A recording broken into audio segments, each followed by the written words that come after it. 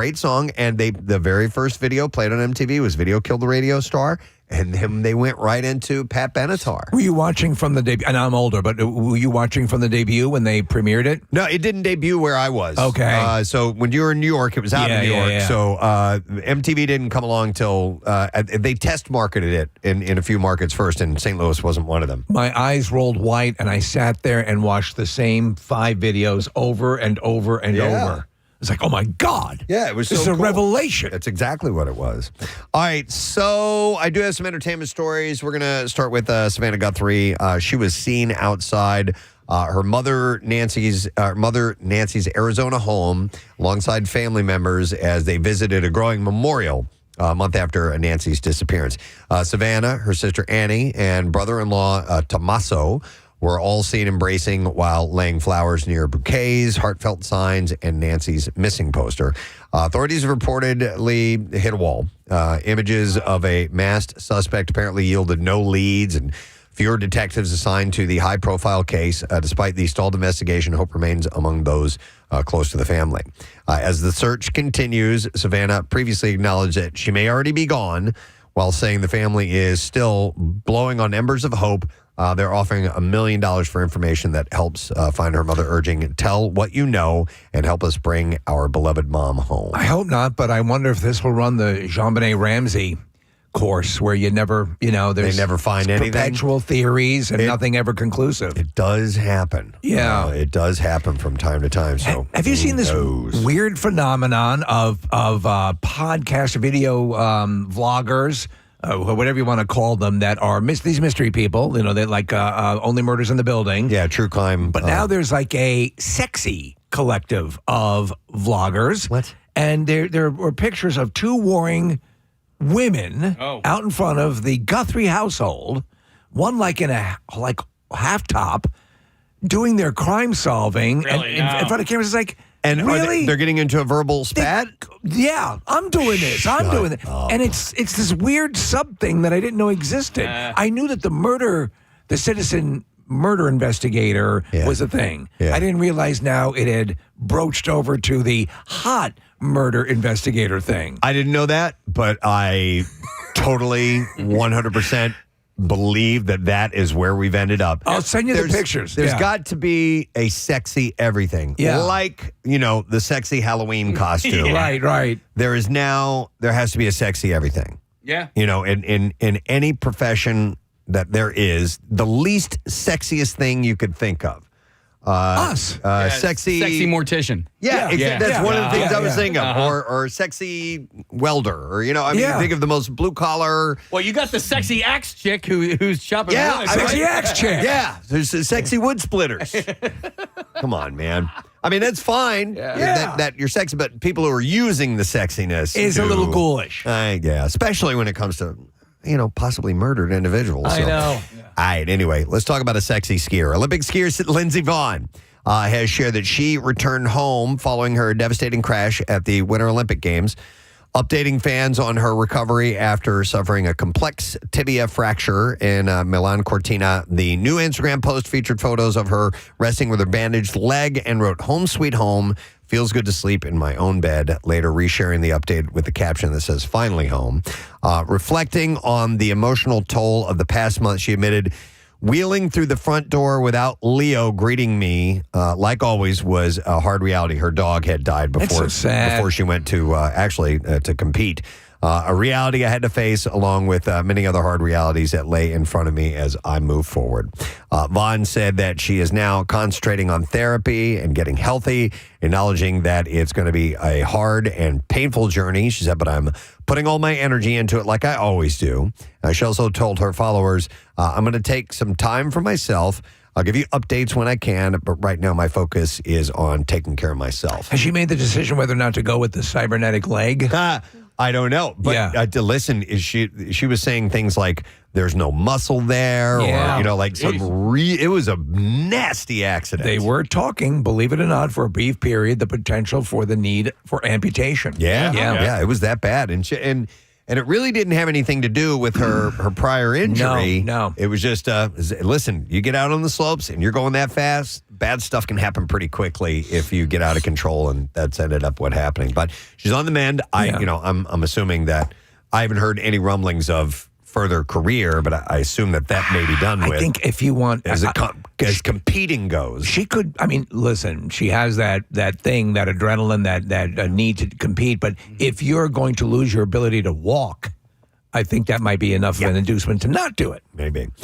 All right, Jim Carrey's team is pushing back against online rumors that a clone or body double attended the recent Caesar Awards in Paris, where the actor accepted an honorary prize. Addressing the speculation, his longtime publicist, Marlia Leslie, told TMZ Jim Carrey attended the Caesar Awards where he accepted his honorary Caesar Award. The whispers gained traction after makeup artist Alexis Stone, known for their uncanny celeb disguises, posted a cryptic Instagram message reading Alexis Stone as Jim Carrey in Paris alongside a seemingly AI image of a latex mask and fake teeth. It wasn't legit. I think there's these pictures. He's aged. He's clearly had some work done. Yeah. He doesn't look exactly like he did in Dumb and Dumber. No. So I think that's why people are, hey, look, to me, it's Jim Carrey. Yeah. Was watching a video this morning. There's a female comedian who, when she contorts her face a little bit, looks spot on like Jim Carrey, and is very, very funny. I saw a video from her this morning going, come on, guys. Listen, he's had some work done, and why wouldn't he? It's Hollywood. People get this done. Yeah. Why wouldn't he do that? More than likely, that's what the case is. Stop about all this. He's somebody else. You remember that when his first forays into stand-up, his stand-up act was based on the elasticity of his face. Yeah. Yes. He would really get up there and not even do the voice. Yeah. He would just contort his face to look like Nicholson Yep. and Clint Eastwood. Yep. And that's, it's kind of his thing. That's his moneymaker. Caesar Awards General Delegate Gregory Collier also dismissed the claims in a statement to Variety, calling the rumors a non-issue and emphasizing the extensive planning behind Carrey's appearance. Collier said Jim Carrey's visit has been planned since the summer. 8 months of ongoing constructive discussions. He worked on his speech in French for months. By the way, yes, he gave his acceptance speech in French, which is impressive. It's a ballsy move. Asking me I about... think we should do one show in French one day. He said, asking me about exact pronunciation of certain words. Yeah, wouldn't that be just great? Take that out for a spin. Oh, my God. I am seriously looking at him and looking at the work done. I think, I talked about it, I think a head transplant. Transplant? I think there's so much work that needs to be done. Yeah. I'm going to have to just clean the slate. Oh, yeah. I've always wanted, if I could do a head transplant, I would do it in a heartbeat. Sometimes, I literally, when I'm brushing my teeth, my eyes are closed. When I'm shaving, I just don't want to see it. I'm like braille reading my face. I don't want to remind myself of that, I know what you mean, man. All right, well, let's talk about a really good-looking guy. If and when Timothée Chalamet and Kylie Jenner tie the knot, they have a willing volunteer to officiate on the red carpet at the 2026 Actor Awards. Fran Drescher, who plays Chalamet's character's mother in Marty Supreme, told E! News that her hand is up if they are looking for someone to marry them. She said, if they ask me, I do officiate gay weddings, so I certainly can branch out and officiate this if they wanted me to. But she's realistic about her chances of that happening. However, she said, I have a feeling that they're not going to ask me. So as with Zendaya and Tom Holland, they're saying that those two might be married. Well, that was a hairstylist said that. Right. That's why I've not touched on it. Right. Because, listen, I it. said that Pink and Dude were broken up, and that was in People magazine. And so now I'm gun shy on a lot of this stuff. I agree. And by the way, I want to point something out. This is the first story in almost 2 weeks that I've mentioned a Kardashian or a Jenner. Oh, really? Yeah. Yes, it is. Yeah. Man, Thank you. Thank you very much. And Preston, we got you a little something. Yeah, thank you. From Hickory Farms. But yeah, listen, man, I'm inundated. I dig around to find stories, and I see things like that. They are possibly married, and I'm like, I sit there and I do a judgment call. I'm like, oh, yeah. I mean, like yesterday. And then a day later, I have to go, no, that was a bunch of crap. Did you see that B. Arthur died yesterday? No! Oh, my God. No! Oh, man. Again. Too soon. I mean, how many times do you die? All right, let me find some other frivolous things to talk about. Co-stars on television, but no longer in real life. The Bold and the Beautiful stars. Darren Brooks and Kelly Kruger are splitting after a decade of marriage. You ever watch that one? No. Well, I mean, I've seen scenes, but I've never sat down and really taken it in. I'm bold. I'm beautiful. I love you. I love you. In a joint statement, the two told TV Insider, we're committed to co-parenting. Co-pairing? Let's co-pair. We'll have a baby. It's a baby, you dumbass. Co-parenting our two children and remaining friends. The pair first met in 2010 when they both starred in Blue Mountain State and eventually becoming involved before marrying in 2016. They share two daughters, Everly and Gemma. The doctor told me I have babies in my happy sauce. Oh, my God. It comes out of my penis. Oh, my God.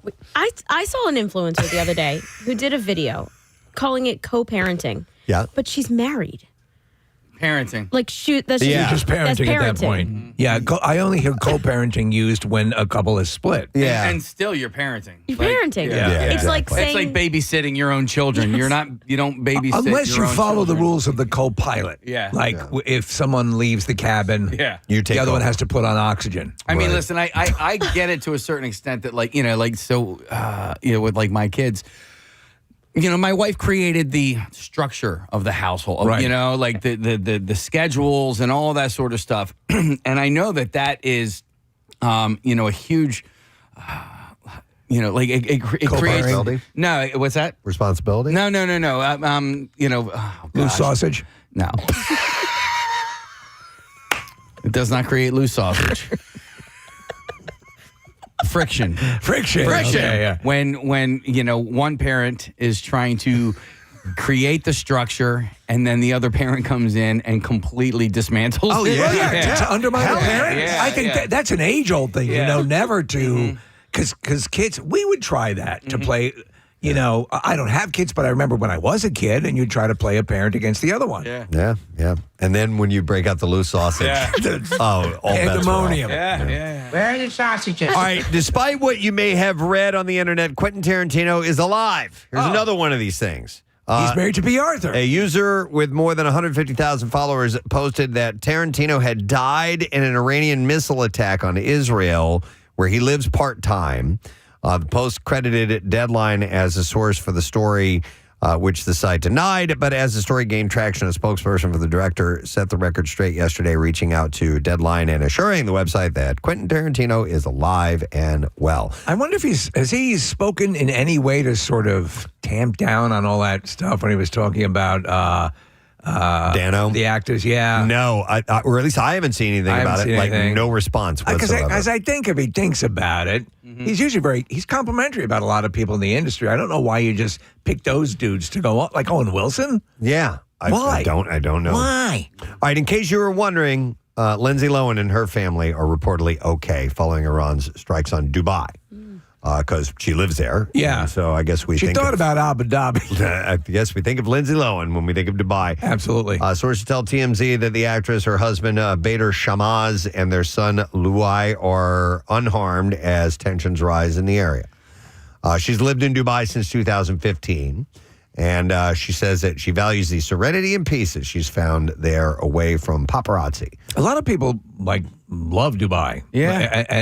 Also as a vacation destination. Oh, yeah. Yeah. I mean, that it's like spotless and high tech. They also have one of the deepest diving tanks in the world in Dubai. That's kind of cool.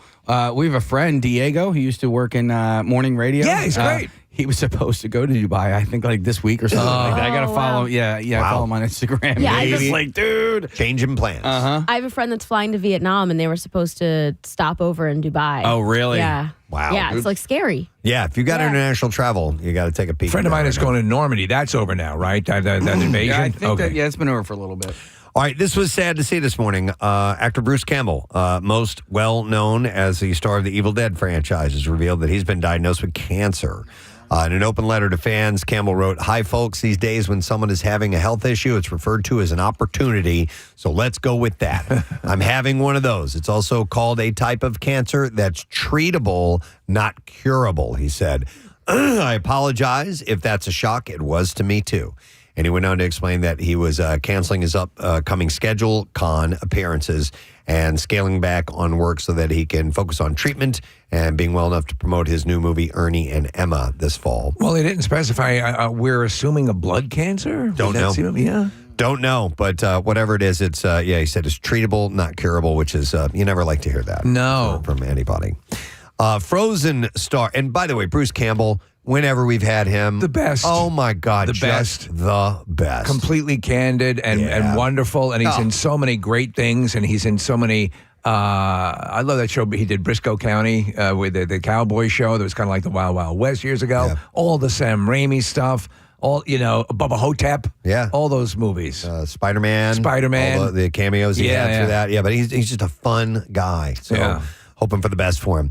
Frozen star Kristen Bell shutting down rumors that she's earning a hefty $60 million paycheck for the upcoming animated sequels Frozen 3 and Frozen 4. Speaking with Entertainment Tonight at the red carpet for the Actor Awards, she said, those numbers are totally inaccurate. She said, I think there's been a lot of misreported about the Frozen deal that somebody's making a lot of things up, she said. Adding the number sounded crazy and asked, didn't it sound absurd when you read that? She said, when I read it, I was like, whoa, whoa, whoa. And while she didn't reveal her actual salary, she confirmed that she is happy to have that job and grateful that it pays very well because it's a successful franchise. The original 2013 film grossed $1.3 billion. Frozen 2 topped it with $1.45 billion worldwide. Frozen 3 is set to be released November of 2027, and a fourth installment already in development as well. I really enjoyed the first one. I thought the second one was cute. Yeah. I think I'm kind of done with that world. Yeah. But hey, if they can make money, they're not going to stop. Most definitely. No, I mean, because babies are being born every day. So, Case was, recall back for me, when Frozen hit its stride, it was inescapable. Yeah. It was, the song was everywhere. You would drive down the street and you'd see minivans with the movie playing on the screens in the back seats. That was us. Yeah. That was us for sure. In fact, my kids were listening to the soundtrack in the car before the DVD came out, and so I got to know the songs before I ever saw the movie. I didn't even know what it was. Right. And by the time I saw the movie, I'm like, oh, I know all these songs. Yeah. And I really, really, really enjoyed it. And so it was a cool, my kids were just the right age when it was coming up too. So we were all into it. So I will always love that movie because of that reason. All right, Paramount is planning to merge their Paramount Plus streaming service with Warner Brothers, HBO Max streaming service. Once their merger is completed. The new combined service will have an estimated 200 million subscribers if current subscriber levels for both services remain the same, creating one of the biggest streamers out there. Paramount Skydance CEO David Ellison shared during an investor call that the move will, quote, really position us to compete with the leaders in the space. While the potential combo could be making some nervous, Ellison has tried to calm nerves. He said that HBO will operate with independence, praising the brand as a phenomenal leader that can continue doing what it does best. What the hell are you talking about? Well, I'm wondering, so is HBO going to stream within Paramount, or is Paramount going to stream within HBO? That's what's suggested. But here's the big issue, and it only gets to what Preston's saying.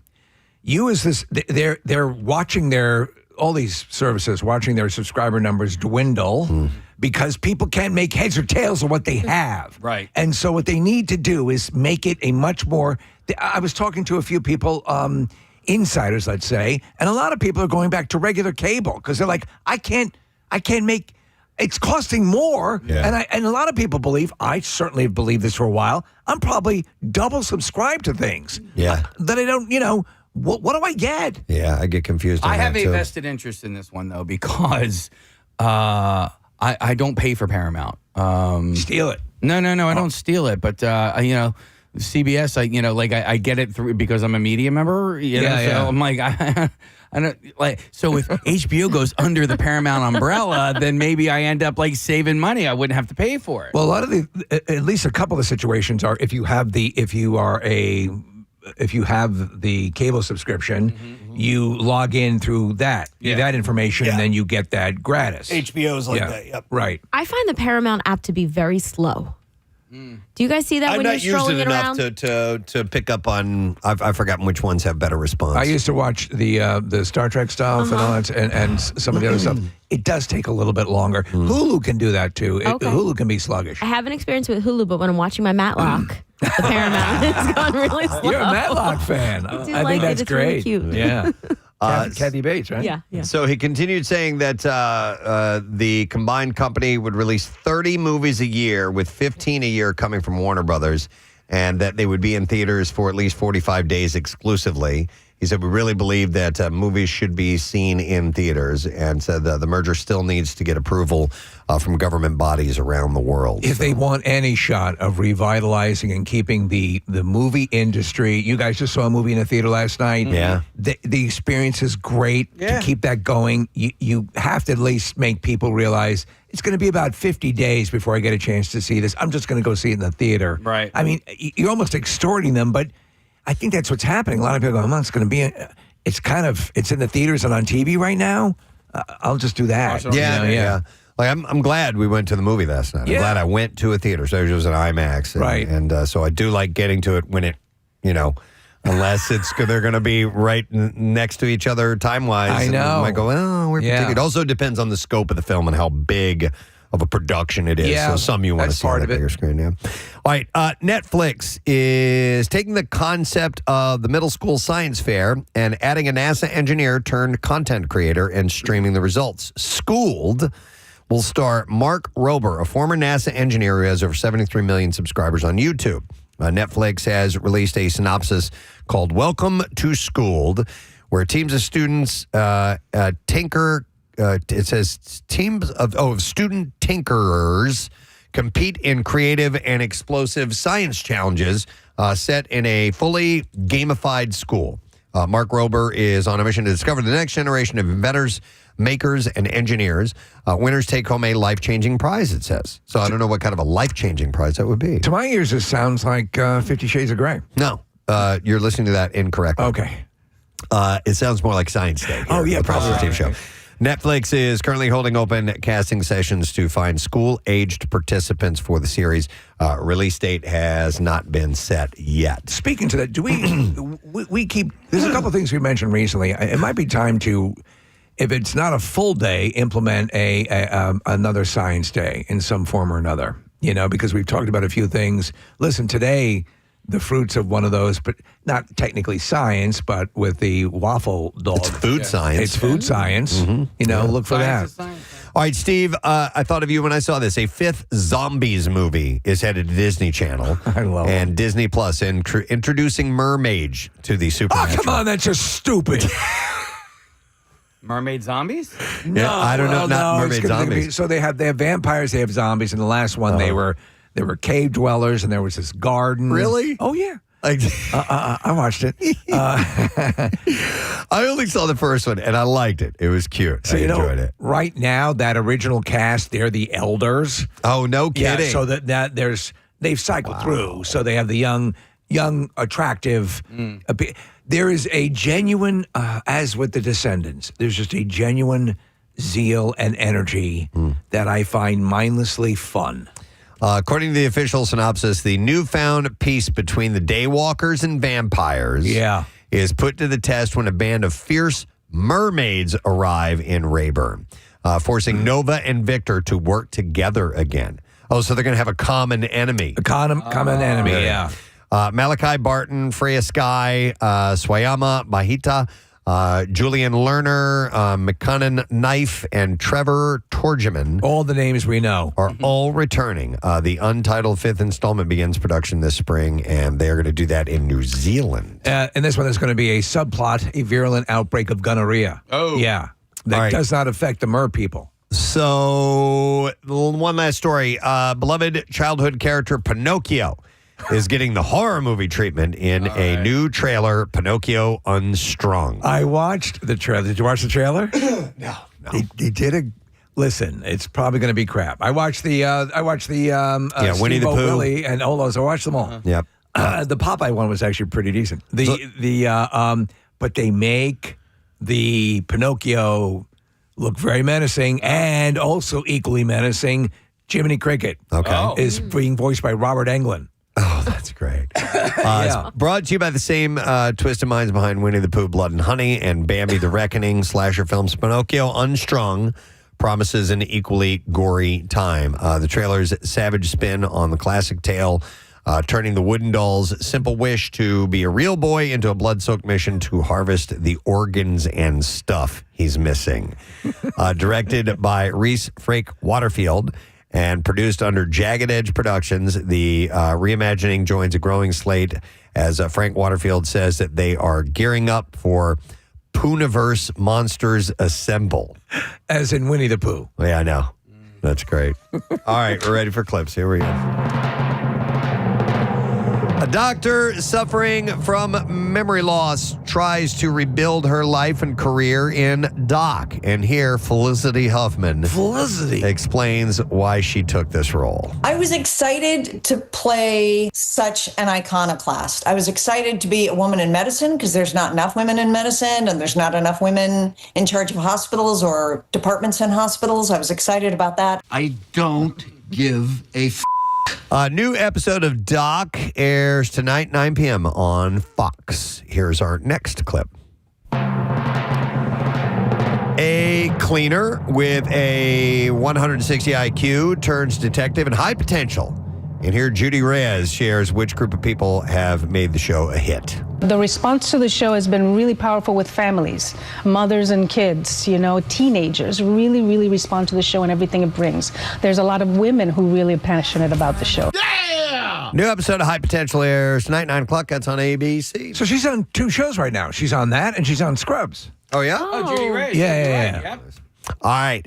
That's the entertainment report for you today, friend. All right, we will take a break, come back in just a moment. It's kind of a gray-looking day. We're going to get that today, mind you. We do have a wintry mix in some areas, so heads up on that. And we have clouds and rain over the next couple of days that we're going to be contending with just to prepare you. Today's high about 41 or so. So the gray day will add some sunshine audibly to you if you stick with us. We'll be back in a moment. Too much work for somebody to go mining into my laptop and find anything that's worth a damn. And I know it's unhinged. Others I've completely destroyed it. I'm fine. If you beat the crap out of the hard drive, you're good. But I still just kind of hold on to them. But if you can get $2,500 worth of merch from Costco, I want to see what totally the worth it. parameters are, what exactly they want. I'm on the website now, and it looks like you select. So you get a quote before you do anything, and you have to answer a couple questions. So it probably says, does it turn on? Right. Does it hold a charge? Things like that. Are you horny? I don't know if that has to do anything. Why did you ask that? All right, so to participate, all you have to do is fill out a form like Marissa said. It's on the Phobio's website. Details such as brand, original purchase date of your item, its condition, and then you can get an instant quote. From there, you can print a shipping label and prepare your device for shipment. It includes steps like wiping it, packing it, securing it, and getting it to a shipping service. I'm glad to hear that Fobio, who is a failed romance novel model, He was Fabio's cousin. Fabio's cousin, Fobio, just didn't have the same chops. So once Costco and Fobio get your device, they'll take a look at it. They'll make sure it's clean. They'll prep your payout. And as a reward, you'll get a digital Costco shop card that you can use toward your favorite Costco purchases in the warehouse or online.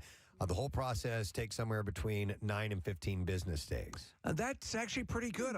How did they just start this, or? Yeah, I just saw this yesterday. All right. So Costco's program not only provides savings, but also helps reduce demand for new minerals used in manufacturing electronics. That makes them beneficial for both your wallet and the environment. Is this solely for Costco members? Yes. So it says companies can extract valuable materials from old devices, such as gold, as well as important ones used in lithium-ion batteries. And that's why it's tremendous waste that so much old electronics go to waste, leaving an estimated $62 billion in value on the table. Trading in old electronics is also important in keeping hazardous materials out of landfills. Poorly managed e-waste can leach dangerous chemicals such as mercury and lead, thereby contaminating soil and water. How about that? Yeah. Because they always have those mass, like the office complex here will have a digital garbage day where they'll come by with, shredders and bulk erasers and things of that nature and get rid of it for you. But if you could get paid for it. Yeah, I've turned in, we had old PCs that we got rid of through that very thing, and I think it might have been here. Do you remember what they did? I mean, did they? They just took it from I don't remember what kind of guarantee they gave you that, that any data was going to be, was not going to be compromised. So I just remember I felt okay doing it. So somewhere in Russia, there are guys sitting around your computer going, this guy really likes sporty spice. So, if you're interested, check through Costco. But I thought that's a pretty cool idea. Yeah. All right, let's see what else we got here. All right, I found this one. I thought about putting this in the Just Saying It's Stupid. We'll do this here. A biopharmaceutical company is looking for ways to slim down household pets. Okava Pharmaceuticals in San Francisco plans to introduce this week a new GLP-1 clinical weight loss study for cats. It's called Meow 1. And to be honest, this could be a good thing. Yeah, they will look to use OKV-119, which is a miniature implant in cats, which will deliver the GLP-1 continuously for up to 6 months. Because one of the hardest things to do is to get an obese animal to lose weight. Yeah, for sure. Yeah,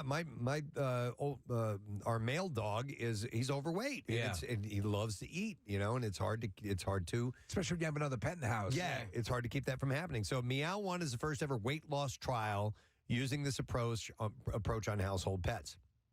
The study is going to examine up to 50 cats who will take the implant and have their weight studied at 3 months on the drug, though the cats will remain under evaluation for 6 months, according to Okava CEO Michael Klotzman. If they can get a handle on this, how soon before we're having cats inject oil to give them fake muscles? Klotzman said that the goal would be to file for FDA approval for the product between 2027 and 28, and the target is for the product to cost owners an out-of-pocket payment around $100 a month. The company says weight is a particular important issue among felines, as over 50% of domestic household cats are overweight or clinically obese. Yeah, we've had a few, that are on the heavier side, and you work hard and you try to do the best you can for them. But now we now have 7 remaining. Seeing the big, the ones that look like sumo wrestlers, crack me up. Yeah. They're big fat They're cats. so funny. Okava will use exenatide as its GLP-1 for the study. A different ingredient than is used for popular weight loss drugs for humans. Ozempic uses semaglutide, and Mounjaro uses a trizepatide. So what popular song will they rip off for the cat version of Ozempic? Yeah. That's a good question. Cats in the Cradle? The company it's not peppy enough. Claims several advantages to using the drug on pets over using traditional diet or exercise regimens. Some of the pros that the company cites are reduced risk of diabetes through improved glucose metabolism and decreased osteoarthritic pain. Stray cat strut. And inflammation. There you go. As among the advantages cited are enhanced cardiovascular function and better insulin sensitivity. Yeah. So I wonder what the availability now is of the non-injectable, because now every company is coming out with some sort of weight loss drug, because everyone weighs out the pros and cons of getting on it, whether we talked about microdosing or whatever. Right. They're seeing the advantages. Yeah, Wegovy's the only one that's pill form? Pill form. Okay. Right now. Right. There's another one on the road. The company also says that early studies have proven the implant and GLP-1 treatment is safe and beneficial to pets. Yes, do you carry pussy pills? No, we only do the injections, sir. We just do the pussy injections. Beyond just cats, Okava plans to study dogs next, too. Yeah, why not? They said the medicine works similarly in pets as it does in humans. For my experience over the years has been you're more likely to find a corpulent cat than a puffy puppy. They said pet owners should expect to see meaningful behavioral changes in their animals. Most notably, pets will become less food motivated. Right. They'll show less begging behavior. Yes. Reduced scavenging and better portion control. But Press, you have your dogs are siblings, and Yes. you feed them at the same time. Why is one bigger, fatter than the other? So not only fatter, just bigger in general. Right. So there has to be. They're not pure Yorkies. Okay. There's some other bloodline in there, and we think that in the genetic milkshake that happens when they're being created, that Haley, the female, had to have gotten some Chihuahua in there because she's smaller, she's more intense in her she's more hyperactive, like you said, and her snout looks a little bit different. Okay, but they're both from the same litter. She just came out a little different. Is it possible they're Saint Bernard Yorkies? Saint Bernard Yorkies, quite possible. I don't know if I see any Saint Bernard in there or not. But anyhow, I thought that was a cool idea that they're gonna do weight control for cats. Long-term health prospects. That's good. Yeah. All right, back into the junk show. All right, I saw this story out of China. Parents have found a new way to pressure their kids into getting married, and it involves AI-generated videos. These clips, which are flooding platforms like Weibo, show fake older people expressing regret about not starting families when they were younger. And in one viral video, an AI-created 58-year-old woman sits alone during hospital visits while other patients have family members caring for them. Another shows a 56-year-old character wishing that she had listened to her parents. And I saw this, and I was wondering if the pressure to get married is still really as much of a thing as it used to be. Well, I think particularly with China, they're countering their, one child or their child limitation rules. They find themselves with the population, even though they have a huge population, they're fighting a lot of issues that came with all of those rules in the 90s. So, but that's a good question, Preston. Is there the pressure if you are? You talk about globally, right? I mean, just in general. Yeah, already here. The people listening right now, because I remember a friend of mine who we're the same age. Yeah. I remember him telling me when we were in probably our early 30s that his parents were really pushing. Hey, you're not married yet. I never had that. We really want some grandkids, And in fact, my advice was, please don't ever get married. Don't have kids. No, but and I was like, wow, really? You're getting that? I'd never gotten that from my parents, but because it says here not just about having kids, but just about getting married. Getting married in particular, and I know obviously times have changed. Specifically, that there was a time where women. 3 WMMR. All right, thank you very much, Marissa. Steve just held up a note case. Do we want to touch on the movie screening a little bit last night? There's an embargo. We can't talk about it. Oh, I didn't know that. Yeah. Oh, wow. Okay. You can give your impressions. I mean, do your vocal impression. No, you don't review the. Well, I guess don't the embargo. Sometimes it happens when there's a new movie coming out and there are advanced press screenings for it, which we're privileged to be able to attend.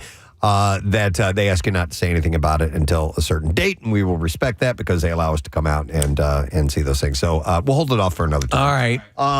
But I did want to mention this because Casey had told me that today is the anniversary of our Daily Rush videos on YouTube. Yeah. And then, like, literally when the song is fading out, I'm like, by the way, what year anniversary is it? And I thought it was going to be like some big milestone year. It's the 13. I thought 13 is a big year. Like 20 years or something like that. Hey, it's a teenager now. Yeah. It's having its bar mitzvah this year. Yeah. No, but I thought maybe we'd reminisce. Now, okay, hold on a second, though. Right. Nick did text me the other day, and let me see if I can find it because there is an anniversary. You talking about Nick Nolte? No, Nick McElroy. Oh. Hang on a second here, and I'll find it because I wanted to text you. It was an interesting one. Something's turning 10 this year. Yeah, it was on April. I was just trying to find out the date of the month. It's April 8th, so I thought it was soon. Never mind all this Daily Rush stuff. We'll talk about that another time. I'll tell you one thing, though, which I do savor, is the calculation that we made as far as how podcasts. Yeah. I mean, Again, I hear stories, and you'll hear them now because now there's sort of a lot of the podcasts have a history, and a lot of them are going away, and a lot of people are saying, "I'm hanging up. I've done it for a while. It's too much work." Mark Maron, we love giving up his podcast. How many podcasts do we have at this point? Okay, well, so Mark Maron, I think when he retired from podcasting, when he quit, he was up to like 1,200, Right. 1,600, 1,700. We are over 5,000 episodes. Yeah, like deep of into our 5,000. podcast. Yes. Yeah. That's pretty amazing. Steve, I credit you for just like putting it out there, put the whole show out there, Right. make it available to download. I mean, we started podcasting when people didn't know how to listen to podcasts. Yeah. I remember having to explain to Bill what it was. Yeah. And I remember explaining it to people where it's like you would go to iTunes, you would click on comedy, and it would be The Onion, The Man Show, and Preston and Steve. Yeah. And those were the only podcasts out there. Yeah. It's wild. I remember that. Yeah. And really what it was all about was redirecting people to this. Yeah. Because the whole idea was that if you have, and we always respected that. If we started up a show, Preston, it was kind of our main edict. If people were listening to something else, I got it. That's your show. Yeah. But hey, give us a try. And you could do that after that show aired and put in your earbuds at work and listen. Yeah, I'd always said, let them listen to their daily thing. People have their routines and they want to stick with them. They're they find something they like, they don't want to break away from it. I was like, well, when they're not listening to that, have them check this out. They can do it while we're not live, and if they like it, then they'll come around. You guys will have that in common, and everybody will be happy. And so it ended up bringing a lot of people around, which is very cool. And we're very thankful for that. So anyhow, check out our podcast. Share our podcast, if you would, please. And check out our videos on YouTube at any point in time. And you've always championed this, the 5-day challenge. Yeah. Tell somebody to listen for 5 days, and if you swear to them, you will never bother them again about our program. You have to hold that oath. Yes, and stick to it. And you'll at least they will at least give it a legit shot. And thanks to our friends at Neumann University, you can actually watch our entire show live on YouTube as well. Yes, exactly. All right. Well, something I like to do, and it's one of Chuck's favorite things, our program director. It's something we like to call Stacko Topics. Oh, what? This is Stacko Topics, baby. What about our other one? Oh, I got you. All right. There we go. Thank you. All right, here we go. This is Stacko Topics. It's called Stacko Topics. All right, so I have and by the way, feast your eyes on the screen here in a moment because is it not working? They just Are hung it you up. serious? It just shut off. We have these monitors in the studio, and apparently Liv, one of our assistants, had made this really awesome graphic for Stacko Topics. Did you see it while I was up briefly? I haven't seen it. I didn't see Do it. you want me to tell you what it was? Did you see it? It was a stack of pancakes. Oh, It looked awesome. I didn't know that. I think it is up on our YouTube, though. It is so excellent that the monitor couldn't handle it. I guess so. Wait, something. Monitor's back on, and I'm not doing anything until I see my Stacko Topics. This whole I monitor heard just somebody yell in the freaked out. background. I think the photo might be too big for our monitor. Oh, No. Marissa, I found it. It popped up. And it says, this is Stacko Topics in the graphic. So, all right, it's all good. I can see it over here on this monitor. All right, so Stacko Topics. Marissa, do you want to draw? I would love to. All right, so I'm going to fan these out like a deck of cards. Oh, I had them right side up. The way you might see it at a casino. And by the way, these are all handwritten on pieces of scrap paper. Jesus Christ. Because I think about it, at the last second, and sometimes we'll actually be in an active conversation in the middle of something, and you guys won't even know it. And I'll write something down because I'll have an idea, and then I put it in the stack, and then I just set them aside. So it's very unprofessional looking. So it literally is a Stacko Topics. Marissa's trying to get up on the console to reach. Timing. How many stack of topics do you think are in here? I don't know, but you grabbed two. I grabbed two. Okay. I'm going to flip them around. All right, And give me I'm the one. going with this one. Give me the other one. Yep, thank you. What never fails to give you goosebumps? Okay, and I have something in parentheses on there, You too. have yours Okay. written down. You know what? This is how long ago that I wrote this because it doesn't give me goosebumps anymore. But I wrote down the Avengers theme. Wow. Whenever I would hear, or the MCU theme, whenever I would hear there was a time where I would get so excited that I would get goosebumps. And I would almost want to pee a little bit because I was so excited. I always want to pee. When the movies were coming out and I would hear the beginning of the film, and I'd be like, oh my God, we're really doing it, aren't we, buddy? Yeah, we're doing it. You're doing it, Roy. Is there anything... Oh, there's tons. Without fail, and it can be music that you hear that never fails to send a shiver up your spine, give you goosebumps, get you excited like that. So some of these are going to be obvious, and it's not going to be a stretch of the imagination to guess the final sequence in Zack Snyder's Justice League. Yeah. When when the Flash is running and he's going into the Speed Force, he's rolling back time and he's talking to his father. That gives me goosebumps. It even makes me tear up a little bit. Okay. When he's saying, I was one of them, Dad. I was the best of the best. And don't know how it's going to break. And that whole sequence, I'll put it on, just a little sequence. And that will just make me... I'm getting chills right now. It's just magnificent. Here's a bunch of texts coming in. By the way, call 610-660-9333 if you want to jump in. Somebody said, cold air and water give me goosebumps. Oh, yes, it's true. What is it about cold air and water? All right, music-wise, Case, do you have what I just pointed to? Yeah, I don't... Is that a live version? No, just give me the song, I please. got you. Yeah. All right, so this one does it for this person. When they hear the Immigrant Song, it gives them goosebumps. So I don't get goosebumps, but I immediately think of Thor Ragnarok. I feel like I'm on a horse. Yeah. When I hear this song. You're a Valkyrie. Yeah. Let's see. Somebody texted in and said the lighting of the beacons in Lord of the Rings Return of the King. Yes. Yeah, that's pretty cool. Yep. That's where they shoot the giant arrow or whatever, or they light up those giant torches. I kind of like at the beginning of Scenes from an Italian Restaurant by Billy Joel, because I know like the masterpiece that's about to The hit. journey you're going to go on. The journey. And Yeah. I'm going to sing every word that I think that I know. And it's slow and it just hits so many crescendos and it's just, I don't know, it's magical. So I don't goosebump on that one. I do love it, though. I'm trying to think if there's a Billy Joel song that gives you goosebumps. That gives me goosebumps. Here's one somebody texted in, and this absolutely happens with me. Amazing Grace on bagpipes. Oh, my God. Oh, yeah. I had an album, Preston. I remember years ago, this is what my parents were wondering about me. I'd play like Frampton Comes... I know, you're getting goosebumps. Like around the time of Frampton Comes Alive, I had that album, and then I would put on the Scottish Pipes playing Amazing Grace. Yeah. It's just beautiful. You know what? I'll try. Okay. Yeah. Aaron Copeland's Fanfare for the Common Man. Yeah. you love that? Yep. As soon as you hear that. I got you. That one does it for me, too. Yeah, I right just there. Got it. And I'm a little hard. It's you're a little hard? Yeah, okay. yeah. It's very majestic. Yeah. And we all have hard moments In life. in life, and yes. I think of the common man as suggested by the title, and there's the hero that is the everyday man and woman and parent and anybody who the common clay. morons.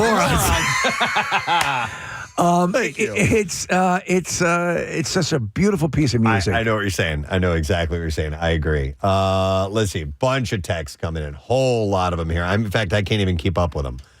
They're flying in so fast. Do you want another one that's an immediate go-to, quick, goosebumps, peeing myself, poop, the whole thing? Oh, poop and everything. Okay. It just emotionally hits me immediately. The scene after the 57th gets their 54th, I should say, in Glory. Yeah. When they get their uniforms and they are marching through Boston down the street. It catches me every time. Yeah. It gets me that emotional. Well, the one in that movie that gets me is when they're marching on to take on the front to lead the charge, and they give them hell, 54th, because it's a suicide mission. There's a bunch of moments in that movie that makes me just about break down. But the goosebumps are strong in that. All right, let's see. We're gonna go to. We have a bunch of calls coming in here. All right, let's go to. Let's see. We have Kelly. Hi, Kelly. Good morning. Hi, good morning. Hey, Kelly. All right, so what is it? What's that moment that without fail nails you? The movie Rudy, when he's on the bench and he is finally accepted to Notre Dame. and he's crying, and I have goosebumps talking about it right now. I can hear that. Those are legit goosebumps. Wait, when he's finally accepted to Notre Dame? Yeah. Or when he gets into the even movie, or when he gets into the game. When he gets into the game, Casey's asking. Oh, my God. That movie gets me every time. The whole movie. Yeah, I got you. All right, thanks, Kelly. Yeah, I like the Rudy, and then they send him in. Who's the big man now? That's pretty solid. And then they eat him. Yeah. I have. They don't show you that part. No. It's implied. Yeah, he's over a But spit. they kill him and eat him at the end of it. Any of the isolated vocals that we'll play. Is it Marvin Gaye? Marvin is one Gaye, of them, yeah. and then Lisa Fisher. Marvin Berry. Okay. See if I'm sorry to put Call- it on the call that cast, up. but Yeah. see if it's heard it through the grapevine, and it's Marvin Gaye's isolated vocals. We played it before. Amazing. Oh man, okay, I have one for you, and I think we isolated this one time. It is a drum and bugle corps. Oh yeah. They have an overnight, and the crew is asleep, and a group of the brass wakes up. Not blow. It starts off very, very quietly. Oh my God, I'm getting teared up there. But they play Pure Imagination from Willy Wonka. Beautiful. And it is this most gorgeous rendition. We and have that. I get all. Well, if I may, we do. Well, you guys are throwing a ton of things. I'm here. sorry. Sorry. All right, so Can you make want me a the Marvin- sandwich? You want the Marvin Gaye thing first? or Marvin what? Gaye. All right, Here we go. Ooh, I bet you're wondering how I knew about your plans to make me blue with some other guy you knew before. Between the two of us guys, you know I love you more. Before we go on, dude, stop it. There's a part where he hits this kind of a raspy part of his voice when he gets into the chorus. It just It gets. took me by surprise, I must say, when I found out Right there. yesterday. Don't you know that I heard it through the grapevine? Not much longer would you be mine. Oh, I heard it through the grapevine. Oh, I'm just about to lose my mind. Honey, well. God, one of the greatest. It's amazing. ever. Oh my God. We're fans of the YouTube channel Wings of Pegasus. Yes. Which is a guy who's really kind of made it his main modus operandi now is to rail against digital, fakery in music. And he was, taking this song and taking the vocals and taking there's a band that these young teenagers who covered a Rush song, Preston. You got to see it because he's there, he's grinning. She's singing the vocals raw. She's hitting everything the right way, flaws and all. And I mean, you're listening to that guy sing that way, not vocally enhanced on a microphone. That's amazing. Yeah, that's incredible. All right. I don't know where the Pure Imagination is. We had that. Do you have the original song? Because yeah. it's that song No. in its original incarnation from the movie gets me every time. All right, let me go to, let's see. Boy, there's a lot of people, a lot of calls here. Let me go, hang on. All right, here's like some unexpected ones. I'm going to go to Matt. Hey, Matt, good morning. Morning. How you guys doing? Good, buddy. Stacko Topics. It's something that gives you goosebumps without fail. The new Batman movie where Batman starts up the car where they're all in the parking lot. Yes. Gives you goosebumps. Yes. When he starts up the car, you see the flashes from the engine. Okay. I'll tell you, in that movie, what really gets me though as well, and just a terrific rendition. Super well done. Rob Pattinson, everybody did a terrific job. When he walks up from the subway, the first encounter with that gang, and you hear the footsteps, and he's just standing there. That whole scene is amazing. All right. Yeah. Goosebumps aplenty. Thanks, Matt. Appreciate it. Let's see. Let's go. Well, all right. So Craig Lagans gave me all my lesson questions. Yes. Or not lesson questions, my stupid questions for the month. So I'm definitely going to him. Hey, Craig, good morning.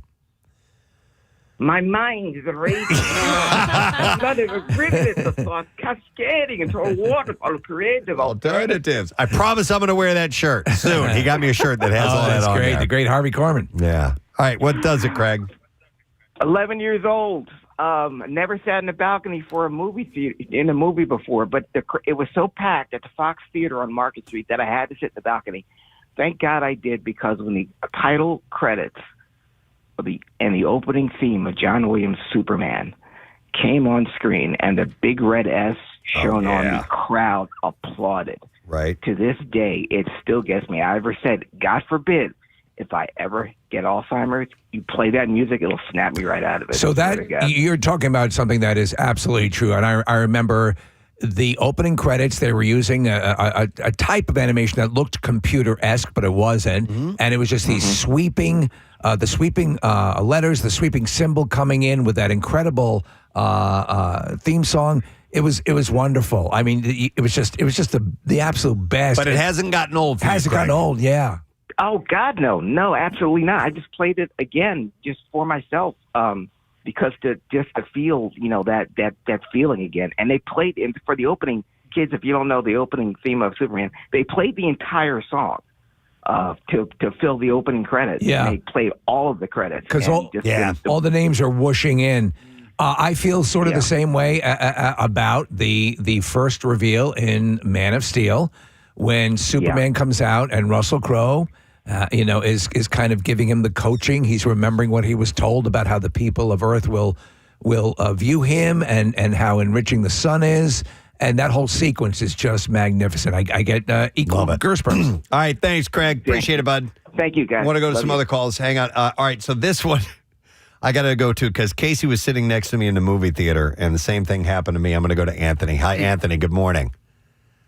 Good morning. Hey, what's up, Anthony? Diddly, diddly, diddly, diddly. Boodly. The first Warp Speed and the first J.J. Abrams Star Trek reboot. Yes.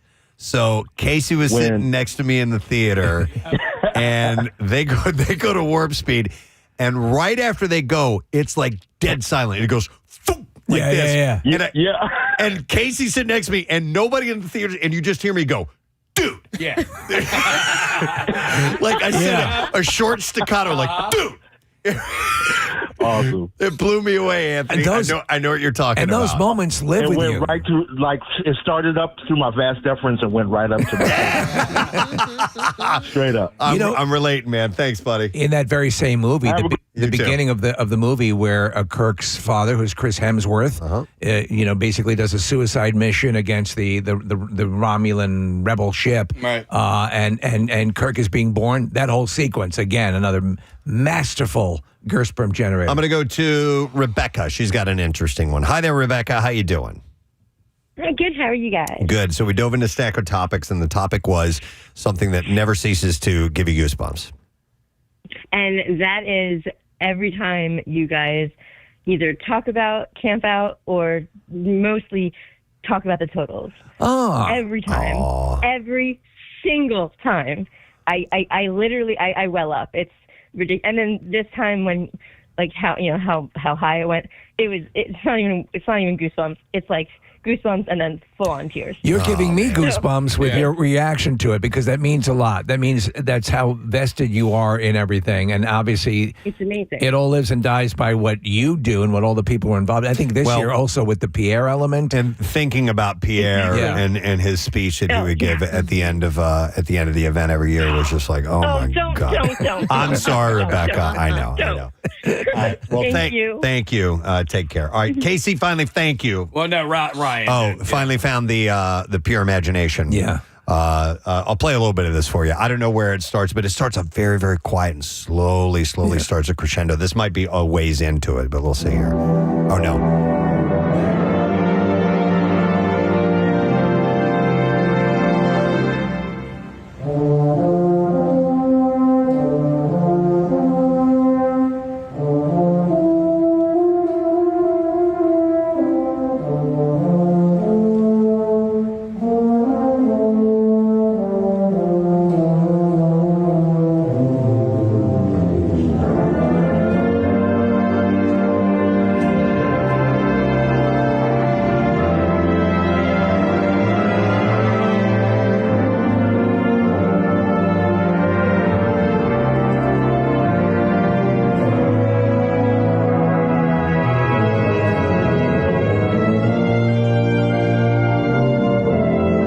All these people are asleep in this gym and they wake up to this. This is how Yeah, it's I want to beautiful. wake up in the morning.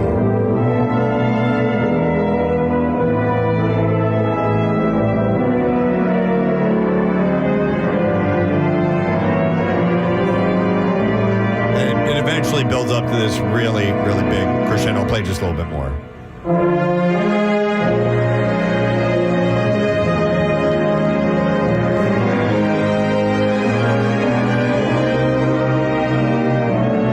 I think it's one of the more beautiful songs ever written. to be Well, honest. I believe it was written by the great composers, and if you can check this, Marissa, Anthony Newley and Leslie Brickus, who wrote Candyman and all those other songs. But I mean, it is a gorgeous song, and I realize, Preston, not only do I get the goosebumps, I get like a catch in the back of my throat, almost like a porn star. But you know what I'm saying? Like you're like, I can feel like takes you back to your fluffer days. my fluffer days. Yeah.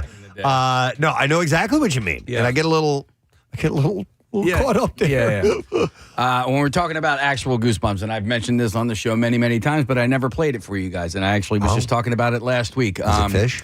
No. Okay. It's actually from Sister Act 2. Oh, yes! So there's a scene where Lauryn Hill is kind of coaching her friend on singing.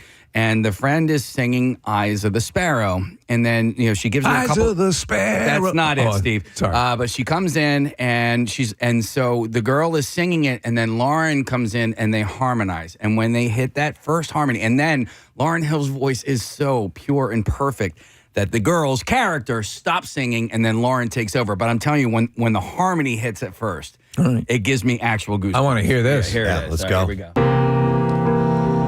go. Because I'm happy. You needed to start it earlier than that. Yeah. I want you to start it where the girl's singing alone and then she comes in because it hits a little bit differently. It's still pretty impressive. It is. It's almost as good as my singing. Yeah. So we'll come back. No, stop that. Come on. Your singing is beautiful. Hang on a second. Let's go to a couple more calls, and let's see. Matthew's been on hold for a while. Hi, Matthew. You're on the air. Good morning. Hey, happy, joy, fellas. Nice. What's up, bud? Movies are a great way to do it, but music gut punches you every time. And if you've ever heard Father and Son by Cat Stevens. Oh, my goodness. Oh, dude. Oh, my God. Guardians 2. Yep. The funeral scene will reduce me to a bucket of tears and semen. It is that. But I mean, it's so beautiful. It's such a beautiful song. And that whole sequence, I'm going to catch up now. When a Rocket, is talk about stealing the batteries, and he realizes they're going to be my friends regardless, even if I do stupid things now and then. It's a beautiful scene. It's an amazing song, too. All right. Thanks, Matthew. Appreciate that, bud. Great song. I loved a lot of that Cat Stevens stuff. It was just sensational. Yes. The song "Old Man" from Neil Young. Yeah. When the harmony again. So for me, a lot of times the goosebumps comes in with harmony, and because it starts off with him just singing, and then when it's "Oh man, take it," and when the harmony hits, it gets me every single time. I love a good harmony. All right. Do we have your... All right. Well, hold on. He's working on it. All right. We got Ra. Our buddy Ra calls in from time to time. Oh, do we have a Ra clip? We do have a Ra. Okay, go ahead. Hang on, I got to find there. There it is. Hey, Ra. That gave me goosebumps right there, first of all. Of course it should. It absolutely should. I don't even know who the hell you are. Jack Palance. Rocky, man. Like when he's going through the Ural Mountains and he's in the montage and whatnot, and he's scraping his way up the steep cliff and gets to the top, and they do the helicopter, and he's like Drago, and he has the beard and the Rocky and the IV cheerleading coat or whatever. Rocky IV. He looks like he might fall off the mountain. Yeah. Like, that's how, like, that joint is crazy. But then there's another one from Rocky, which is the offshoot is Creed, right? When the little kids are in juvie and they're rumbling, and then he meets Felicia Rashad, and she goes, "Your father," and she goes, and then she doesn't say the name. It's the very beginning. Goes, "Who was he?" And then they just put up Creed, and it has this. It goes, boom. And that's how it starts. And I'm like, oh! Yeah. Well, Rob, you know what I'm saying? It's so crazy. Rob, we'd have to agree, but I think, Preston, you and I agree. In the original Rocky, Yeah. Oh, Mickey man. comes by. Yep. And they hug. Yeah. And After they have he has the fight. Yeah. Now, the original Rocky was awesome. I like when he's running at night, when he first starts running, and they're playing this real groovy music that you never really get to hear. That's the standard, and I think it's great. But the scene where Burgess Meredith as Mickey shows up, this is his last shot. He's at maybe having something great, and he's been berating Rocky. And Rocky is pissed off at him, and then Preston is right. Yeah. Out in the street, that hug is just magnificent. Yeah. That's right, the streets. Yeah. And then in Raw, I have one from Rocky Balboa, which Steve and I are massive fans of. I think it gets brushed off quite a bit, but when he's in the fight with Mason Dixon and it looks like he's going to get knocked out, and he's on the ground. He's having these hallucinations, and he's hearing Mick's voice. Oh, man. And then all of a sudden, he just goes, and I'm getting choked up thinking of it. He just goes, "Get up," in his own voice to himself. And then you hear the bell. Dong. And I'm like, he's going to kick his ass. Yes. I'm gonna beat your ass. Get up. Real quick, from Marvel, the Marvel Goosebumps comes for me with just the flipping of the pages, and when they show the content that's relevant to what you're about to watch. Yes. And they're doing the flip back. Oh, my God. Yeah. It was so potent that DC had to actually bite that style. Yeah. Well, DC wasn't that serious when it came on. Yeah. Marvel used to come on with... You'd be like, ooh.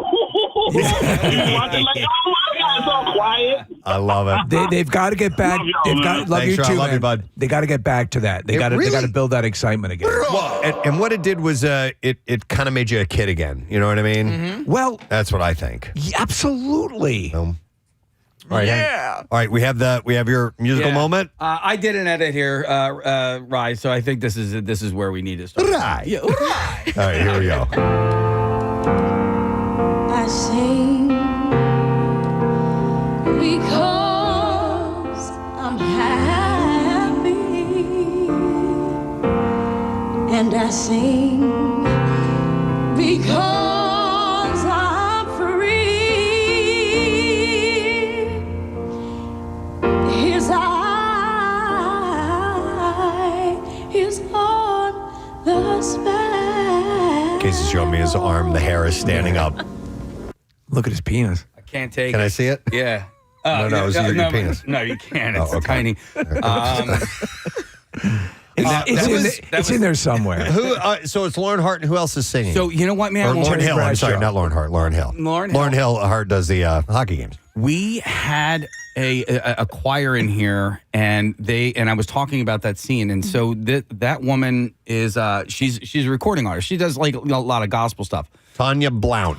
We just found her name. And Okay. she performs with her husband. Okay. And so I went and listened to some of the stuff. But to me, Lauren Hill, she's just Is got the she perfect part of the voice. band Totally Blount? I don't know. I'm gonna look into that. All right. This is turning to not stacko topics, but one single topic. This is called One Topic. We did just one topic. No other topics. What were you going to say, Marissa? Chris Cornell. Chris Cornell, but there's one song in particular. It is Doesn't Remind Me. I don't know that I one. don't know if it's the song itself, if it's the video, and in the video, it was Audio Slave. I think it was during the Audio Slave era. Okay. I want to hear this song. The video features this little kid running through like the city, and he's like pretending to be a boxer. So he's like air punching the entire time as he's going. But then I know this. This is a great song. It's a great song, and he just hits these notes in it. But I also had an experience seeing this live in concert, and I remember I was at the Borgata in that little room on the side, the music box. Yeah. And somehow I just ended up on a little platform, and I was like a little bit raised above the crowd, and it was just like me and Chris. Yeah. Oh my gosh. Yeah. I'm writing this down. I had forgot. This is one of those songs I've forgotten about. Yeah. All right, Audio Slave. Hang on a second. This is my own. All right. Yeah, this is a great tune. Maybe we could just like play it later. Oh, I just turned it Great tune. All right, hang on. Let me go to a couple who've been on hold for a long, long time, and then we're going to either move on or wrap it up. I'm going to go to AJ. Hi, AJ. Good morning. Hey, sorry to bother you guys at work. It's all right. All right, buddy. So, all right, what gives you goosebumps without fail? The scene and song of Luke on Tatooine looking into the setting of the two suns after his aunt and uncle died. So that's, I saw Star Wars the day it opened up. I'm an old bastard. I remember going to see that, and from the sequence in the beginning where the Star Destroyer flies over and you're just awestruck, but that scene, I remember you could just hear a pin drop in that theater, just beautiful imagery. He's going off on this journey. That's the step-off point. I couldn't agree more. Beautiful. Well, this is what changed his. This is what changed his trajectory. Who he was. Yeah. Period. I'm sick of blue milk. And first time getting through, so thanks a lot, guys. Oh, no problem. Thanks for listening. And at this point, going into Tashi Station and find some power converters was no big deal. You know what? He was really upset about it. They were just hiding them. But you know what? The other day is I forgot what network was running all of the films. And so I came in towards the end of New Hope, and I was watching a little bit of it, and I'm over Star Wars, my fascination with it. And then it went into Empire, and I was watching some of it. I'm like, okay, this is still really, really good. You're in the sweet spot of that Star Wars, New Hope into Empire, and that right there is as good as it can ever. Well, not as it can ever get, but that's where everyone, at least of our demo, looks back and goes, "That's it." I would like to apologize to everyone on hold that we're not going to be able to get to because all the phone lines are lit up. But thank you, Josh said hearing Pavarotti sing, especially the crescendos. Jay said Invincible when Mark Wahlberg makes the team. Yep. Lou says Rocky V. I didn't hear no bell as he watches the scene for motivation. Jerry said the Mario movie. When Mario gets his first power up, he cried and got chills as a grown man. That's great. Well, I didn't know that. Great, yeah. Interesting. And a gazillion different text messages coming in as well. So I thought that was just one topic. Yes. we just did one topic. We just do stack up topics. We need to choose which one of us is going to do this because that doesn't work. You know what? Let's do like Lauryn Hill. Or we can trade off. Yeah. We can trade off. I'll do the first one, and then you take it. I'll do the rejoinder. Just hit it. Okay, here we go. We just did tag. We just did tag topics. All right. You're tired. We're going to take a break. We're going to come back in a second. We're going to get into the bizarre file. So stay with us. Nifty Fifties is here. Yeah. That's a beautiful thing. We'll be right back. Stay put. Preston and Steve's Cardboard Classic is back Friday, March 6th at Montage Mountain. Register your sled by February 27th. You could score $1,000 for best design or best screwball peanut butter whiskey themed sled. $500 from Pro Team Collision for Preston and Steve's favorite fail. $200 for the fastest, and even beer for a year and Snow League merch from Pacifico. And when the classic ends, Mountain Fest at Montage begins with the M80s live. Then buy your ticket and stick around for a Saturday double bill with Sugar Ray and Wheatus. For complete details, head to WMMR.com. Preston and Steve's Cardboard Classic from 93.3 WMMR. Everything that rocks. To find a man to help support them because women weren't really commonplace in the workforce. And so, therefore, if you didn't find a breadwinner, you were going to be, stuck with your family and having to take money from them. There's a big indicator of that in the movie "It's a Wonderful Life," where Mary hasn't gotten married. You're not going to like it. She's an old maid. She's an old maid. Yeah. I mean, women couldn't get credit cards until the 70s. Yeah. So, but they had their own cigarette. Oh, Virginia come a long way, yeah. baby. Somebody had to buy them for us, but baby, you've come a long way, baby. You got your own cancer stick. Oh my God. But I'm just not sure if it I think some cultures are probably you're going to feel it a little bit more. Certainly, yeah.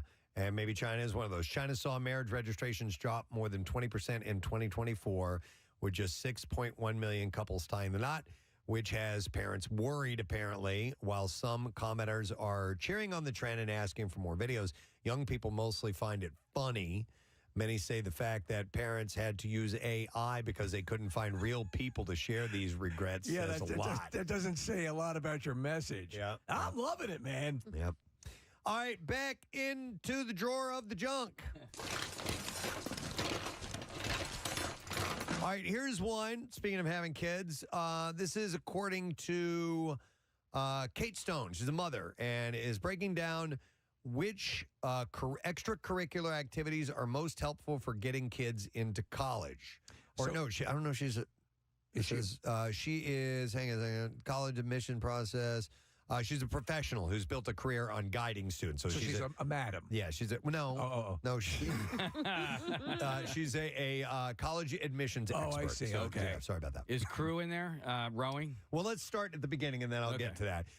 While being involved at a school is great, not all extracurriculars are created equal. Anything that thousands of kids are doing is always going to be less helpful for you, she says. And it's not that you should completely avoid popular extracurriculars, though. It just means that you have to bring something creative or differentiated to it. So these things they're gonna stoke your chances of getting into a college, right? It's going to help you with that process. Yeah. I assume promoting college basketball gambling is not one of them. Probably not. The college admissions expert recently ranked a handful of popular high school activities according to their value, and she did it out of a ranking out of 10. All right. So 10 being the best. So I'll give you a couple of these on here. So in an application to a top-tier university, if you're a newspaper editor, that's like a 7 out of 10. Yeah. My daughter did that at her high school newspaper. Okay. That's all I have to say about that. Which daughter? Oh, Casey. All right. She's in college. And that helped her out? Yeah. Okay. Robotics is a 3 out of 10. So if your daughter's a robot. Student council is 5 out of 10. Yeah. Winning academic competitions, that's an 8 out of 10. So it's a big one. Yeah. And so academic competition, so, math clubs and things like that. These kind of things. These things. Playing viola, a 9 out of 10. Why the viola? Playing the violin is 3 out of 10. What? Why? I guess fewer people play the viola. All right, hang on. What about the guitar? The viola is slightly larger than a violin. Okay. I knew you were going to ask the question. And like deeper, right? Like the sound. Well, yeah, because it's larger. It has it's got a lower register. All to right, it. so hang on a second. Then what's that compared to a cello? Well, a cello is even larger. So Okay. it's got a lower timbre to it. All right. And remember, a manwich is a meal. Yeah, but it tastes like what is it? Looks like a sneaker, tastes like a meal. No, Wait, which one? The sneaker one or the meal? The manwich. it's something is something, but a manwich is a meal. A burger's a burger, but a manwich is a meal. Maybe is that Something what it was? like that, yeah. I forgot. We could go on. I opened up a can of worms with that one. Yep. All right, taking an independent online course or college course is an 8 out of 10. So it's an independent course. Planning your prom, planning your summer vacation is a 7 out of 10. Wait, students can plan. I just assumed that the prom was planned by all of the faculty and staff. I had no idea that. I wasn't. You're part on of the prom planning committee. Yeah, You get all to right. pick the theme and the colors and what the little giveaway is. You know what I did? What I recall most about the prom was that "Carry On My Wayward Son." It was in the program. They had it as by Journey, and I was like, "What?" I know. Wow. Yeah, I don't know why that song was listed, but it was like "Carry" and by Journey. I was like, "That's not Journey." What? Yeah. They didn't consult me. That's why. Okay, so you should have been on the prom Should have committee. been on the committee. All right, solving a real-world problem in your community will get you a 10 out of 10. As far as extracurricular activities being a good sign for a university. So that's where Eagle Scout comes into play. Yeah. You know, if you're an Eagle Scout, that's part of you have to do something for your community. It's a final project. It's a massive point. Yep. So what else we have about here? devising a way to travel faster than the speed of light? Will that bode well for you? They might take a peek at I that. see here that you broke the speed of light barrier. Model, UN, and debate. Why do you have to be attractive to join that? 5 out of 10. No, it's not like a fashion model. You guys know I was in the Model UN, right? Yeah. In college, though. Super sexy. Yeah. And what did you represent? Djibouti. Djibouti. Yeah. No kidding. And was your slogan, "It's my duty to please the that people of Djibouti"? The only thing I actually remember from any of that is that the capital of Djibouti is Djibouti. That's right. That's all I remember. Listen, things should be so simple. Yeah. All right, this is interesting, Casey. You mentioned Eagle Scout. That's only 6 out of 10. I find that surprising. Eagle Scout to me would carry a lot more impact. I feel like maybe it carried more impact in the past. Well, and then Eagle Scout, like if you're getting into some of the great, like the Citadel or some of the great military academies or West Point, like you'd have to have like a senator or somebody get behind you. But I know that scouting thing figures in prominently. Listen, this whole college thing is a game these days, right? And the parents are now they know how to play the game. Yeah. So so this is just another tactic. Part of the game. It's another part of it. It's like Catan. Yeah, exactly. And so so all of this stuff, it's so competitive, and the colleges know this too. I'm sorry, Casey. I have breaking news. Can you can you pull that up real quick? Hang on, real quick. Yep. Breaking news. Breaking news. All right, this just in. A sandwich is a sandwich, but a manwich is a meal. There you go. Yeah. A lot of people are coming to terms with that right now. Okay, thank you. I just had a sandwich. You didn't have a manwich? Because that's a meal. By the way, I do love a manwich. All right, so also, here's a couple more. I just have a handful of these lists.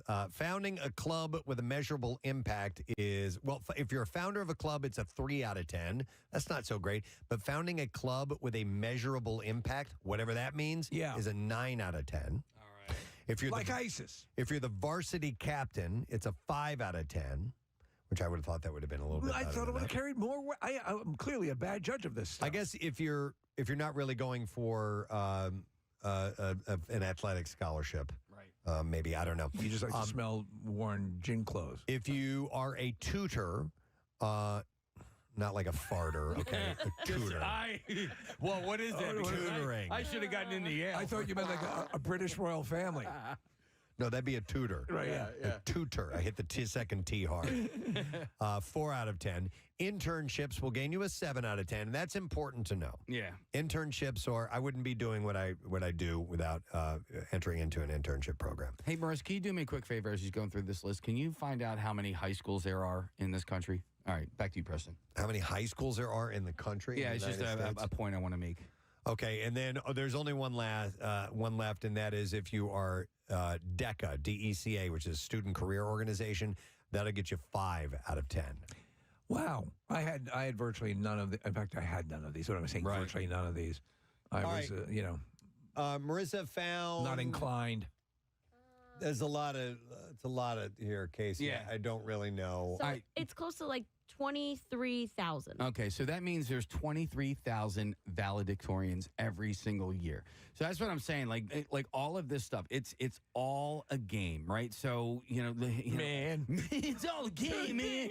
No, but listen, you're being taken, man. Let's just go by like the Ivy Leagues, right? The Ivy League schools are full of valedictorians, but if you don't have a story along with it, you're not going to get in, right? So you have to do something else. You have to create your own charity, or you know what I mean? Or steal a good story. Listen, my I was a funny DJ in the Vietnam War. My son's brother is my son would be my son. My son's brother is the greatest guy. My son's brother would be your other son. My son's sister. My son's friend is a delight. My son's friend is National Honor Society. My son's mother. He's an Eagle Scout. Yes, and and he got waitlisted Penn State. But it was the Camille School of Business, which is very, very highly sought after, right? But Penn State, for instance, they take in all of these other out of state students because they have to pay full price. It's just this weird. It's a game, man. It's a game. It kind of sucks. It kind of sucks because other states they mandate that you have to take a certain amount of in-state residents, right? Michigan State, for instance, but Penn State doesn't do that, and they're like, well, why would we take this high-achieving kid that lives in Pennsylvania, who's not going to make us more money, when I can take some kid from New Jersey to me, who's going to pay $70,000? Seems like a big game. Man, it sucks. And listen, we've gone through it, right? We have 2 kids in college now. We got another one who's on the way, and she is a high-achieving kid, right? But and she has worked her ass off, but she's competing. It's this weird competition. It sucks. So your son's brother, your son, does he have good grades? Yeah, he's in National Honor Society. Oh yeah, he's got great grades. Yeah. What does your son's mother think about that? I don't know. I haven't talked. No, but it sucks. Like he. I know what you're saying. There's all sorts of listen. At their very core, these hallowed learning establishments are businesses. Yeah. So they're going to look for the best way to bring in profit. Yeah. So don't forget that they are a for-profit institution. Yeah. No, for sure, absolutely. And there's sometimes, like you said, it's a game, man. But you got to stack the deck a little bit. So you have to play the game too, and you have to start playing it early too. If you depending on what your goals are, how lofty your goals are. Because I didn't have goals, so I didn't care. Yeah, and I didn't do any of that stuff. I only did call it crazy things that I was actually interested in. Well, life for us was like Plinko. They got dropped down, and by just the intervention of the fates, we ended up doing okay. Yep, exactly. All right, Case, I have just a short thing. One more, if you don't mind. Or I think I do. It's in here somewhere. Let me dig into this drawer. Wow, I feel like you're actually doing it. All right, if you hate to walk away from the television, you can just take it with you now. Hisense announced a new TV. It's called the S6 Follow Me that can roll from room to room if you needed to. Oh, my. The 32-inch 4K touchscreen sits on a pedestal with wheels and can tilt, rotate, and adjust in height. Now, I haven't seen this. I've only read this story. You have? Yeah. Tell me about it. So think of it almost looks like a large iPad on a swivel. So the mount is on a swivel, and it's almost like the kind of rollers that you would have an IV on. Okay. Yeah, that's the one that I've seen. What's the name of it again, Preston? Hisense. It is called Hisense, and it's called the S6 Follow Me. All right, the Hisense is the brand. I remember that. Yeah. I always thought Hisense was like the cheaper TV that you would find at Walmart. Hisense actually puts out some. They put out 93.3 WMMR. All right, thank you very much, Marissa. Real quick, shout out. I got this from Lee Shelley, and she said her brothers Sean and Pat Rice. They are Council Rock High School grads and Penn State, but this is their connection to the area. The SAK Comedy Lab, SAK Comedy Lab, is a comedy theater in downtown Orlando, Florida. Orlando? Yes. And she said they have a live debate show called Bracket Brothers, and they had it just a couple of days ago. They sold out 2 shows. And she wanted to shout out because it was a benefit for the Second Harvest Food Bank down there, and they raised nearly $10,000. Awesome. And over 100 pounds of food was donated. And she said, I can't help but think, while they now live in Orlando, Florida, they come from the Philly area, and they exude the same direction and dedication WMMR has with the Camp Out for Hunger. And they also remain loyal Philadelphia sports fans, hoping you can show Sean and Pat some love in the form of a shout out. So here you go. Shout out for you guys, and good work on that. Yes, absolutely. That food drive, which is really awesome. And I want to send some love from us to a former family member of WMMR. Our buddy Max Walker is having a medical procedure this morning, and just want to send some love out to him. And Max is if you listen to our sister station, Ben FM, he's the voice guy. Yeah. On Ben FM, and he's done some voice parts for us here on the program. Christmas at Christmas Cookie Cove. Yeah, he's the announcer. Yeah, he's the best. And the yes or no intro. Intro. So Max, hang in there, buddy. Everything's going to be good, and wishing nothing but the best for you. All right, let's get to the Bizarre File right now. WMMR presents Preston and Steve's Bizarre File. Brought to you by Monster Mania 66 back in Cherry Hill this weekend with Skeet Ulrich and the kids from Welcome to Derry, Iron Maiden's Bruce Dickinson, and more. Tickets at monstermania.net and at the door while they last. A man in Florida who had been missing for 10 days was miraculously found and rescued after he became in mud. He became stuck in mud up to his shoulders for 10 days. I don't know if he was in there for 10 days, but he was missing for 10 days. Andrew Giddens was discovered by the Palatka Fire Department after he was hurt. It was last heard from on Valentine's Day. I'd be curious to find out if he was up to his shoulders for 10 days. He was rescued on February 23rd at the Vulcan Materials Company, but was found in mud up to his shoulders near a borrow pit. The fire department said in a post he had been stuck in the mud for several days without food or water. Man. While the area faced freezing temperatures. Can you eat mud? I don't think so. All right. His abandoned car was spotted near where he was eventually found by a deputy who requested a welfare check on Giddens. I'm thinking of Tom Hanks in the Money Pit. And that was when his friends told Holmes that Giddens had been depressed due to a recent breakup. Giddens was able to verbally communicate and flag down the rescue team. It took emergency responders nearly 3 hours to free him from the mud before he was rushed to the hospital. So, wow, that's crazy. Yeah. For days like that. All right, in another story in Florida, traffic stop is gaining attention online after a woman was cited for using a wireless communications device, a phone, while driving.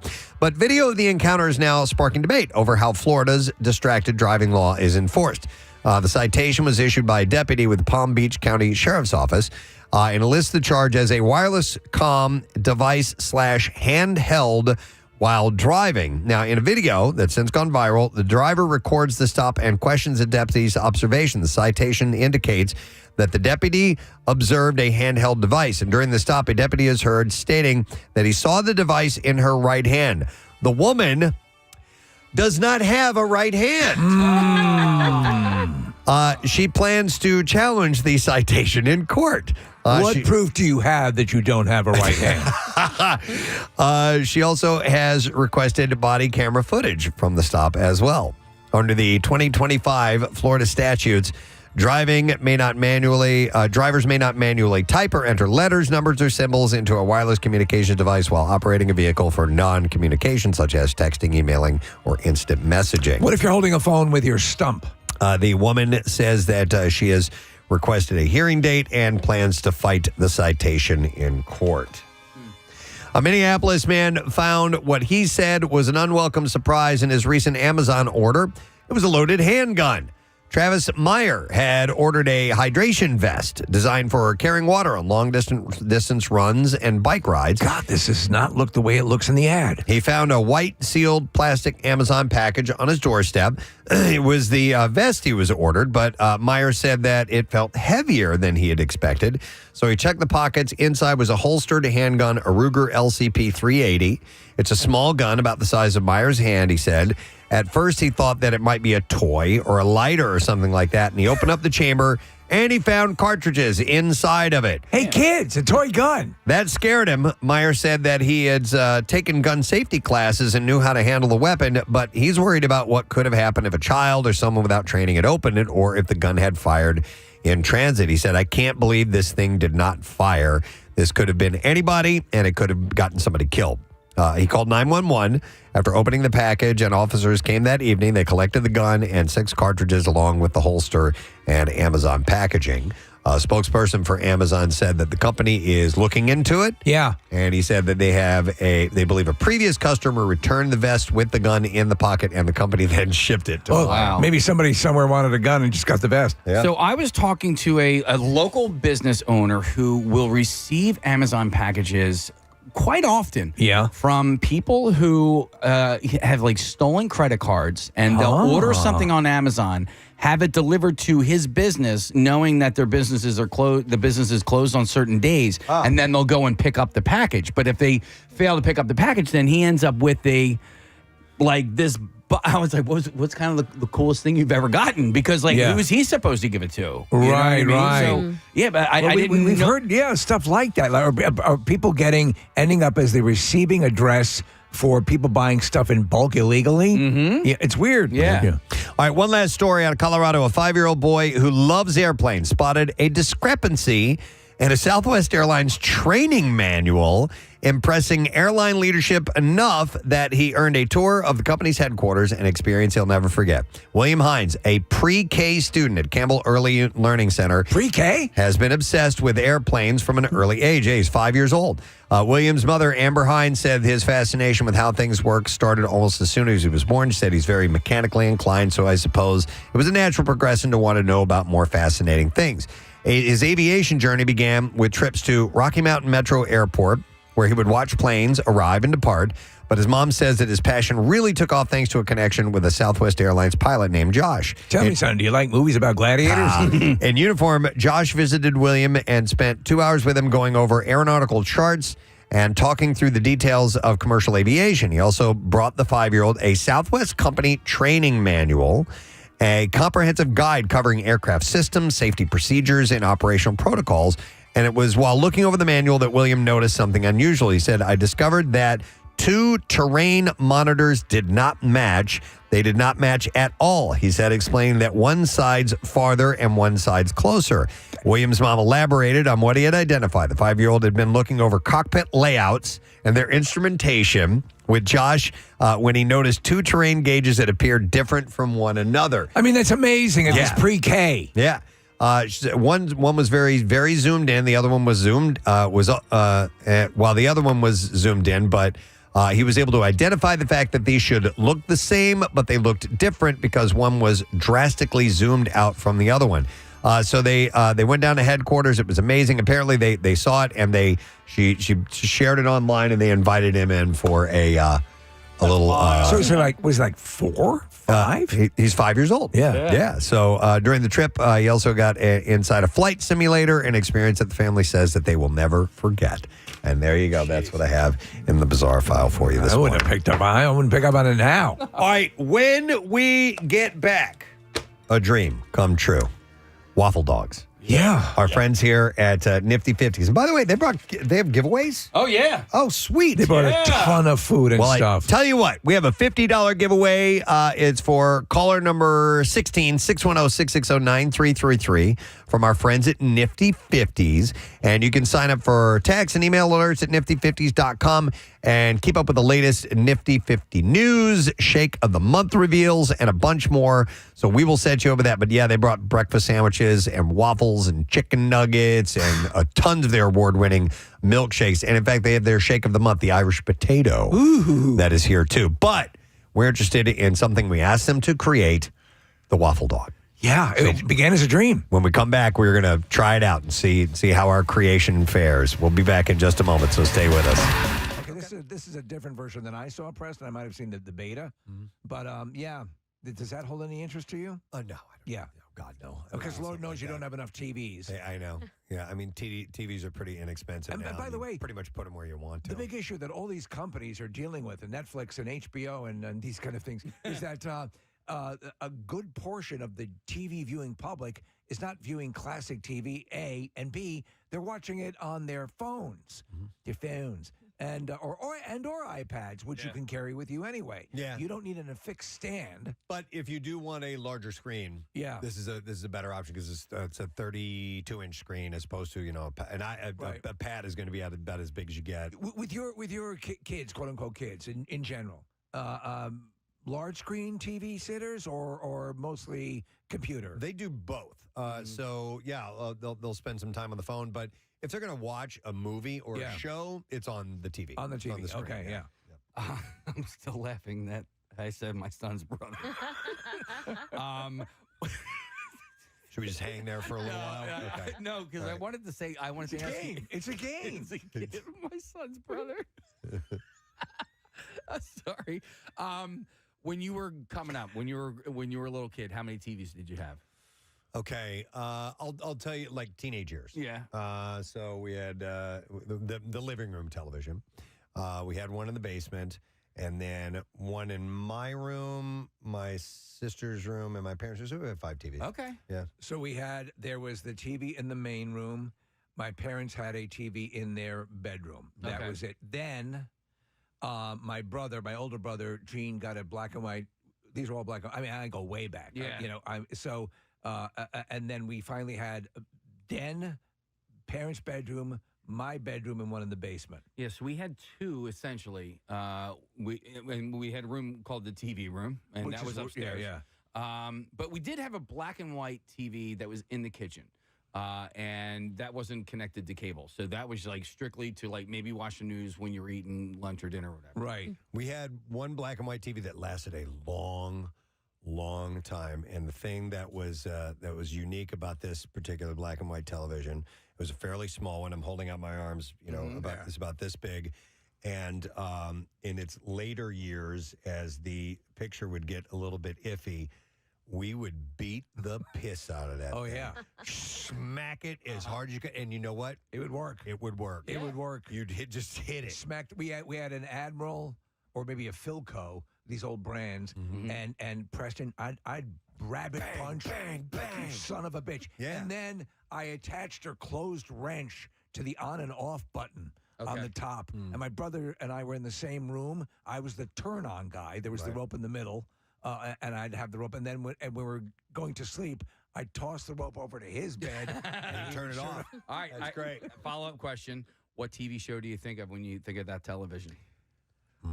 That particular one, that one, The Night Stalker. That's the movie, and then I remember clearly when we got our first color television set. Yes, that's my frame of reference, chronologically speaking. I remember for the first time ever seeing that Wile E. Coyote had yellow eyes. Yeah. Okay. Yeah. No kidding. Because when I ask you that question, I think of two things: tic-tac-toe for some reason, right? And I just Two girls in a cup. No. I'm just going to say the news, but in particular, it was the Russia conflict in the Middle East. Because I thought the world was going to end.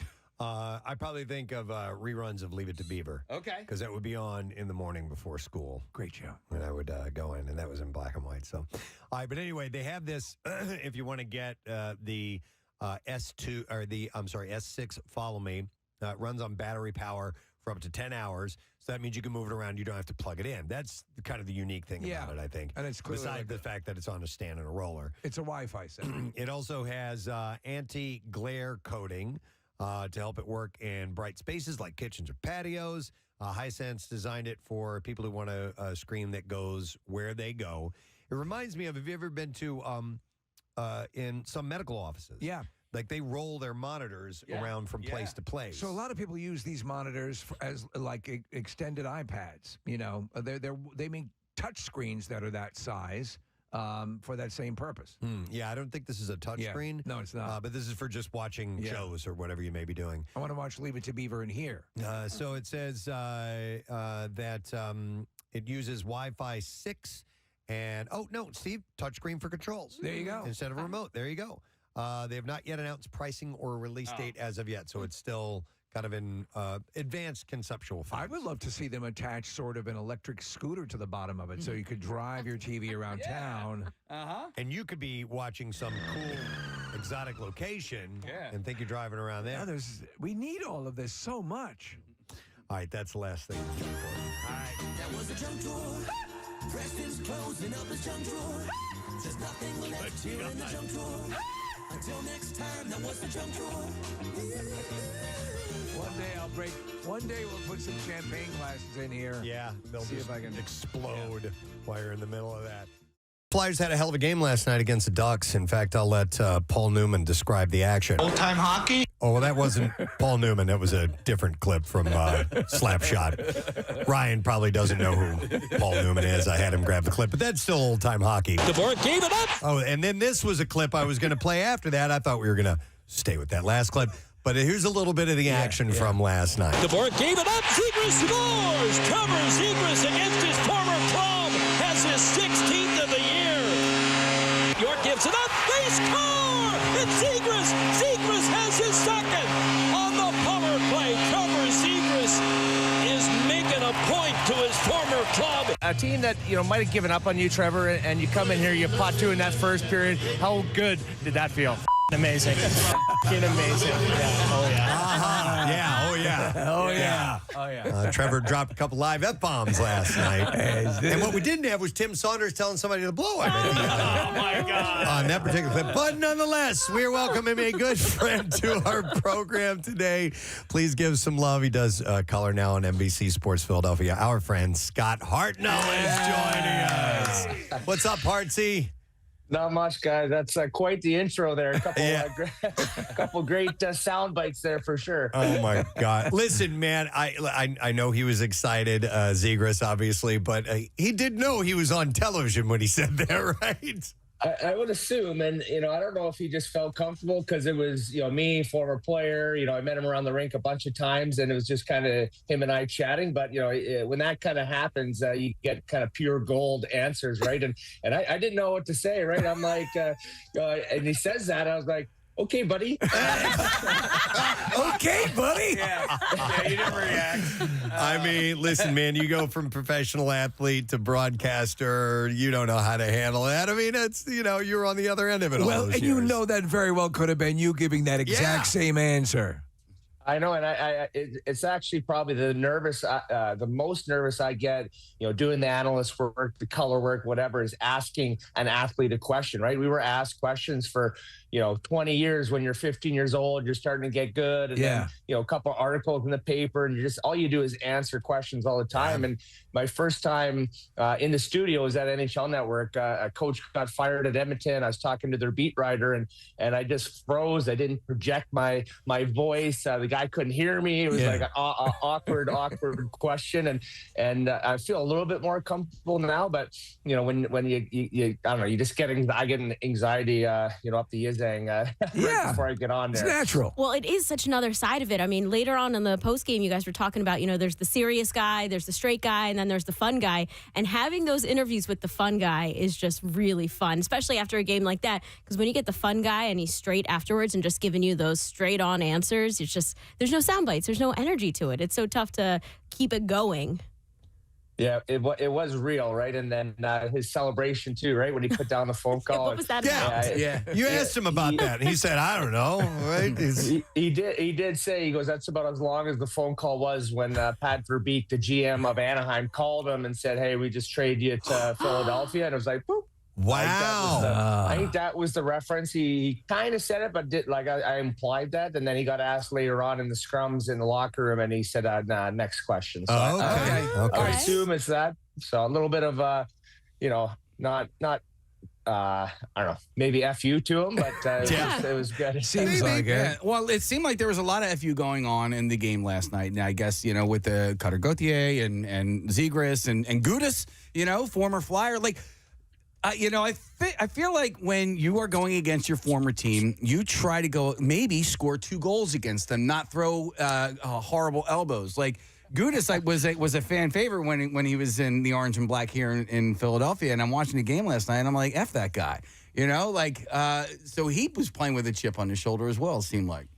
Yeah, the forearm shiver, the people's elbow, whatever you want to call it. It was nasty, and that's like you played at the beginning of the show, Preston. That's old school, old time hockey, right? It was fun. It had Garnet Hathaway, being scratched for a couple weeks there, came back in Edmonton, and last night just bowling guys over, just playing hard, playing the right way, clean hits, right? And they took an exception to that and kind of went after our guys. So it was a couple injuries which you don't want to see, and hopefully those guys, Bobby Brink and Jamie Drysdale are big guys, big important guys for the Flyers. So hopefully they're not out too long, but a big win nonetheless, and the guys got to step up here going forward because you got a couple good teams coming. Yeah, the one that I hated the most was Johnston's forearm to Denver Barkey's grill.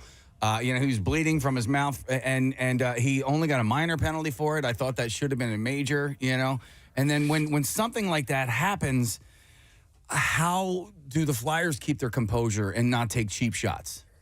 Yeah, I've been in those situations many times, right? Someone going after Chemo or Giroux or Danny B, and your instinct is just to protect your buddy, right? And you don't want to cross that line when they're crossing the line towards you. And there's things that you can do, like a good slash behind the back of the leg, or you take a number and you wait till next game, right? So that's we play those guys again in March, I believe, sometime in March. So in Anaheim, so that'll be a homecoming, for Trevor Zegras. So hopefully he can do the same thing, but it probably will get a little testy as well, I would assume. Hey, Scott, is there ever when you're giving WMMR. All right, thank you very much, Melissa. Anybody ever seen Fleetwood Mac or Stevie Nicks live? One of the Or great met her? regrets. And I'm a massive fan of Fleetwood Mac, massive fan of Stevie Nicks. some of my absolute favorite music, and never got to see him in concert. I have not either, and I was surprised to read this little factoid because she's a larger than life character. You see, of course, the older videos of her in the flowing, dresses and spinning around, and she's got that, gypsy look. She just looks magical. She's 5'1". Yeah, I know. I had no idea. If you see the shoes she wears, that she's that short in stature, height, but just larger than life. That makes her even hotter to me. Well, she's amazing. I mean, and she's revered, and she doesn't take herself to, at least in the interviews I've seen, she's very self-deprecating. But you had that band, you had Christine McVie, who passed sadly. It was another amazing talent. That band just is.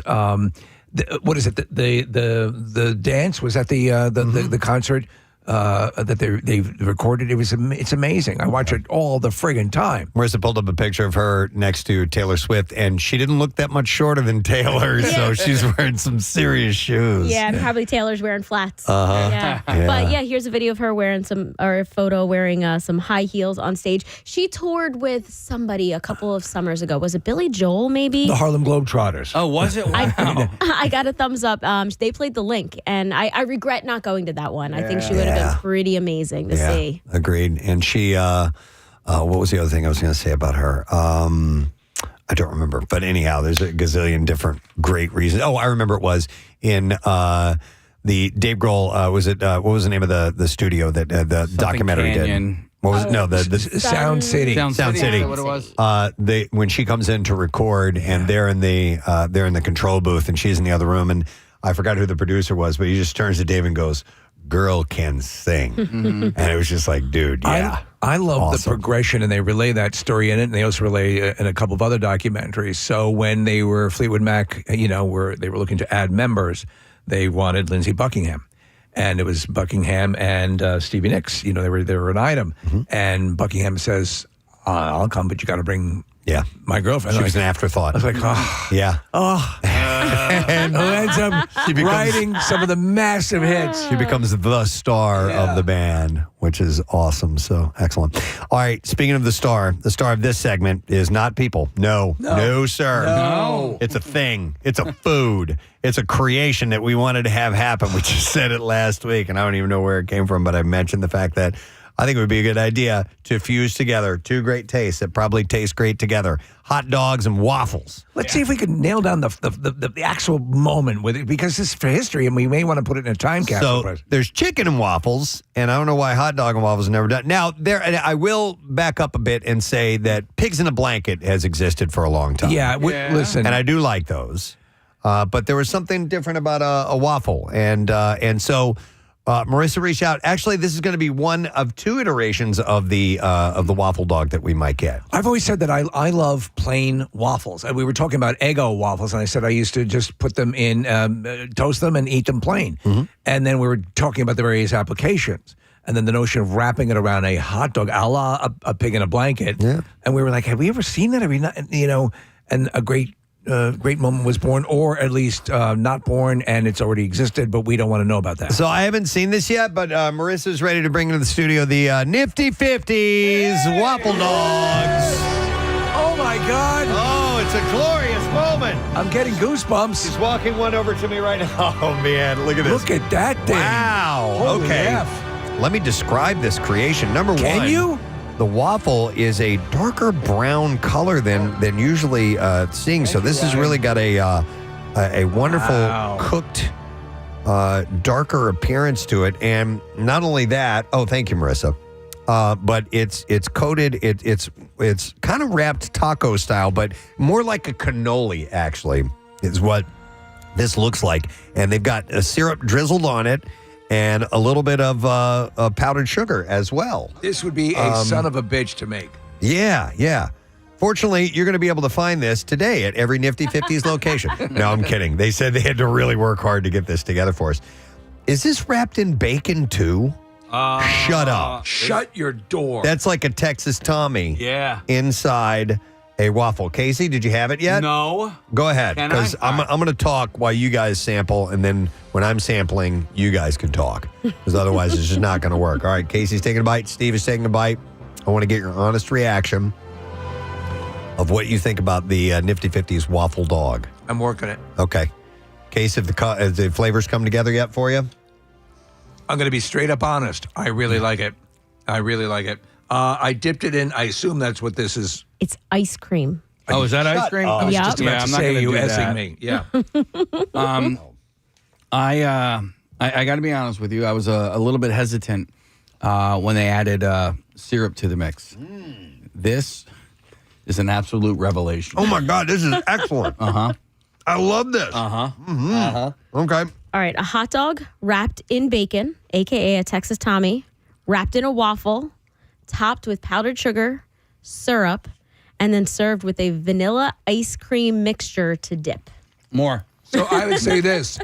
This is a full breakfast in one glorious hot dog covered waffle. That's fantastic. I love it. Yeah. They have to add this to the menu. I love this. Well, we heard it's a process to make.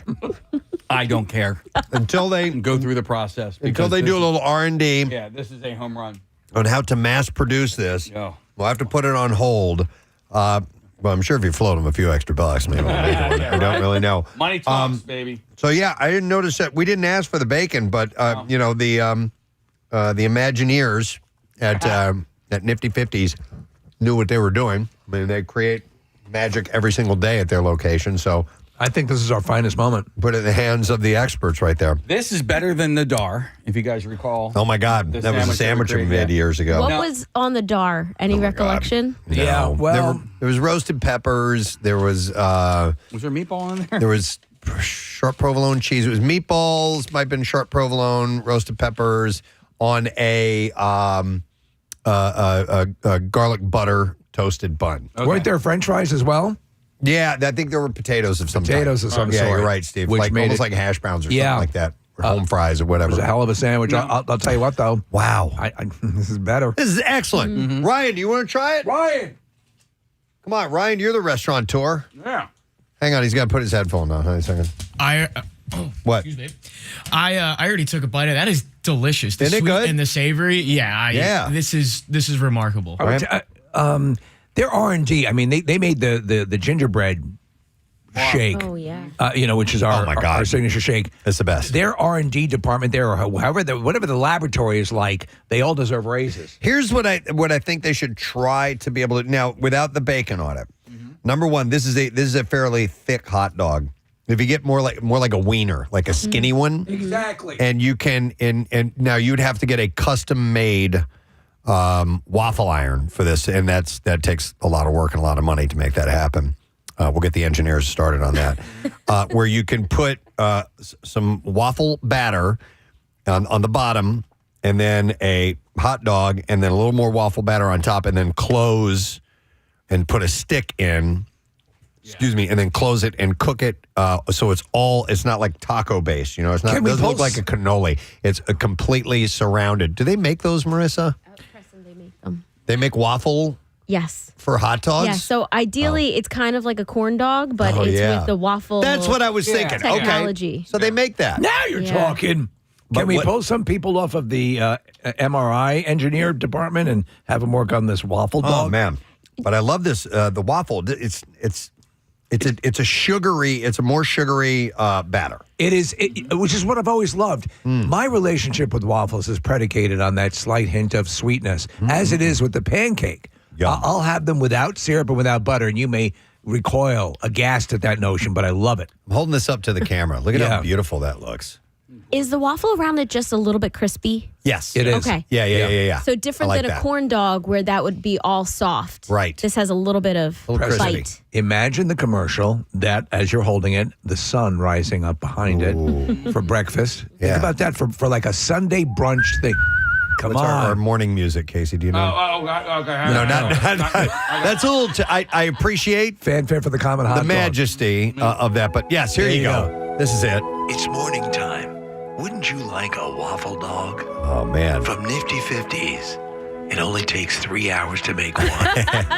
All right, well, thank you, Nifty 50s. Yay! We love you, and we say thumbs up all the way around. Excellent job, perfectly done. I think it should be. If they can work out a way to make it Yeah. And make it a special the way our shake is just like a special around, whatever. Well, I think it'd be a home run. They also brought a malted milkshake. I'm going to go grab that real quick and see if I can relive my childhood trauma. He hates malt. Doesn't like malt. And they brought malt. Okay. Oh, Steve and I are malt fans. Most definitely. I order extra malt. I was up to my shoulders in mud one time, Preston, and a malted milkshake rescued me. Saved your life. Yeah.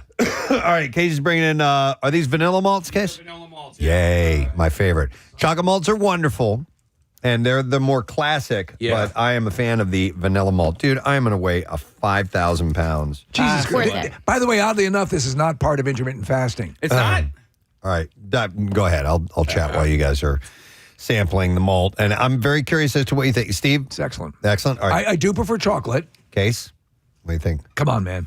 Something about that flavor you don't like? I just don't like the malt flavor. I don't love it. I don't All right. love. All right, I don't love the malt flavor. Now, Marissa, have you ever had a malt? I don't think so. Okay. I think this is my first malt ever. All right, try it. All right. Yeah, I'm very curious as to what you think because you were curious what malt was and everything, and you don't like malted milk balls. No. Okay. No. What do you think of that? It just tastes like a milkshake. Just tastes like a regular milkshake? No. It's a malted milkshake. You would have to have a regular vanilla shake next to it to compare it with. This might be a regular. Here, try. Okay. I've not drank this at all. We've never met, correct? Yep. We've never met. Try that. See if there's a difference because I really want to know what you think of malt. I think it's a superior flavor. Did you try a little? No, it's okay. All right. Thank you though. Ready? You don't want to be 300 pounds? I have malts all the time, and Yep. That's Okay. malt. And? Okay, taste the difference. It's not bad. not bad. Yay! Okay. Yeah, it tastes good. It's just like a little enhancement. Yeah. Yeah. Exactly. It's like a little bonus. It's like a sentence enhancer. But no dice on UK. Still no dice. No, All right. Well, it- cool. Well, listen. Thank you right, for trying it again. More malt for you guys. That's the way I like to put it. Like, you don't have to get mad at me if I don't like malt. That just means I know. less for me, more for you. And I'll stick with the straight. I like it just a straight up vanilla milkshake. You know. No, like we say to our kids, we're always like, "Well, thank you for trying." Yeah, that. I appreciate it. Go to your room. Yeah, appreciate you, and no allowances. Just know that Daddy loves you a little less. Yeah. All right. Nifty 50s. You can go to nifty50s.com and check out any of the area 10 locations. And obviously, they do their regular stuff. They brought in as well the chicken nuggets. And they actually brought cream chip beef in here today, too, which is one of my favorites. So, breakfast sandwiches and, of course, milkshakes and burgers and all kinds of great stuff. Be aware. Yeah. If you get a Nifty 50 shake and you say, I'll just have a sip. It's not going to happen. It's not going to happen. No. It's not going to happen. And they give you the extra in the container. Oh, yeah, when yeah, you get that. That's a bonus. In the what bag. I I love it. All right, well, listen, we have a little bit of time to play with, and we have and Nifty 50s gave us some gift cards giveaway, and we have a few other things that we have in our. We have movie passes to give away for this movie called Reminders of Him. All right, and it is a best-selling novel by Colleen Hoover, and it explores motherhood, forgiveness, and second chances. And it will be in theaters on March 13th. And it's got the Hulk in it. And we're going to play a game. It doesn't have the Hulk in it. All right. Let's get some callers on the line, 610-660-9333. We call this Go Flute Yourself. And these are songs where the main melody and sometimes just the verses and so on are performed on a really bad player of a recorder. Yes. And like, we call it a flute, but it's grade not. school level. Yeah. Where is mine? Oh, here it is. So this is a recorder. So they have recorded songs with a recorder being used as the main instrument. That was the first instrument in school, in elementary school. Everyone got a flutophone and learned how to play. And now, because you know my story, I don't want to relive it for you, but I'm going to have to because once I go down this path, I have to. Wanted to learn what? Drums. Drums, yeah. Ended up with? The recorder? Trombone. Trombone. What is a flutophone? It is... Is it similar to this? Similar to this, yeah. I need to see what that looks like. Steve says that a lot, and I've never actually seen a flutophone. I want to... Whatever it is, it's cheap enough to hand out to a whole bunch of kids. Yeah, that's like a recorder, but I want to see what these look like. Flutophone. Okay, similar in this. Little bit different in shape, but I would imagine it sounds quite... It's very similar. Almost the same. But I thought about doing a contest where I would play I would try to play movie themes on this Oh. to see if you guys All could right. get one. See if you can do one. I don't think I can. Take one out for a spin. And of course, I How don't. about the House of Sand and Fog? I don't know how to play this thing. No, it would have to be really well someone that we known. know. All right. All right, you ready? I got that. Raiders of the Lost Ark. Yeah. So I'm better than I thought I was. Yeah. Well done. All right. Should I try one of these out on Do somebody? Temple of Doom. I don't know Temple of Doom. Dun, dun, dun. Oh, it's the same thing every time. Okay. Now I would have to think of themes. Tron. I don't remember the Tron theme. All right. Well, don't name them because I want to surprise you. All right, I'll write this down. All right, see if you could do this one. Okay, and then should I try it out on a caller? See if you can guess what I am now. That's gonna be hard. You probably don't know it, or you might not know it. No, I don't know that. Okay, how about this? It's got to be one that a lot of people know. Okay, well, or won't, you do that. That's easy. That's so easy. Yeah. You got this. All right, go ahead. You want to try something out? Yeah, Okay. yeah. This is so dumb. You are so dumb. I'm going to go to Sean. Hey, Sean, how you doing? Hey, what's up, Preston? Not much. At work.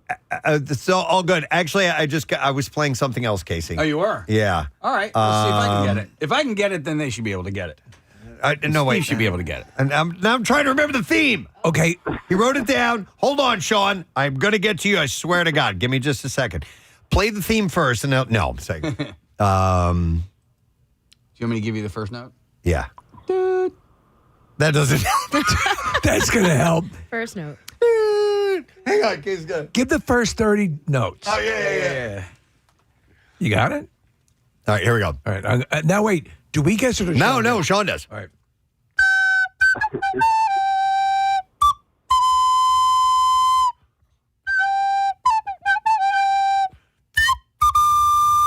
Is that in the ballpark, Casey? Pretty close. Okay. Pretty damn close, Sean. Sean?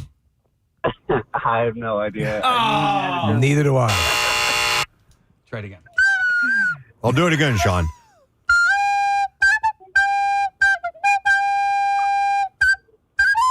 No. You're missing. No shot. Oh, Sean, I'm right. Sean, this is dumb. Forget it. We're not doing anymore. Yeah. Let me play an actual one for you. That was close. What was that? It's by the supposed to way? be Superman. Oh, You were missing that. Wait. You were going. Yeah, I was doing that part of it. Yeah. Okay. It's all good. How does it start out?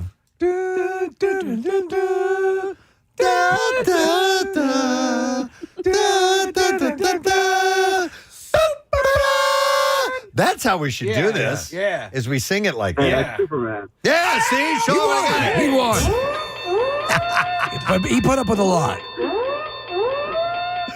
All right, Sean, hang on. We'll give you a $50 gift card to Nifty Fifties. Awesome. My birthday's tomorrow. So Excellent, buddy. Go get a malted Yeah, please. and ask him if they offer hot dogs and waffles. All right, let me go to Tim. I'm going to play one that's actually pre-recorded. Hey, Tim, how you doing, buddy? Pretty good. Hey, yourself? Good, man. All right, so we're going to play Go Flute Yourself. My version obviously does not work. Oh, Lord. All right, here we go. Listen and see if you can tell us what song this is. It's going to be an easy one.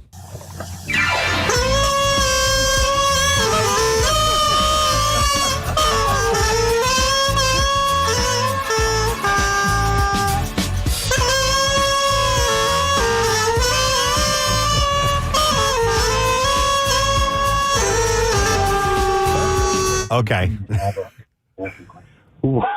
Oh, you know what that is, Tim? Dancing Queen? Yeah! you knew it. That's right, buddy. All right, we got a Nifty 50s gift card for you, buddy. Hang on just a second. We'll get your information, and we will set you up. So those are two of those we gave away. I think I only have one more, Casey. I know. And then we have the movie passes that we can give away, too. All right, we'll get, let's see, we have Michael, who is joining us. Mike, you there, bud? Yes, I am. All right. Good morning. Good morning. All right, Michael, we're playing Go Flute Yourself. You ready to try this out? Yes, I am. All right, here is our song.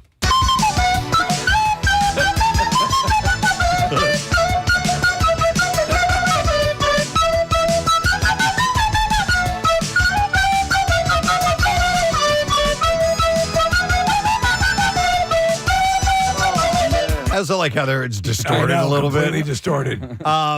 Michael? Good job, but no, I don't have a clue. You got not even a clue? He said good job. He thinks I was playing it. Thank you, Michael. All right, hang on. Let's go. We'll try this one out. We'll do 2 people per. All right. Brian, are you there, bud? Yeah, I'm here. All right, listen to this song. Tell us if you know what it is.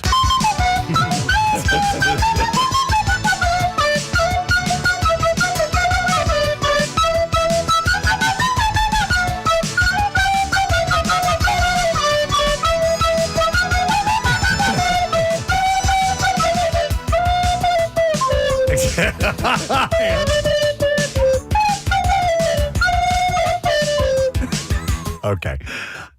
Brian, do you know that song? Take on me. Yeah! That is correct, Brian. And we got a $50 Nifty 50 gift card for you. Hang on a second, buddy. By the way, go ahead. Nifty50s.com and 10-time Best of Philly winner Nifty 50s has mouthwatering burgers, fresh cut fries, hundreds of milkshakes, handcrafted sodas now open in Fairless Hills and coming soon to Oakland, New Jersey. Locations at nifty50s.com. By the way, is evidence that you cannot just sip. This is a vanilla malted that I'm almost completely done drinking. So it's be prepared. That song, you would talk about Goosebumps. The ballad version of that song, which is gorgeous, is another Goosebump generator. Who does that? They do a ballad version of it? Yeah. Wow. They did it. In fact, if you want to see a really good version, I think it was MTV Sweden where they did it. And it's is it live or something? Okay, live, yeah. cool. Nice. All right, let me go to it's Alex next. Hey, Alex, morning, bud. Good morning. Good morning to see you, Alex. All right, so we're going to play another one for you. Let's see if you know what song this is.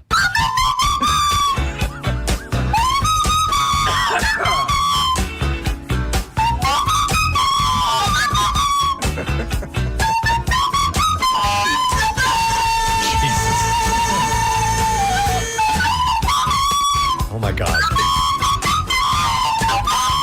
It's recorded so bad.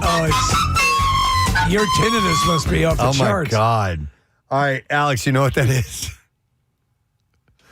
Is that Earth, Wind, and Fire, September? Yes, it is! Well done. One of my favorite songs. Very well done. All right. Case, what are we giving him? Yeah, right there. 4-pack of tickets to an advanced screening, mind you, of the film Reminders of Him. Tuesday, March 10th. It's going to be at the Cinemark University City. By the way, that movie is going to be in theaters on March 13th. So a 4-pack. Hang on there, buddy. I think you have to have a special bit of patience if you're a music teacher with young kids. Oh, my God. I mean, right? I mean, because that's what they hear. They hear stuff like that all the time. Yes.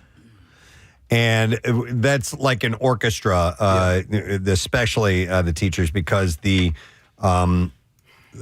strings are not, there's no frets on them, and the kids have to place their finger in the right spot, and they're hitting really sour notes all the time. My kids had, and I have the recorder here, they would award them for advancing with these little ribbons, and they were like belts in karate and martial arts. Yeah, so you got your green belt, your purple belt, and they would go on, eventually you would get your black belt. And that's what those little guys are. If you were walking down a dark alley and someone attacked you, you could use your flute. You could just show it to them, and it would intimidate them. You say, "Look, clearly, I know how to play this. I'm a black belt, and I know how to play this thing. I can play aha on this, so you may want to leave me alone." All right, we're gonna go to Brian next. Hey, Brian, morning, bud. Morning. All right, we're gonna do another song. Case, can you cue this one up for me here? Yep. All right, let's see if you know what this song is, and go flute yourself. Listen closely.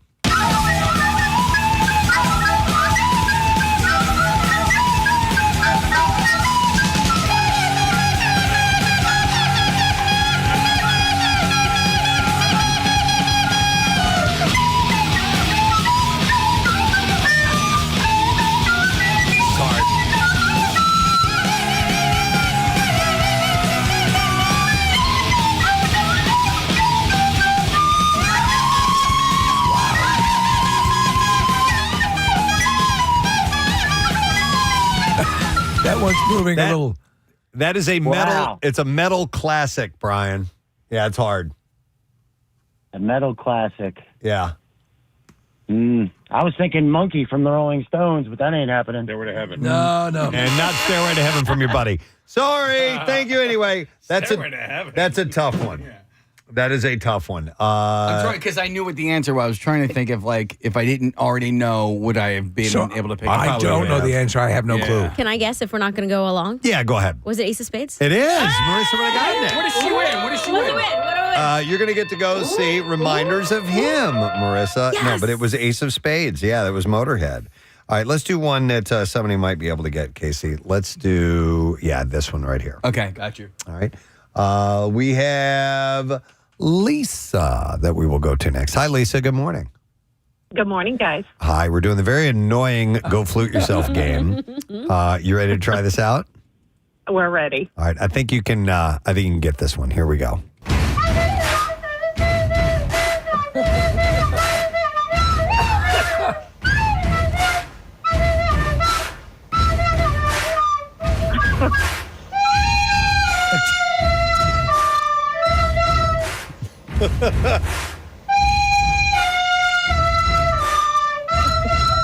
Okay, Lisa, you got any idea?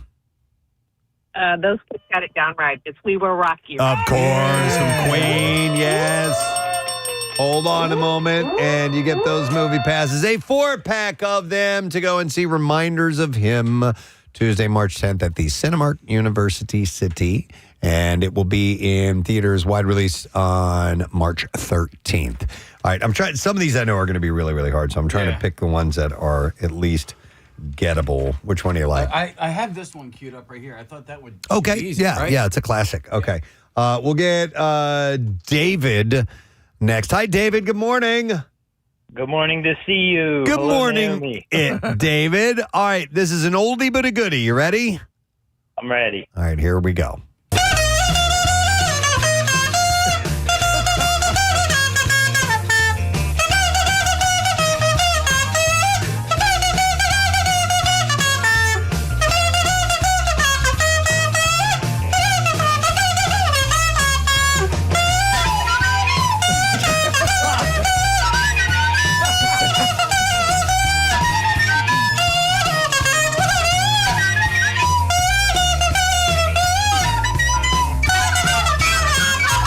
I like the backup flutes. That's on what that I one. love. Them coming into sort of like a what would you call? They're not harmonizing. What would you call it? No, they're just backing them up. Just backing them up. All right, David, what do you think?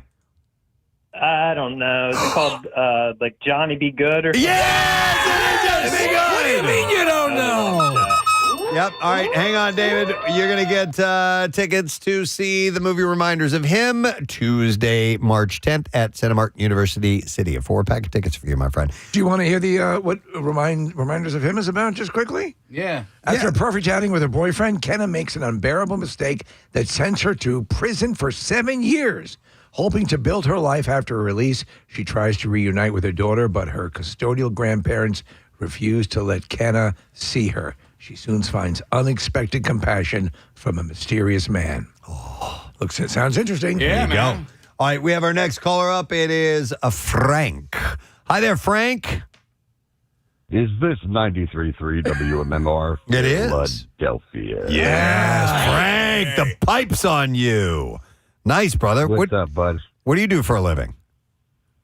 I used to do voiceover. Okay, I could tell. Definitely. What do you do now? What do you do now? Yeah. Voice under. I work for the city. Okay. All right. Well, you should revisit that. You've got a gift. No, I will. All right. Trust me, I plan on it. I plan on it. All right, Frank, let's try you out for now on this game. Go flute yourself. We have one ready. You set? Go right ahead. All right, here we go.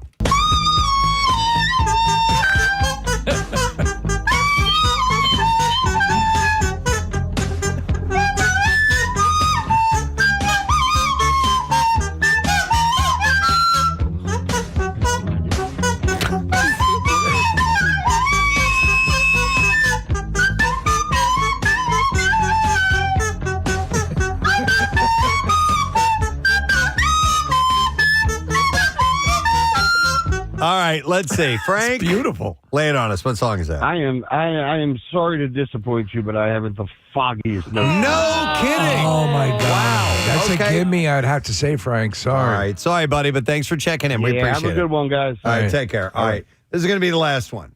And guess what? It's Sammy Vile who's calling us right now. Sammy Vile. How you doing, brother?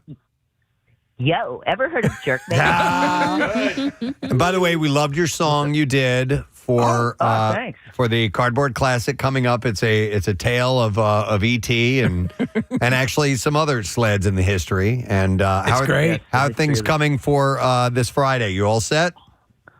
We're almost there. I actually just got to H.L. Bowman in Broomall where I'm building it. So I took off this week, so got to get some lifts. Oh, wow. You raise it to an art form. You're one of the legendaries. You're one of the GOAT squad when it comes to the Cardboard Classic. It would not be the same without you, Sammy. Oh, I appreciate it. Thanks And a that lot. E.T. craftsmanship was incredible. I mean, it was Universal Studios level stuff. Amazing. Yeah, I can't wait to see what you Thank got you. this Well, year. I'm stoked for you guys to see this. I think Casey saw a little glimpse of it. I can't wait for you guys to see this, man. Okay. I mean, if you thought ET was good, this is like heads and tails. All right, Yeah. all right, all right. All right, Sammy, we're going to play that same one for you. You ready? All right. Here we go. I think Sammy will get this.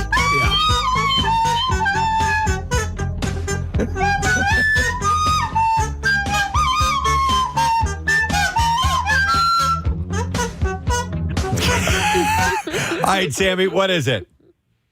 I have no idea, guys. Are you serious? I can't, it's hard to hear it. Oh, you're trying to use the phone, aren't you? Trying to use yeah. the phone. All right, Sammy, we'll see you on Friday, bud. Take it easy, man. I think that's the easiest one of the group. All right, now I'll do one more caller. One more caller on that one. Hey, Mike, are you there? Gadzooks. Gadzooks. All right, Mike, do you need to hear that again? I don't think it's going to help. Wow. But I know what it is. Oh, you do? Talking Heads, This Must Be the Place. No, sir. Wrong band, I wrong think song. so, but, you know. All right, Yeah, it was thanks, worth a Mike. shot. All right, see you, I mean, buddy. how many songs are there? I feel that's the one I kind of saved that for last because I thought it was going to be so damn easy. Well, I love the quacking duck aspect of the. One more. Let's see if let's go to Joe. I think we'll get a winner here. Hey, Joe, you're on the air, buddy. Hey, how's it going? You guys rock. Thank you, man. All right, Joe, do you need to hear that track again? No, I think it's Every Breath You Take by the Police. Of course. Yes, it is. And Joe, hang on.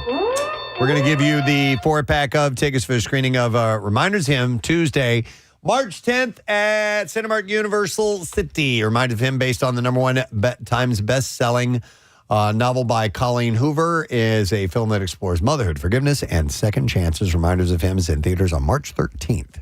So congratulations. All right, thank you guys. Appreciate that. That's Cracks me up. We haven't played that game in a while. There's a Rush one on here. Yeah. We'll hang on to it another time. There's some other Queen and we got some other good, some Green Day and so on to play another time. All right, we will take a break and come back in just a second. So make sure you stay close. We will return in just a few minutes. Oh, wait, no. When you're issuing some payback, is there ever a way to do it without, causing a penalty? We'll come back right now. What are we doing? We had dialing mix in there for that contest that we never used, and I never took it out. So I apologize. This is our bumper bed. Now let's go to commercial. One more button, and we'll be right back. Bye-bye. Stay with us. In your mind when you're going at that. Yeah, well, quick story. When I was in Nashville, I was like maybe 22, something like that. And the year prior, I was battling with Yuri Fisher was his name, a big, tall defenseman, 6'6", mean guy. And we were battling, and he kind of twisted his knee. I didn't do anything bad. It was kind of just like a battle in the corner. He's laying on the ice. He tore his ACL, so he missed, 2 or 3 months of the season, half the summer rehabbing. First game back in Nashville, he's like, let's go, off the face-off. I was like, I knew it was coming. And I was like, no, like, let's just give it a couple shifts, right? So I can get angry, right? And so the play comes up, because it's kind of weird. Just flat. I didn't really like the setup fights, right? For myself anyway, I had to get, angry, and I wanted to, punch the guy's, head in, right? Yeah. So puck comes up, it goes behind the net. I go behind the net skating. He just blows me up, clean hit. Like, I'm like, on the ground, and then I start flashing red, right? And so we square off, we go like this, and he's a lot bigger than me, and I come in for a punch. He just counter punches me right in my nose. Down I went, and I'm bleeding all over the place. So he got his payback. It was a clean fight. It was a good punch he got me, and sometimes you got to tip your cap. Yeah, and just move on. Like that. Yeah, So, especially if he's got like half a foot on you. It's a little much. But yeah, I was curious though, with the pandemonium, and Chuck, our program director, Chuck D'Amico, said he has lots of audio of the overpowering boos. I mean, and he was there last night. Yeah, he was there last night. And I mean, you've seen it all. You've seen reactions. You've seen, the FU response to a player that's just, a particular team or whatever. Rank this last night with the top 5, emotional, angry reactions you've ever seen in an arena. Yeah, it happens when you have that hatred of a player, right? A guy that says he doesn't want to come to Philadelphia. He's a college kid, 19 years old. I don't want to play here. When he was so pro coming to Philadelphia, when he first got drafted, he totally changed his tune. I didn't like that. I think the Flyers fan responded how they did last year playing him, and it carried over to this year as well, right? And usually you see this stuff against the Penguins, right? Or the Rangers.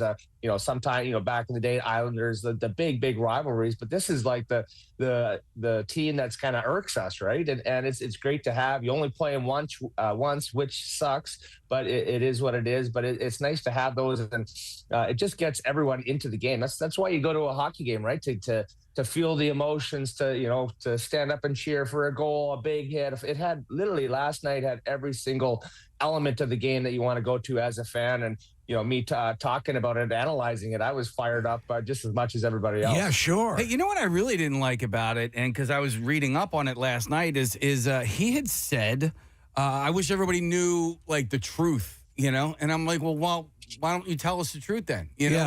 What's going on? Why don't you want to be here? Like, I don't know why you would say something like that and not follow it up with, hey, the reality is X, Y, and Z. I know he's waiting to write a book so everyone in Philly can buy it. Yeah. You see it in 20 years, you're all going to feel really bad. Yeah. The other thing that's a lame thing you say when you want to deflect. Listen, I don't like that they wore orange last night either. Like, what the hell is all with that? It was tricky, right? There was early in that game, TK connecting, he came across the line and passed it like it was passing to his teammate right to their guy, and he's going the other way against our goaltender. So it was a little tricky, but then you kind of, that was a bad turnover. You kind of figure it out. But yeah, it was definitely tricky to start, I thought, for them. Scott, do players get talked to by management about what to avoid talking about when talking to the press, or are you just kind of left to your own devices to do that? What do you mean, like just for these comments that he made they're not a good idea when he's being interviewed, and I don't know if players ever get spoken to by management about, hey, you may want to back off of this, No, I think it's, I remember last year, Travis Konechny was all over him after whistles, like, I can't believe you didn't want to come here. Like all night, baby. It's coming all night. They were all over and hitting him. As soon as he had the puck, especially, guys were on him, just bumping him, frustrated. And he went into a shell last game. And, he's able to get that first goal when the boos were really loud in that first period. So he kind of shut us up for a hot minute, and then it kind of kept on going at him. So, but no, it is.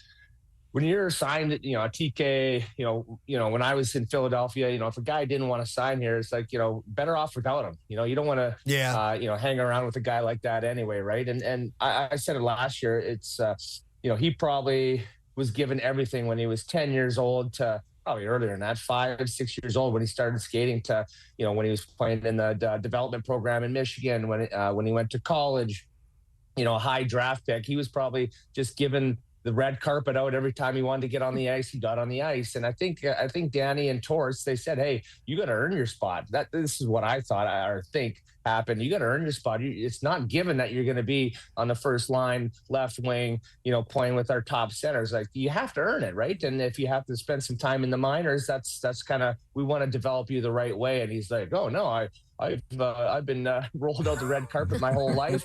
I don't want that, right? And then there's teams that'll be like, hey, we're going to give you this opportunity, and obviously he's a really, really good player, smart player, and he's had a good rookie year, 20 goals, and this year he's already got 20 as well, just over halfway through the season. So he's backed it up. Well, how important is you got to have moments like this? I mean, I think of like the movie The Avengers when there's the collector's cards of Captain America, that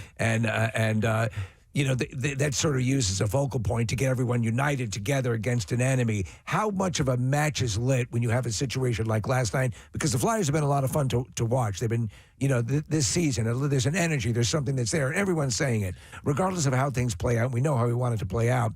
Something like this, to me, is like a second and third wind all wrapped up into one. Would you agree with that? Yeah, absolutely. It's kind of like Las Vegas or Vegas Golden Knights when they came into the NHL. They were the misfits, right? They were the cast-offs of their team, and they used that slogan as their kind of fuel to get them to the Stanley Cup Finals in their first year in the NHL, right? And I think the Flyers are using that as well too. They've been brutal for 8 years. Like, everyone's counting them out, and now I think teams are feeling that they're for real, right? Yeah. And they've been playing great. They've got great goaltending. Their special teams needs to improve to get to that next elite level. But they're building something here. Danny B, Jonesy, Hilferty, those guys have done one heck of a job kind of, sticking to the plan, right? Not accelerating it because, you have a good half a season. They're doing it properly. And, for guys, they're buying in and they're having a lot of fun. Been around them on that road trip, Calgary, Edmonton. It's goofing around. It's work when you need to work. And that game could have come at a better time, right? You come off a long road trip after the holidays, you're kind of down, but then the crowd got them into it. So that's the great thing about Philly fans, is that they can drag you into that fight, even though maybe your body's not feeling it. They did that last night. That was huge. How hard was the team trying to get Ziggy that hat trick last night? Just to put a pin in it. Yeah, no doubt. The game was a long game anyway. There's a couple injuries, the fights, and things like that. If he would have got that hat trick, we'd still be there talking about it. If you had all those teddy bears in Hershey, like filling the stadium. Yeah, the teddy bear toss. Yeah, no, it would have been rain and hats for sure. And how happy he was after the game in that interview. It would have been even maybe one more swear in there. 3 F-bombs. Yeah. So Vladar was named to the Olympic team for Czechia yesterday, and so the Flyers now have 4 players that are going to be playing in the Olympics in February, and maybe more to be announced later. I don't know, but. So they're going to be off for 19 days. What can that do to momentum for a team? I think it's going to be good for everybody, right? The rest, the season, the schedule is so condensed, right? Where you're playing every other day and back-to-backs thrown in there, so you don't get the rest, right? So, I think especially for a guy like Matvei Michkov, who kind of didn't have the best summer training. There was an injury, I believe, and then he started the season slow. So for him, didn't play last night as well. He got dinged up. So for him, especially a guy that is supposed to be your ringer, right? Your all-star, blah, blah, blah. He's got to use that as a great 2.5 weeks to push it from here all the way up to here. And even the other guys too. You go away for, 4 or 5 days, get some sun, but it's the middle of the season. Everyone else is training. So, get back to Philly, get in the gym, get skating, feel more comfortable, work on some power play stuff to get better and, use it in the proper way. So I think these kids nowadays, they, probably wasn't like in the back of the day where you used to have a lot more drinks than these guys now. So they take care of their bodies a little bit better, but so it's fun to see. But I think they'll where they are right now, they'll definitely be dialed in. I wanted to ask you, because doing a little research having you on today, totally forgot about Scotty Hartnell wig night. Oh, yeah. Which is a big thing. I think we even had a few sent over. Do you have a case of those in your house, or do you have your own wig? Did you get to keep one? I cleaned out my storage room the other day. I was just going through Tupper, the big bins, and this one wasn't the see-through one. I went in there, and there was like bobbleheads from Nashville, wigs from the wig night, all this kind of stuff. So I had a good laugh. Just pop it on for old sake, just to see. Well, yeah, it doesn't really fit my head anymore, my hair, but my son was wearing it for 2 days here when we were playing hockey. I'm Scott Hartnell. Oh, that's awesome. I love it. Flyers playing Leafs tomorrow night, hosting Leafs. It's Fish Night tomorrow night. Casey is going to be there. Yeah, buddy. Because he's hosting the musical portion. Yeah, and the response has gotten so big from this that they actually had to move the pregame and postgame concerts to stateside live because the response was so good. And in fact, the venue is really getting behind this as well. So, people that are attending get these really cool Gritty Fish T-shirts, but they're going to be serving split open and melt cheesesteaks. That's named after a fish song. Poor Heart Burgers, Ruby Waves, and a Scent of a Mule cocktails. So, are you a fish guy at all? I don't know. Like, I back in the day, I know like LeClaire was. He's a Vermont guy or whatever. Have you gotten into the band? I'm not a big fan. I probably couldn't name you one of their songs, but that gives me something to do here today. Is I got a little bit of a drive here coming up, so I'll put them on. If you take a 3 or 4 hour drive, you can listen to one of the songs. You can listen to one song. Hey, listen, this one. Listen, Trey is a huge Flyers fan. He's the lead guitarist and singer for the band. Yep. He grew up in New Jersey. He's a huge Broad Street Bullies fan, huge Flyers fan. But there's a song called "It's Ice." Okay, so that'll work for you. Okay, sounds good. I'll put her on today. Hey, you know what, Scott? I'm going to bring you into a conversation we had before we got on with you, and we were talking about we were kind of reassessing last year. The past few days, getting back after the holiday and everything. What was your favorite new TV show that you came across in the past year or so? And I'm not sure if you're a big TV guy, if you like a series, or if you're more movie. But is there anything that stood out to you? I think the one I think I'm naming it right. Nobody Wants This. Yeah, that's with the Jewish rabbi. That was the second season came out. I liked that show. That was a lot of fun. Kristen Bell. Yeah, it's sort of a rom-com, is it not? A rom-com. Really cute, and my wife loves that stuff, obviously. And sometimes I don't get sucked into those ones, but that was cute. And Emily in Paris. I'm going to sound like we know who controls the remote in your house. I thought you were going to say like Letterkenny or like Shorzy or something like that. Emily in Paris. Yeah, there's not too many hours in the day, right? You got kids, you're going to work out, you go to practice, you go to work at night, and when you do have those off nights, she rules. She watches all the housewives. All right, thank you, Marissa. By the way, and thank you to whoever texted this in. Somebody texted in from their 6-year-old son Joey. They have what's called I've heard of it referred to as a boogie board. It's a little digital thing that you can draw on, you can sketch on. And Joey wrote, Preston and Steve wrote our name on there, made a little logo out of it.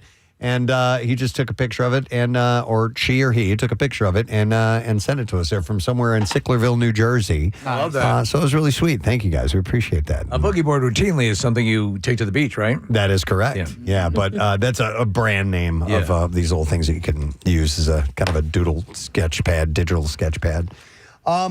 So I need to do this because I have these inboxes in my desk in the office area, and the one that gets filled up the most is my survey says. And I'll just end up throwing these away if I don't get to them. So we get inundated. And initially the step off was that these were absurd surveys that a lot of these prep services will send over and, hey, talk about this. And we just thought they were laughably bad. But it turns out some are actually pretty good now and then. Well, we'll start with this one. How many Americans believe in aliens, Bigfoot, and the Chupacabra? There was a YouGov poll of 1,114 adults nationwide, and more than half, 56%, said they believe in aliens. That includes 18% who think they definitely exist, and 38% who think that they probably exist.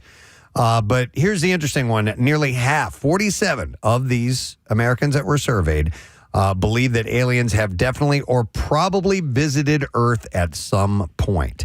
That's where I kind of draw the line. I do believe, without question, there's intelligent life in the universe. It's just so gigantic. But it's so gigantic, I don't think there's any chance they've ever been to our home. What do you think the potential is for entities of that ilk that are within our planet, that are within our deepest oceans, that are a la the abyss? Interterrestrial. Right. Yeah. Which is another sort of trendy theory as of late. There are other dimensional, perhaps, live within our confines. So when you start talking about dimensions, I get lost. Right. It's a really. What about the fifth dimension? Were you a fan of them? I mean, up and away. Come on, man. No, I once you and I've seen videos trying to describe dimensions and I get a ballpark idea of how it works, but it's so avant-garde that it's hard to wrap my mind around. That two things are occupying the same. No. There was one. I saw a science program when I was a kid that kind of made me understand it a little bit, and it said, imagine a two-dimensional world, something that has length and width, but no height, no depth to it at all. And all of a sudden, this two-dimensional object is whisked away up into the air and above, and then is returned back down. It couldn't go to its fellow two-dimensional things and say, hey, I went there. It wouldn't be able to point to where it went. It does not have the ability to comprehend or do that. Right. And I'm like, okay, so we're in 3 dimensions. And there's no way that we can point to or indicate where a fourth or fifth dimension or these others might be. Well, the fourth dimension is considered time. Time, possibly. And I understand that because when you say there's a where, you use the 3 dimensions to indicate where something is.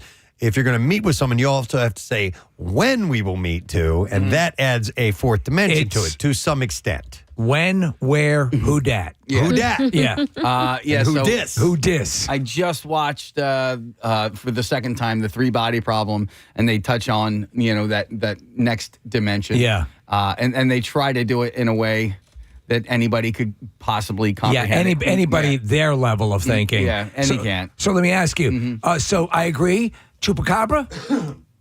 What is the percentage of chupacabrites? Because I would think within chupacabra is very much believed to be a thing in South America, in Mexico. The connection to that is a little bit more profound. Of these people that were surveyed, only 16% believe that it exists. 60% think that it likely or definitely does not, and 24% aren't sure. Now, I know you said many times you firmly believe chupacabra exists. Of course, yes. In fact, I think I have a chupacabra living in my backyard right now. Yeah. No, I don't know. And then to me, this is like the Jersey Devil. If you go to Bigfoot, fewer people feel the same about these other beings. Bigfoot, also known as Sasquatch, has the second highest number of believers at 28%. Only 4% think the legendary ape-like creature definitely exists. 24% said he probably does. 60% said he probably or definitely does not. Do you know where the numbers start to skip up when you bring up the subject of moderately large foot? Yes, not full-on big. Yeah. But you remember when we had Jane Goodall here, we asked her about, there was a theory out there that she may have said she was open to the idea of a Bigfoot-like creature. And she said, I mean, do I believe that there are things that have not been discovered yet? In fact, yes, species are being discovered regularly. Chupacabra. But the thing is this is a large, animal, whatever you want to call it. And that's a lot harder. I saw a documentary that suggests that they can blend in with the trees. Okay. And they will step out from the trees, and you'll see them with their full families and I saw kids. that same documentary, The guy, Harry, I believe, was leading the research facility. Oh, Mr. Henderson was the Mr. one. Henderson. Yeah, that's right, yeah. So more people believe in the Yeti. 3% said it definitely exists. 20% said it probably does. Well, here's the difference. You can walk into a store. You can purchase a Yeti. You can drink from the Yeti. No, that's not the same thing. This is the abominable snowman, a Stanley. The Loch Ness Monster has 3% who say that it definitely exists, and 19% think that it probably does. By the way, I love all of the shows that are involved with it. Even if I don't believe in it, I think it's kind of fun to entertain the notion. I used to. Yeah. I've lost my interest in it. Yeah. There was a time where I thought it was the coolest thing to look at these studies, but I've seen enough of them. What do they call it? Cryptozoology, right? I guess so. Cryptozoology is the study of these legendary creatures. But each time that I start to watch something like this, I hold out hope that maybe there's going to be some kind of evidence that we missed before. And I'm like, no, we would have already heard about this if somebody had discovered it. There is that little, there have been things that were told will absolutely not happen, and that end up to like Neil deGrasse Tyson or any Derek Pitts. The notion, we know a percentage of things, but there's still so much that we don't know. Right. And as you said, we're discovering new species all the time. And if you talk about the things that might exist there was a picture, it was just making the rounds, a research underwater drone basically sent down to something like the Marianas Trench, caught a picture of something that seemed to be inordinately large. It was not a squid or a sperm whale. Oh. It looked like something wholly other, and they don't know what it is. Yeah. So in the ocean, and at those crush level depths, sure, I believe there's lots of stuff that we've never seen before that never comes up that far. But in Loch Ness, they've covered it pretty extensively. They've scanned the ever-living F out of that. I think that if there's one, there's got to be more. And if there's only one, it's been gone for a long time. Well, that's not true. Godzilla. There's only one. There's only one. Yeah, I guess so. What the funny thing is, though, Preston, when you go to Loch Ness and you say, okay, this is ridiculous, and there's no plesiosaur in here, and you stand along the banks and there's that inky black Loch Ness water, for a few seconds you go, maybe it's something. I don't know. But anyhow, that was part of a survey, and I thought you might find that interesting. All right. Survey set. This is a survey of over 2,000 adults that passenger habits that drive Americans crazy. Passengers in airplanes? Your car. Oh, car. Yeah, car passenger habits that drive Americans crazy. So not you, you're the driver. These people are in your car. You're the lord of the car. They're invading your space. What is it that drives you crazy? About 4 in 10 drivers say backseat driving is the most irritating passenger habit. Also, figuratively and literally, when somebody reaches around you and grabs the wheel. Yeah. I don't like that. No, I think my number one thing is you don't touch the stereo. Don't touch the radio. That's definitely got to be one of them. That is my number one. Unless I have given you the orders that you are the DJ. Do you know what you are? Yeah. You are cargo. Yeah. You don't do anything. You sit comfortably in your seat. A good driver will check if you're comfortable with the temperature and so on and so forth, and may proffer what would you like to listen to. But you don't take the initiative and start fiddling around with anything. Hey, they've ranked 30 different things on this. Changing the music without asking is number 7. I don't even want you changing the volume. Sure. Like you can ask. You can't do that. Yeah, it's the driver's discretion. And if you want it turned up, you can say, "Do you mind if I turn this up?" How long until you're like sweating in the car, and then you can ask them to open a window or turn down the heat? Oh, as a passenger, Yeah. I will say, I'll say, do you mind if I crack this window a bit? Right? Okay, that's a nice one. I think if you're in the front seat, I think that you have full reign over your own personal, because now they have dual settings. So I think you can change your own dual settings without. I even think asking. you still ask. Yeah, I'd still ask. I wouldn't even ask. I wouldn't even care if you changed your own dual setting. Do you as the driver, Preston, someone in the passenger seat? I mean, I don't think you'd be livid, but if someone, do you mind if I turn the heat down on this? Oh, no, not at all. I mean, you can ask. Yeah. You're too warm? Yeah, sure. Yeah, absolutely. yeah. And then if it starts getting ridiculous, then I might, What, were you born in hell? Yeah. I'm gonna go through all these with you guys. Okay, so we'll start at the bottom at number 30 because this is one that caught my eye. Sucking air through their teeth. What? I think like that. Not even as a passenger in a car. If you're sitting in proximity and someone's sucking on their teeth. Number 29, reclining the seat too far back. This is as a passenger. I think if there's nobody in the back seat, you can move that back as far as you want. You're absolutely fine. It's fine with me. Yeah. Number 28, falling asleep and snoring. I was waiting for that one. Yeah? That is so me every time I get in a car. You fall For a asleep. short drive? Instantly. Well, there's something about the motion of the car. Same with trains and buses and stuff? Anything that's moving. Yep, When okay. I was a kid and I couldn't sleep, my parents would put me in the car. I also spent many, many years just like napping while they were in their offices. I don't find that annoying while I'm driving. I don't even find snoring annoying while I'm driving. If I were trying to sleep myself, then snoring is annoying. Stop snoring. I'm attempting to drive. All right, number 27, critiquing your parallel parking. Suck it. Yeah. By the way, any parking. I'm a good parallel parker, so that's going to be a crack. Well, hang on, though. And I'm not talking about you, Steve, because you're a good one. What if you're doing a terrible job? And you know that you're doing a terrible job. Well, I think unless it's solicited, I think you shut up. If they're a newer driver, then I think that it's warranted as a passenger. But I wouldn't want somebody critiquing my parallel parking while I'm driving. So these are annoyances when you are the driver. Hogging the armrest. You shouldn't. Does that even exist anymore? Is Yeah. Is there a common arm? Yeah, the center console. The center console? Yeah. Yeah, I can't say I've ever seen anybody do it. You know, I get small when in other words, I hold my arms in. I mean, I don't do the stretch on it. Even on a plane, if there's a center thing, I'll just. Oh, I spread out. I've got my arm out here. I've got my left arm is up on the windowsill. You're a window seater, right? Mm-hmm. Yeah, so. Sometimes we'll hold hands, like Matt and I when we're driving, but I get nervous when he goes to hold my hand and he's driving. I hold it really loose so that he can yank it away at any time. Yeah. No, but I'm talking about when driving a car. I'll put my arm up on the my left arm up on the windowsill right. while I'm driving.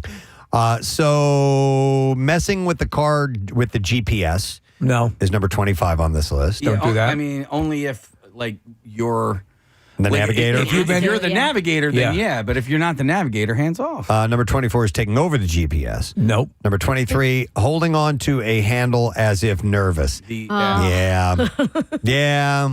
Come on. You've seen the memes are plenty about my wife usually my wife or girlfriend saved my life today. Yeah. And you see her coiled up in the seat screaming, and there's a car way in the distance. Yep, I know that one. Number 22 is telling you you're riding the brakes too hard. I don't ever really get that. Again, Number 21 saying you're a little too close to the curb. Number 20, wanting to make unnecessary pit stops.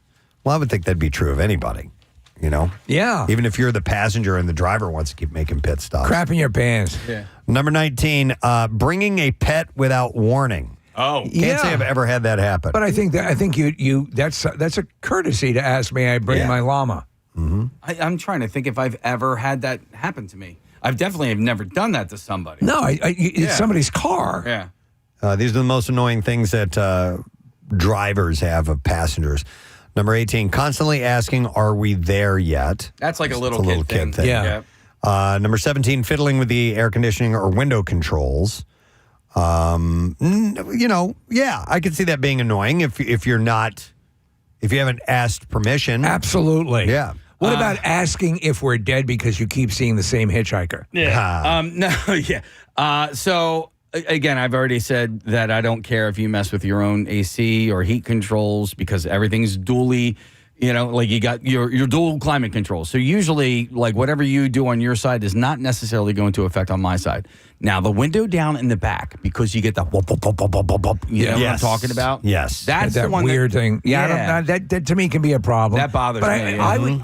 I think we're all kind of suggesting that we're very conscientious. If someone is doing the favor of giving you a lift or driving, if they're taking that, then you show maximum deference to the driver because they're your conduit to safety. Yeah. Yep. All right. Number 16 is not offering gas money. That's usually like a teenager thing. Like a newer driver, people who, once you're seasoned, it's like, okay, I'll drive, you drive, whatever. It doesn't matter. Or switching who pays. Mm-hmm. I have some friends that don't drive, and if one of us drives to the shore, and we have to stop for gas, they usually jump out and pay for it. If someone's driving me, if they want to drive someplace, I will offer to use my mouth on them. I used to, my senior year of high school, I drove to school every day. So I was the guy who drove, it was 3 or 4 different people I drove to school every single day. And I asked for gas money. I'm like, I think that's if they're benefiting, I think you can't just expect someone to eat. I remember them kind of being like, what? And I'm like, You're driving there anyway, right? Yeah. Yeah, but I can't charge you. There's a couple here I'm noticing on this list that Rochelle and I do to each other. Number 15 is saying, I would have gone this way. Oh, my wife did that yesterday. Yeah, Rochelle does that to me. Yeah. Does anyone not do that to each other? Number 14, pointing up the speed limit constantly. No. Knows people or I don't like that. Oh, okay. Yeah. Thank God Claire doesn't do any of this. Number 13, I do this to Rochelle, saying you could have made that light. Oh, We could have gotten through that. Come on. I don't say that, but I just huff really loud. Yeah, we Press, you and I, we grabbed some dinner before the movie last night, and as we were leaving the Shake Shack parking lot, there was a. We were in front of you, right? Yeah. Rochelle could have made that light. We couldn't have. But like, if she would have, I might have tried. But pulling up, I'm like, she's not going to go. And you know what's really, really funny about that is I know the way that she drives, and the second she started pulling out before me, I was like, God damn it. Now I got to drive behind her, and I've got to make every single decision that she makes. She's a very safe driver. Appreciate that. Safe driver. Number 12 is giving unwanted directions. Yeah. Rochelle does that to me. I don't like that. Number 11, being late for pickup. If you're picking them up, Right. you're the driver and you're going to get them and they're not ready. I think if we're that's going to meet at a certain time, unless I there's agree. some unforeseen circumstances, yes, you should be there on time and early if you can be. All right, this is the top 10 of most annoying things that drivers have of passengers. Number 10, talking loudly on the phone. Yeah. I don't ever really have that happen. No, neither do I. Yelling, brake, when you're already slowing down. Anything that you do to distract the driver like that is bad. Mm-hmm. Number 8, slamming the door too hard. Yes. I don't get what that's about. I think it's the different cars have different weighted doors. Mm-hmm. And there for a while, my kids were just, bam, like slamming my car door shut. I'm like, you don't have to close it that hard. Any car made within a certain time frame now, if I close my door, it will close it further. Oh, you get a soft close? Yep. Oh, wow. Good. Changing the music without asking. We already covered that. Number 7. Number 6, putting feet on the dashboard. No. I don't really have that happen, but yeah, that would bother me for sure. I also think it's dangerous in a collision unless you want your groin to go slam through your head. Oh my God, yeah. I used to hang my feet out the window. All right, yeah. You know, I was like a teenager. That's I what would occasionally drive with my left foot out the window. Did you really? Yeah, for real. Oh, wow. Absolutely. That's how Heather Mills lost her legs. That's that. I thought it was a landmark. No. So let's see here. Number 5, saying watch out even when nothing is wrong. Nothing's going. You're like a nervous passenger. Number 4, eating messy or smelly foods. That is inconsiderate. Unless you have the go-ahead, I'm going to have ribs on your seat. The number 3 complaint is someone who complains about your driving. Shut up. Yeah, nobody wants that. Number 2 is leaving trash behind. Yeah, my bad. kids. My kids, man. No. Yeah. Oh, yeah. Yeah, pick it up. Come on. They would put it in the little pocket behind the seats, you know, the driver's seat and the passenger seat. They would leave it in there. They leave it in the doors. Like, I bring a little vacuum in case any dried skin has fallen down on the seat. I will vacuum the seat when I get up. Dried skin? Yeah. And then number 1, yes, was backseat driving. And we let off Do you know that one. The one thing that Claire and I, it will happen, we come up to an intersection and I'm making a left or whatever, and the other person has the right of way, and they've gotten to there first. I don't like they're going to wave you on or whatever, especially because like in broad daylight, you can't see. Yeah. I can't see what's on the windshield. So I will literally sit there and look the other way until they go. Yeah. Because I'm like, listen, wonderful, I get it. But if we just followed the rules of the road at the intersection, it will work. Simple as that.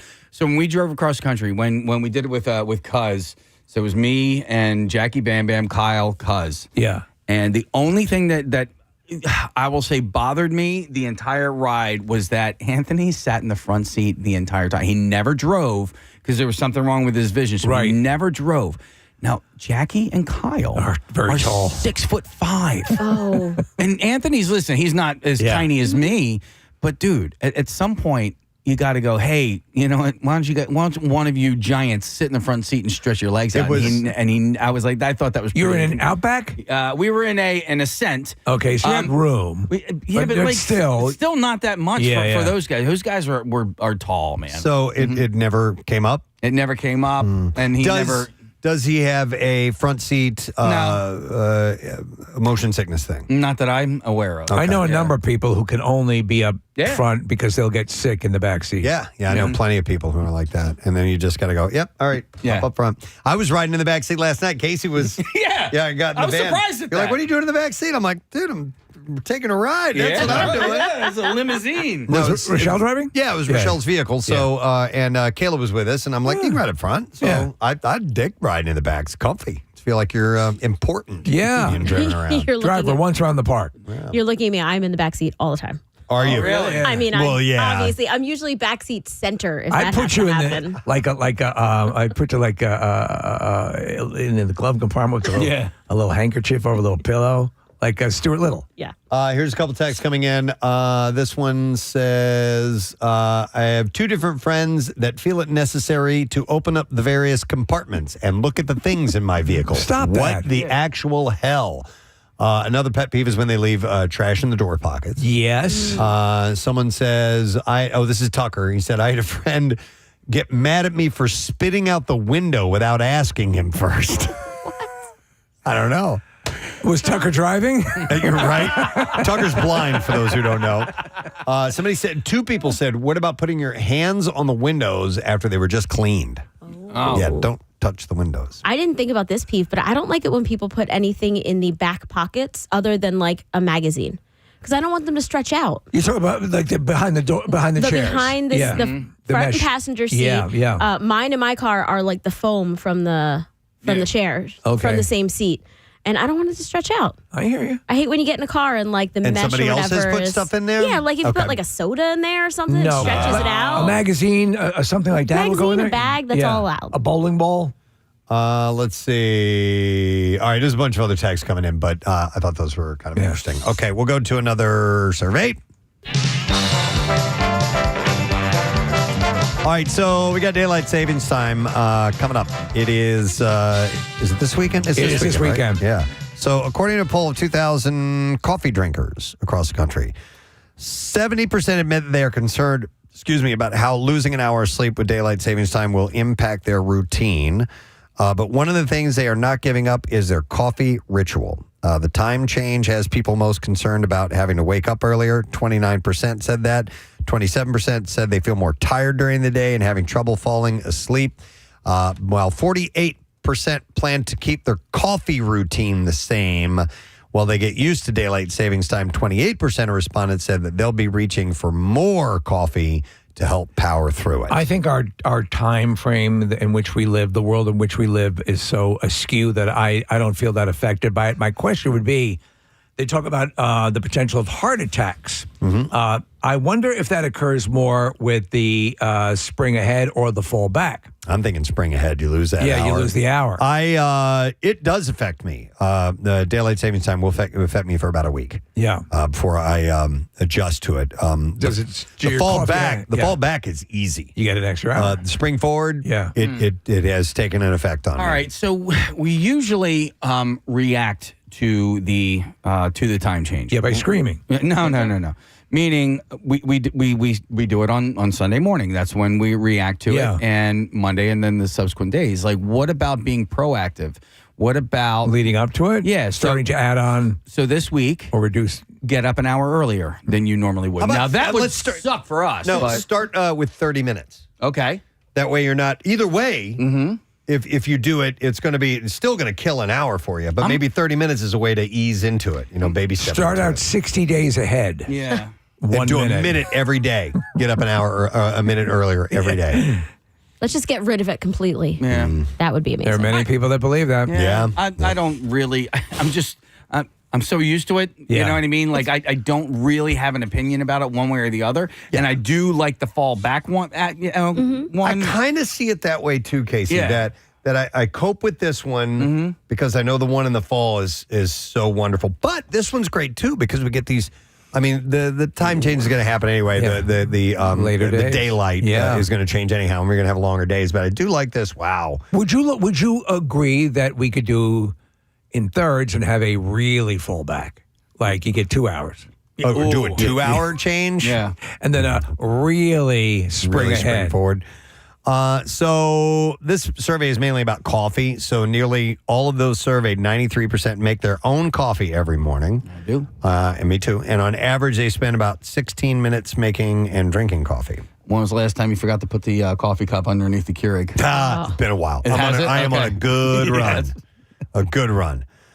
So apparently, people spend more time making and drinking coffee than they do showering, eating breakfast, and doing their hair and makeup. No. The average person takes 11 minutes showering, 9 minutes eating breakfast, and 8 minutes to do your hair and makeup. I don't make coffee at home. Later on in the day, I'll make tea when I get home. Do you have a coffee maker? Yes, I do. Okay. Yeah. So it's there. I virtually never use it. And then my shower routine is pretty military. I'm not washing my hair. I have none. So it's pretty streamlined. From the time that I wake up, I'm completely done with the morning ritual in under a half hour. Okay. Yeah. Yeah, I'm about 25 minutes or so. But to make sure they still have time to brew up their cup of caffeine, 21% said they plan to shave off more time from their morning routine. If they woke up late and needed to cut something out of their routine, only 15% would skip their coffee. They would make sure that happens over things like making their bed or shaving or packing lunch or whatever it may be. In the morning, do you ever make kebabs? Don't. Okay. Nope. Do Never? not make kebabs. Quit. Interesting. I gave it up. It just takes too much time. Yeah. Because you got to get the grill right. Yeah. Okay. Yeah. So it's probably more of like an evening, afternoon, evening thing. Yeah, that makes more sense. A good morning kebab. Survey says. Moving on to another one. It's going to be our last one, so let me make this count. Let's see. I got a bunch here, like I said. How about... Yeah, here we go. All right. According to a survey of 1,118 adults, 39% of workers admit having cried at least once at work. 25% have cried once or twice. 14% have done it multiple times at their desk, in a meeting, or privately, like in a workplace bathroom. I've certainly cried here. But we've cried for... I think I would probably make a distinction. Cried because of work. Of work, but we've cried because of like the loss of Pierre, and we've cried because of that. So we certainly have done that. Kathy leaving. And the whole deal. But I mean, I always, my mind went to you're being mistreated, your boss is writing you or whatever. I've never had that situation. No, it just says cry at work. Okay. Yeah. So it's not saying, it says whether it's your job or something outside of work that led to the break room breakdown. So it doesn't matter. Okay. So I say if you're at work and you find out that your cubicle partner is a chupacabra. Yeah. That's well, those might be tears of joy. Oh, yeah. That's still crying. I told you. It's still crying. I've cried. Yeah. Yeah, absolutely. There's been moments where somebody's like really terrible to you. Yeah. Oh, are you talking about like a workplace issue? Okay. Yeah. All right. Mm-hmm. We can just leave it at that. I haven't had that happen. Good for you. But I have had. I've gotten tragic news. I've heard of things that are just bad news in general. Well, we were starting to tear up earlier talking about Goosebumps. Yes. So it does happen. Yeah. So another 21% said they have not broken down in tears at work, but they felt close to it. Only 39% have never cried or almost cried on the job. Let me rework this, if I may. Which coworker is more likely to make you cry at work? An alien? Loch Ness Monster? Okay. Bigfoot or Chupacabra? And don't leave out the Yeti. Oh, yeah. Okay, Yeti. But why would a Yeti make it, cry? They're they're adorable. Huggable. Abominable and adorable. I would say an alien. Yeah, because you don't know. The anal probe comes out. Yeah. You're never getting your snack. Plus, those might be tears of joy, too, that we finally have found. I love the way this feels. But no, it's you know, and it also depends on. Well, I guess it wouldn't. I'm going to say crying in front of other people at work would depend on how close you are to them, maybe, and you don't mind sharing that vulnerability. Would you ever walk into another business that's not your own and start crying? Just start crying. I'm sorry. I couldn't do this at my job. I have to be with people I don't know. I'm just so sorry. Oh, my God. They put me on a project with a chupacabra. But it can be, I remember when I was younger, and I couldn't tell you exactly why, but I remember tearing up in front of coworkers and being mortified. What was the job? Radio. Oh, okay. Yeah. But just being mortified at how dare I can, I let them see me like this. Was this the big dog? No, it wasn't Big Dog. No, that guy was a dick. But I have since learned to, and of course, being in one place for, 25, 28 years, however long it's been. You've got to hide your love away. Is you get to know people more, and it's easier to open up like that. Anybody want to have a good cry right now? No. Yeah. Okay. So 27% said they feel confident and secure in their job and never worry about losing it in front of other coworkers. Well, you can always lose your job. Yeah. Yeah. I mean, some texts are coming over. One said, oh my God, I wish I only cried once at work. There's some people who encounter all sorts of and my heart goes out to you. Our collective hearts go out to you if you're in a situation where there's so much stress, you're called upon or put upon, or your superiors or whatever are just dicks, or it's horrible. Here's a text that says, I cry at work almost every day. Oh. Yeah, that's terrible to hear. Do they test mascara? They cut onions. It's my job. What's your job? I'm an onion cutter. I can never. I'll never get used to them, and I love to cook, and I cook onions I cut onions every week for my lunch, right? Without fail, it's tear up. I cry like crazy. It hurts, stings. Are certain onions more cryy than others? I think they are. Like the yellow onions, maybe make you. I don't know. More. I find the red onion to be pretty formidable, and that's what I put in my lunch every week. And I do every trick in the book. And one that I thought made most sense is. I saw a study that was done in that whistling, and I don't do that, but it's the act of you're blowing out air, and it blows out that the debris, whatever's coming from the onion that gets scared up in the air. These help. Those would help a lot, Steve. Blinky eye. The blinky novelty eyes that we have in here.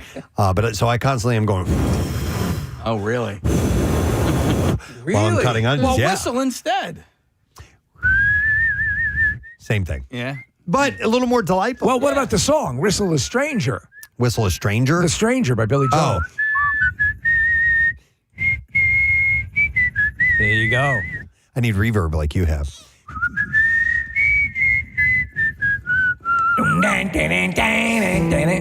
It's a great song, by the way. Oh, wow. Is this guy a professional? Is that Billy Joel? Is that the professional? I always thought it was Billy doing it. Yeah, I don't know. Oh, the whistling part? There's a professional whistler who's on a couple of songs. Yeah, I thought it wasn't written into the song. He just started doing it while he was playing the intro. The Beatles used to whistle a lot when they were writing. John and Paul would whistle melodies. It's how they would kind of sometimes come across them. I'm not confident enough in my whistling to, if I were a songwriter, to put a whistle part into the song. Just on that off chance that I just wouldn't. Because sometimes I can't whistle. When you're eating crackers. Well, no, but this is maybe last year. I was like, oh my gosh, my whistling days might be over. I was like, I just couldn't do it. But now I got it back. You got it back? There's your new inspiring movie. There was a time a few years ago where I lost all falsetto in my voice. I have a lower register, so my that's as high as my falsetto goes. Then I'm going into falsetto there. I could not do it. Yeah. It stopped. So when I would sing in my car to whatever I'm listening to, I'd try to go up there and be like, Wow. And it was gone. I've had things fluctuate in and out. My higher range is pretty good. Obviously, I do the junk drawer thing every week. So, yeah. Yeah. But it's alarming. When did you discover you got it back? I don't. You got a letter. It lasted. No, it lasted for like a year. Yeah. I went to an ENT to get it checked out, and they couldn't find anything that was really wrong with it. And I see nothing. You're a proctologist. At some point, it just came around. What is this? This is when the doctor came in and gave me the bad news. I have something to tell you about my falsetto. You will never sing the Bee Gees again. Well, you can sing some songs, but not tragedy.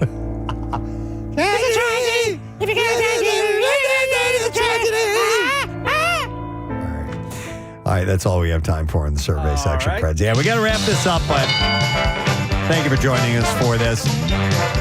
We will indeed take a break and come back in a moment and get the bizarre file when we return. So we'll be back with it. Hang out. I can't get into that. So You don't have a particular favorite Real Housewives cast? No, I don't know. I couldn't name you one person on them. But you know what I'm getting into, actually? I just watched it before Christmas, and I probably sound like an idiot saying this, but Breaking Bad. I haven't seen the show. Hey, so it's I'm not too gonna late. go all Listen, in. I got in on that like maybe 2-3 years ago, and that was like 8 or 9 years after it came out, and I watched the whole thing. It's never too late to watch. That's one of the great shows on television ever, so you'll dig that. So that's going to be my goal here to get that dialed in here in the next 2026, I guess. So What shows are the kids into? Preston, I thought you were going to talk about jug handles. You guys talked about that this morning again. And You went through your first jug handle like live on the radio with us. It's a constant mystery for all of us. We drive in Jersey. Yeah. Well, what shows are the kids into? Because I'm sure they're on all the time in your house. Yeah, SpongeBob was a big one at That's the a end win. of last year. And I never grew up. It was a little bit kind of past my when I was a kid, so I was kind of watching this. I'm like, geez, this is it's a great crazy. show. Yeah. The girls love the princess shows and whatnot. Just like you. Barbies. Yeah. Yeah. Hey now, who was that? That's great. Nice. Dirty duck. So what did we watch? So it was Zootopia 2. That was a fun one to watch. Moana 2. Saw that the other day. How old are your kids, Scott? 7, 5, and 4. Oh, you're in the thick of it. Yeah, most definitely. It's a great time. I remember my kids like 5 was such a sweet age. That's awesome, man. You're living. That's a great spot to be in. Yeah, no, it's awesome. Thanks. Nice, excellent. All right, well, listen, we got to run, Scott.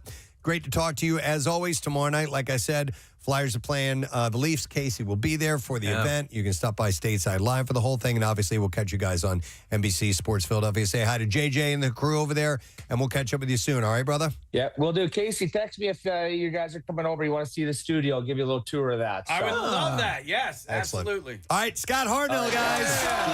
Thanks, bud. We'll talk to you. Wasn't expecting Emily in Paris. That was hilarious. Was not expecting Emily But in you Paris. immediately know who controls the remote. That's great. I love it. I love it.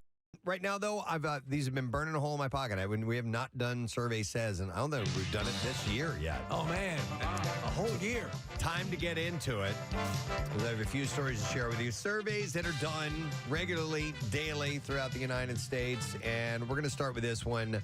It was a poll of 2,000 adults, and they asked about the most common reasons that New Year's resolutions will fail on you. Okay, so 40% of people polled set a resolution for 2026. If you just isolate Gen Z, it's 71%. There you go. Which is the highest of any age group. Mine is standard. It's lose weight. It's to be more healthy, and I did that again this year. That's the only one. I can't think of maybe years past when I was a smoker, it was to quit smoking or something like that. But that's always been the same one for me. The survey is of reasons why they fail. Reasons why these fail, but I just started off with people that set resolutions in the first place. I think a lot of people set unrealistic goals. Yeah. I think that's it. They don't do it as incrementally as they should. Right. Maybe reduce smoking or try that way. A lot of people just go hard line, and that inevitably fails. More than half of them, 52% surveyed, believe that New Year's resolutions are an effective way to reach goals. 2/3 of resolution setters claim to be all in and totally committed to achieving what they set out to do. And another 26% admit that they are not fully committed. Did you guys set any for the year? No, Okay. I haven't set New Year's resolutions in a long time. Marissa? I didn't think of it as an effectual New Year's resolution, but the other day I started to think I'm going to once a month try to actually catch up with somebody who I say, let's catch up soon. Okay. That's a good one. Yeah, like that. somebody I haven't talked to in a while. So not one of the classic, the smoking and Losing weight, drink, work out eating more. better, exercise, sleeping around. having sex with multiple partners at the same time. Group orgies. Yeah. Those are attainable goals, I think. Yeah. You know what? So I didn't until I'm on an app called Strava.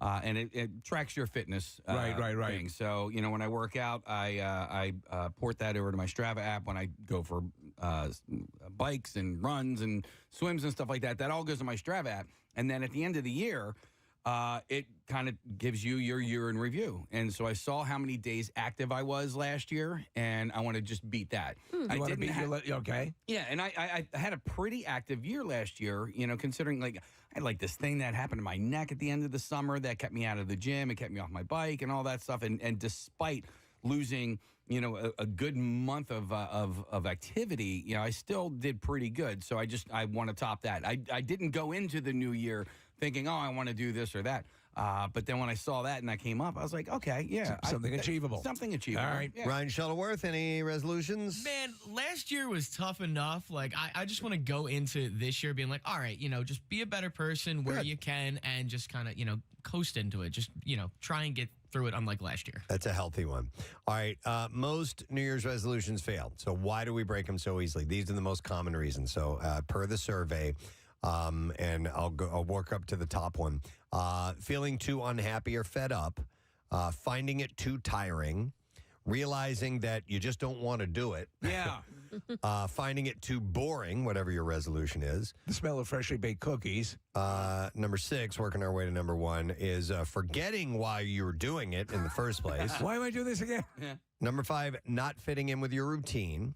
Number 4, not seeing results quickly enough. That's a good one. Yeah. I have had that happen to me before. It was 2 years ago where I wanted to go into a weight loss regimen, and I worked hard for 2-3 weeks, and I didn't see any results, and I'm like, oh. What am I doing this and for? then I just fell off. Yeah. I fell off of it. It was stupid. And the following year, I got it together, and I soldiered through and realized that sometimes it's a slow start. And I've been eventually, doing this for 4 hours, and I have seen no results. And eventually, you get to some momentum.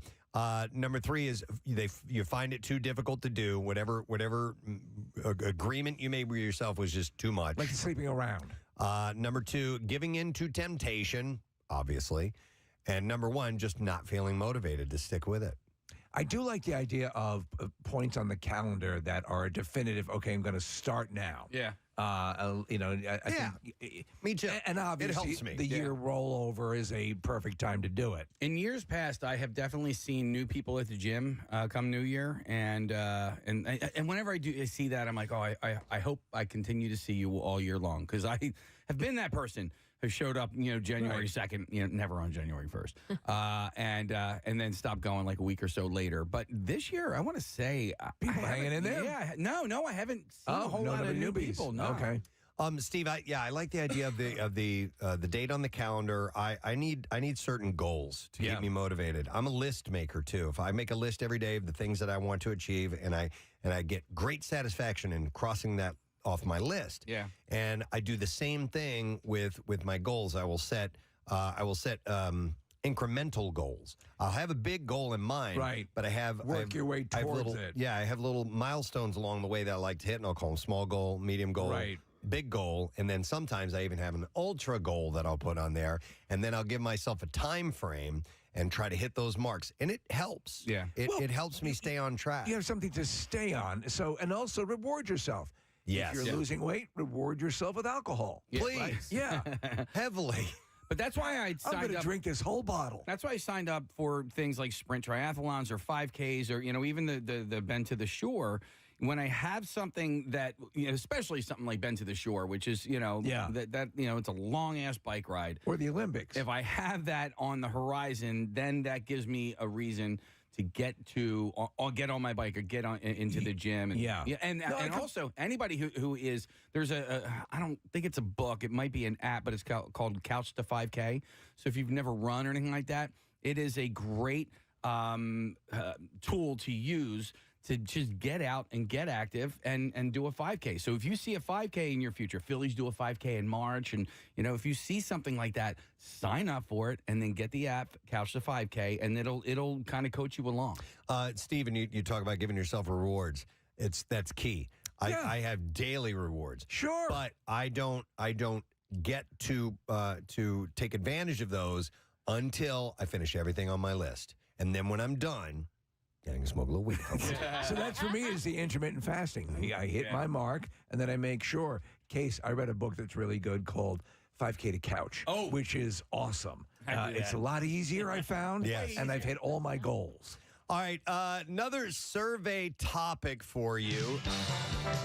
This is a survey of 5,281 U.S. adults, and the question was, where do you most often dispose of your fingernail clippings? Oh, trash can. Trash can? Yeah. Okay, so you generally do it over trash can. I try and do it over the trash can. Steve, toilet. Marissa, do you have a spot where you deposit your clippings? Toilet. Yeah, I'm toilet as well. Ryan, where do you get rid of your clippings? Trash can for me. Trash can, okay. Number one on the survey is trash can. Hey! In fact, overwhelmingly so. 73% of people dispose of their clippings in trash cans. We're the loose cannons. We are. Yeah. But we're second. So not too bad. But only 7% of people use the toilet. You don't do that? You have a mark. All right. Thank you so much, Marissa. Why don't we take another crack at some interesting stories via the Bizarre File? WMMR presents Preston and Steve's Bizarre File. Brought to you by Horizon Services. Protect your home's HVAC, plumbing, and electrical systems year-round with Comfort 360 from Horizon Services. Just $19.99 a month. You can join at horizonservices.com. Using AI to manipulate photos has unfortunately become the norm in the real estate industry, with realtors using various models to radically transform properties to the point where people just can't trust what a property really looks like. However, in extreme cases, AI can add some truly bizarre hallucinations that not only make zero sense, but can creep out potential buyers. This was from last week. I didn't get a chance to get this, but a Washington, D.C. property recently went viral on social media because of a unique detail. It was a horrifying flesh-eating monster seemingly crawling out of the bathroom mirror to grab a flower pot on the sink. So they put this up in an ad? It's AI will sometimes. Yeah. So it added this hallucination. Yeah. So they must not have checked all the photos properly. There's the problem. Before they posted this. That's hilarious. And it's the kind of thing that AI hallucinating an AI algorithm could create. But what boggles the mind is how the realtor posted the photo without noticing the nightmarish intruder. Casey, here's a picture Oh my of God. it. It's like from The Ring. As the photo started doing the rounds on social media, the listing reportedly for a property in Fort Totten was swiftly taken down for apartments.com. But by the time the Internet Archive had already saved a copy, the original post featuring Creepy Monster was still around. And it's believed that the realtor was pressed for time and hit the publish button without bothering to check the photos before posting them. But the real crime is that they didn't even label it as AI edited either. Well, the funny thing is that for years, if you've ever gone house hunting or apartment searching or whatever, and you look at the pictures, the fisheye lens, the crazy angles, the lighting, the Photoshop. So this is just part of that nonsense. It is, but they're supposed to add AI edited so that you know, and they left it out. So we're supposed to believe that this thing was real coming out of creature crawling out of the mirror. The mirror dimension. Oh, I'll take it. The Washington State Patrol says that a man was ejected from his car, knocked unconscious in a rollover crash near Milton early Sunday morning. Now, when a bystander stopped by to check on the crash, the injured driver regained consciousness and then pulled out a gun on the bystander. They were just trying to help out. According to Trooper Cameron Watts, the driver then left the scene, but troopers later found him with injuries consistent with the crash. He would be medically evaluated before possibly booked. Footage captured on traffic camera shows law enforcement approaching the scene with their rifles pointed at the car, but the driver was not inside at the time. So for whatever reason, the person gets in an accident, somebody's trying to help and pulls out a gun on him. A shipment of ancient weapons intercepted at Philadelphia International Airport has been seized by U.S. Customs and Border Protection after officials determined the items were likely smuggled cultural artifacts originating from Iran. Officers discovered the dozens of swords and arrowheads during a routine cargo inspection. The shipment had arrived on a cargo flight from the United Arab Emirates and was bound for Jacksonville, Florida. Officials initially detained the items and turned them over to local archaeologists for evaluation, a process that took several months, by the way. Robert Whitman, a former FBI art crime investigator from Delaware County, who helped establish the Bureau's art crimes team, said the discovery underscores the scale of the global black market for stolen antiquities. He said federal agencies have specialized teams dedicated to investigating the illegal trade of cultural artifacts. The archaeologist from a local Philadelphia university who did not want to be identified dated artifacts between 1600 and 1000 BC from an area near the Caspian Sea in Iran. The items are believed to have been illegally excavated from ancient burial sites. Objects of that age and origin can command significant prices, at least six figures, hundreds of thousands of dollars in value. You remove that stuff, aren't demons going to come after you? Yeah. Right? They'll crawl out of the mirror in your bathroom for crying out loud. And eat your potted plant. If you're not careful.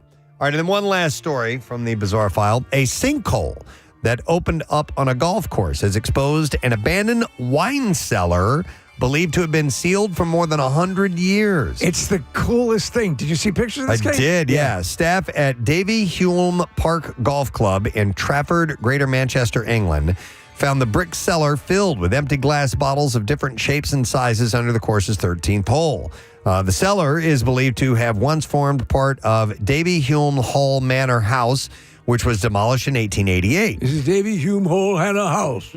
Steve Hopkins, deputy head greenkeeper at what is believed to be the fourth oldest club in the country, made the discovery on his morning inspection and said it was basically the first person to go in there in over 100 years. Blimey!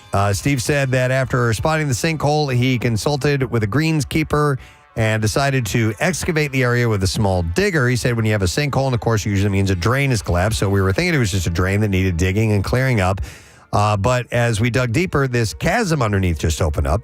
Steve said that he and his colleagues then noticed a brick structure. He was able to climb inside and look around with a light and found dozens of empty glass wine bottles. He said they all looked like they had been hand-blown. Steve said Lucky them. that the structure was part of the course fittingly known as the Cellars and is believed to have been a tradesman's entrance. He said one end of the cellar has a door which has been blocked, potentially leading to a bigger set of structures. It's pretty amazing. Davy Hulme Hall was built by the Hulme family in the 12th century. The Hulme family? Hulme, Hulme, and it was inherited by Robert Henry Norries, who is believed to have founded the golf club on his grounds in 1844. So it's pretty cool. They found this buried underground underneath the golf course, and it's been there for that long. I remember when they were excavating the street that I lived on in Manayunk, they had dug this huge trench, and there was a doorway, like a door. Wow. In one part, and I'm like, what the hell's behind that? You know what's wild, and I think it might have been when they were digging up in Manayunk as well, is they were checking out the old the sewer lines and water lines. Yes. And even these old waterways, water pipes, were made out of wood. I know. That had been there for ages. So there's a series of articles that's in the Inquirer about this kind of war that's raging as we're coming up on 250 years, the history of the country, and there are people who are excavating for antiquities. They're coming up against what they call these amateur privy. Mm-hmm. So, these old bathrooms and stuff that they're finding, all of this stuff as well. And they're like saying, who has right away here? Yeah. Who has the rights to what's in there? To what's in there. And yeah, because they're actually they're kind of a time capsule. They are. Over by the first post office. I think they have some privies behind there or on that property. Yeah. That are Benjamin Franklin related. It's pretty amazing. Stuff. Yeah. I mean, just digging through your poop. I'm here where Ben Franklin took a dump. Yeah. It's a founding father It's a dump. Poopy mass of sorts. All right, anyhow, and that's where we'll end the bizarre file for you. We will break, and when we return, we are going to be giving away tickets to this really cool screening. It's called Hey You Guys. Corey Feldman and Carrie Green of the Goonies are going to be at this screening. It's going to be at the Keswick Theater coming up in actually a few weeks. So that's with our lesson question. We're going to trash and music news, too, so make sure you stay close. Of poop in the trash can. Wow, that's radical. Which is weird. Yeah. I try to clip my fingernails. The toenails, I think it's done at the salon, you know what I'm saying? But my fingernails, I tend to clip. I clip mine at home. But if I don't clip my fingernails, what I'll wait to do is wait for them to get soft in the shower and then bite them because they come off better that way. And then I'll do them in the shower. So you just chew them up in the shower? So, not all the time, but Okay. if that's the only two places for me. Trash can, shower. Oh, yeah, I forgot the other place I put them. Behind the couch. Behind the couch. Yeah. Rochelle loves that. Did you just flick your... Yeah. Yeah, I did. Yeah. When's the last time you've been back there? Why are you hanging out behind the couch? That's when I'm... But I'm not actively clipping. That's when I'm gnawing on my nails and we'll flick them back. What about there. the scabs? The scabs are back there, too. Same spot. No problem. It's a no man's land behind your couch. But the toenails, Casey, I know you go to a salon for your toenails. I do it old school. I put my foot up on the toilet seat and I clip the toenails. So I do it while I'm sitting on the toilet, maybe taking a dump, and I will clip the nails. I'm knocking two things out at the same time, and then I just scoop them up off the floor and throw them into the toilet. So I put my foot up on the toilet seat and I have the trash can behind you, me, and I take a dump into that. Makes sense. Press, you are not down with going to get pedicures, right? No, I don't like it. All right. I had one time. I hated it. Because my pedicurist, she left, but she traveled. What did you do to her? I didn't do anything to her. She just wasn't happy with where she was, and now I'm going to have to go up to your neck of the woods because she's in freaking Lansdale now. What? Yeah. You're going to travel that far? I told her I would. Not all the time. I cannot go to. She's at Hollywood Nails on Main Street in Lansdale. So she's your gal. She's my gal. Listen, anybody who lives in that Lansdale area, if you want to get a great pedicure, ask for Yen. Her American name is Lisa. Ask for Yen or Lisa at Hollywood Nails on Main Street in Lansdale. But she does your manicures and your painting and all that stuff. I don't do manicures, pedicures. Pedicures. Yeah, she does all that. But she's really listen. Why don't you do a manicure if you're doing? I've done manicures because I don't need them. You know, and I really like the foot massage at a pedicure. Okay, it's the foot massage thing that really draws you. But then also. I get ingrown toenails on both of my big toes, and Yen really gets in there. You son of a bitch. It hurts, but it's like a weird pain that I like at the same time. Yeah, I know what you mean. Yeah, but they make you cry, pussy. And I know we've talked about it before, but we should revisit it. You know, the distance you will travel for a service. Yeah. From an individual who is, either it's a haircut or something along those lines, but it's worth it for you for whatever reason. Person. Yeah, so the lady who cuts my hair with regularity, her name's Jackie, and she lives in, I'll give you her exact address. No, she lives in Westbrook Park area. And she used to cut this guy's hair who was a priest at Holy Cross, which is right there. He's now in Vineland, New Jersey, and he travels from Vineland to Clifton Heights. You go with what to get you his know. haircut. Yeah. Wow. Yeah. All right. So, by the way, number 2 is toilet, where you deposit your fingernail clippings. Number 3 is outside. Number 4 is in the sink. Number 5 is I leave them where they fall. 3% said that. Very cavalier. 6% said I never clip them. Wow. Okay. Oh, some people. Do you know I get rid of my old mail in the toilet as well? Wow. Yeah. How long does it take for a nail to decompose? Right. I don't know. You would think a while. Right. It's keratin, right? Yeah. So, I think it sticks around for a long time. Some 7%, 2% said somewhere else, and 8% said they're not sure. I don't know what I do. Forgot. Yeah. All right, so there you go. Another survey. This was a poll of 2,000 smartphone users and owners. 47. This is the top phone habits that people want to kick. They hope to kick. So 47% said they really want to spend less time on their phones in general this year. The average person spends 3 hours a day on their phones. Wow.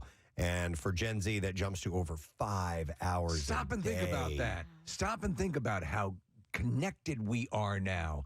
And it's it just makes you feel terrible if you find yourself doom scrolling. It just sucks the life out of you. But part of it too is like a text. Like if you get a text, are you supposed to stop everything you're doing and respond to that, or can you prioritize that and say, I don't want to be on my phone right now, I'll get to that later? Yeah. It's a toss-up. I want to get off my phone and get onto my computer and visit Pornhub. Well, and scrolling is part of it as well. But yesterday, like we had Crystal Marie on, and she posted pictures of being here in the studio and everything. And I went through and I looked at them, and then I started looking at the comments, and she was responding to every single comment. And I'm like, that is a lot of time. It That is. is a lot of time out of the day. Now, she's got a different work schedule than we do. Right. And maybe I would have more time if I was doing comedy at night and pretty much my days were kind of open. But also that is kind of work for her, right? So when you engage That's a with good people point. who engage with you, it helps gain, followers and all that stuff. I don't really respond to the ones if I don't post that often on social media, but I posted one the other day. I got a lot of responses. They're great. I did read them, but the idea of going through and responding to every single one is just it's too much of a time suck. Well, and for her, it could sell tickets. Yeah. If someone's like, Sure. you're in town, you respond personally, that person's going to go out and buy tickets. So according to the survey, nearly a third of respondents, 31% admit that they check their phone within 10 minutes of waking up every day, and another 30% do it most days. Almost a quarter, 23%, have already tried to do a digital detox, but that lasts less than a day. I wonder for 18% of them. in the pecking order of things and habits to kick, and we know how a nicotine habit compares to a heroin habit and an addiction. Where does an addiction to tech, to your phone, where does that fall? Well, so for me, I know it's harder when I'm here, but like when I did my trip to the Grand Canyon, where I had no choice, there was no cell signal. It was so easy and it was so refreshing. Sure. But here where I don't have that, That's when you got ripped away from me. Lost and were able to survive on some beans. you kept Thank in a God I put flashlight. the beans in the flashlight, Steve. Yeah, I told you that story. It's a great story. So these are the top 10 habits that people hope to kick in 2026. Number 10, using their phone to check the time, then getting distracted instead of just wearing a watch. Number 9, scrolling on the toilet. Number 8, checking their phone during conversations. Yeah, that's bad. Number 7, downloading apps that they never use. Number 6, they want to kick the habit of forgetting or taking a long time to reply to messages. I do that too, especially if I get a message and I'm in the middle of something. I get a text message, I glance at it, and I'm like, this is going to take more time than I have right now to answer this, so I'll get back to it later. Then it falls down the scroll, and you lose it, and you never respond to that person. It's the weirdest thing. A lot of times, if you don't hear back from me, it's because I really wanted to get back to you. Me If too. that makes any sense, because it's fallen into that hole. Yeah. Like, oh no, I want to spend some time with this, and but then other cases, it's like, okay, I'm trying to train myself to let me just do it right now, because if it will go into oblivion if I don't get to it. I'm guilty of that. I want to give this person more time, so I'll do it later. I have 1,240 unread text messages. Unread text messages. Yep. Nah, I like to keep mine at 0. Good for you. I have one. Yeah. So I'm good on that. Now my mail Yeah, that's in a my different mailbox. Let me see where that is. That's currently at 321,862. Jesus. All right. Opening things that people want to kick as far as their phone habits go. Opening social media as soon as they wake up. Yeah. I don't have time for that. Don't do that. Number 4, constantly checking for notifications even when none are there. So if I post something, that's me. I'm like constantly going back. All right, how many views? How many likes? You are. How many blah, blah, blah? Who did it? Yeah. But that lasts for like a day, and then the post is old. But so much so that I hate that I'm doing it. Yeah. I hate You the hate fact yourself. that I'm going back and I'm trying to hit, I'm that rat hitting the feeder bar for the heroin, And that's how it works. Yeah. All right, be honest. How many times a day do you check in with your jerk mate? Yeah. I've never heard of jerkmate before. ever. No. Oh, okay. I just thought, Yo, ever heard of jerkmate? number 4, constantly checking. Yeah, I already have that. Number 3, never cleaning your phone, meaning cleaning out. I think putting it in the washing machine. Yeah. I don't know if that I means. think actually cleaning the phone with the screen and Does that mean that? Okay. that's what I would perceive it as, unless they're talking about cleaning out apps. Oh, did you ever see those videos where they'll like get the dust inside the like charger port and things like that. I've seen it's that very like ASMR for me. Will they do like a wax type of Yes. thing? Yeah. It's almost like a rubbery, Or like a putty or like a glue. like a gelatin. Yeah. Taking their phone to bed and scrolling until they fall asleep. I never do that. I don't either. No. And then number 1, taking up storage with duplicate or unneeded photos. These are the things that people want to kick. Yeah. Or the habits they want to kick with their phones. Do you remember years ago, before the cell phones and these kind of things, you get a hotel room that had a phone in the bathroom, and it was such a wild thing. Like, I think I'm going to call somebody while I'm taking a dump. I actually had this thought yesterday. I went to Acme to get some milk, and as I was walking out, I was thinking about those a-holes that would go into the supermarket, and they would grab a gallon of milk and then just smash it on the floor. Don't put out the fire. So dirty. Dirty honey. 19 minutes after 10 on Tuesday morning, the Preston and Steve show. We got a few things to get to before our program is up for today. Our friends at Nifty 50 stopped by earlier this morning. Dropped off a bunch of great stuff, including the waffle dogs that we created. There's a Texas Tommy wrapped in a waffle. This is excellent, by the way. I love it and hate it at the same time. You can head to Nifty 50s this month. Don't ask for that, because they're not going to give it to you. They made it custom for us. But you can try their Shake of the Month, Irish Potato. Nifty 50s has 10 area locations. Coming soon to Oakland, New Jersey, nifty50s.com for the information. And they have our Word of the Week prize this week, which is a $500 gift card. So we'll get the letter of the day coming up towards the end of the program here in just a little while. And if you want to see the waffle dog, we have it now posted on our Instagram account in all its majesty. Oh, baby. If you were curious. It does look good, and it tastes good. It really is. I like your idea of refining the size of the hot dog, going more with like a wiener. A wiener. Yeah, I agree. It's a little bit more accessible. But it was excellent. So thank you to Nifty 50s to go into all the trouble. All right, it's lesson question time. We will give away a pair of tickets to see the Hey You Guys event. It's Corey Feldman and Carrie Green of the Goonies. And there's a movie screening March 21st, Keswick Theater. Tickets are on sale for that now, but we'll give away a pair right now.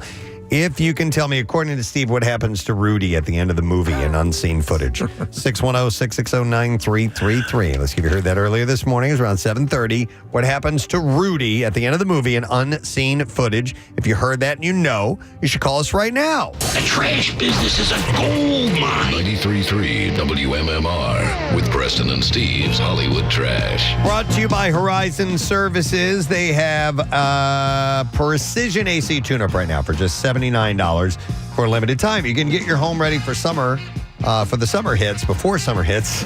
Book now at horizonservices.com. What's going on, Steve? Well, get this, Preston. Rapper Kodak Black was forced to miss his scheduled concert in Midland, Texas due to a flight delay. So he crashed another venue and put on a free show. In addition, Kodak Black was joined by longtime collaborator Polaroid Hemorrhoid. Bill Cosby is trying to prevent Janice Dickinson and Andrea Constant from testifying against him in his upcoming trial. Cosby says he's afraid their testimony could conceivably tarnish his image as America's dad. Oh, yeah. And finally, Britney Spears' ex-husband Sam Ashghari telling TMZ he's an Iranian-American and he's thrilled that the Ayatollah is dead. Ashghari says he feared what the Ayatollah would do almost as much as he feared Britney when she started dancing with those knives. That's your Hollywood Trash. All right, going to the phones to get an answer to this question. What happens to Rudy at the end of the movie in unseen footage? 610-660-9333. 'Tis Pat that we will search to the answer for. Hi, Pat. Good morning. Good morning. All right, Pat, what did they do to Rudy at the end of the movie? They spit roast and eat him. They ate him, yes. Yep. Hang on, bud. You get to go to this really cool event. It's called Hey You Guys, Corey Feldman and Carrie Green. Yeah. Goonies movie screening March 21st, Keswick Theater. Tickets are on sale now via keswicktheater.com. Now, Preston and Steve's Music News on 93.3 WMMR. Brought to you by Dietz & Watson, proud sponsor to the Preston and Steve Cardboard Classic. If you're headed to the event, make sure you stop by the Dietz & Watson tent for free samples and giveaways. So Trent Reznor dropped a possible bombshell during Nine Inch Nails' concert in Tulsa, Oklahoma on Friday night, telling the crowd that he isn't sure that the band will tour again after their current Peel It Back run wraps up. He said that He was proud of the current show, grateful for the audience support, but offered no further details. The tour is scheduled to end on March 16th in Sacramento. The band also set to appear at both weekends of Coachella in April under the name 9 Inch Noise. 9 Inch Nails previously took a 4-year break from touring after 2009 before returning in 2013. You know, Casey had briefly flirted with the notion of rebranding the band as Carriage Bolts. Oh, really? Yeah. Carriage Bolts. I check him out. Reznor had recently said that the band is excited about working on new music and is prioritizing it over outside projects. What are 9 Inch Nails? I mean, is it there's specific use for them, or I think is it what they're used for train tracks or something? I don't even know. Or did it mean fingernails? Oh. Like 9-inch long ones. I didn't even think about really that. Nasty 9-inch. I don't know. We're going to investigate, Preston. There are 9-inch nails, correct? I'm sure. Yeah. But I didn't know what he was going for while naming the band. Right. By the way, what do you use carriage bolts for? To secure things to other things?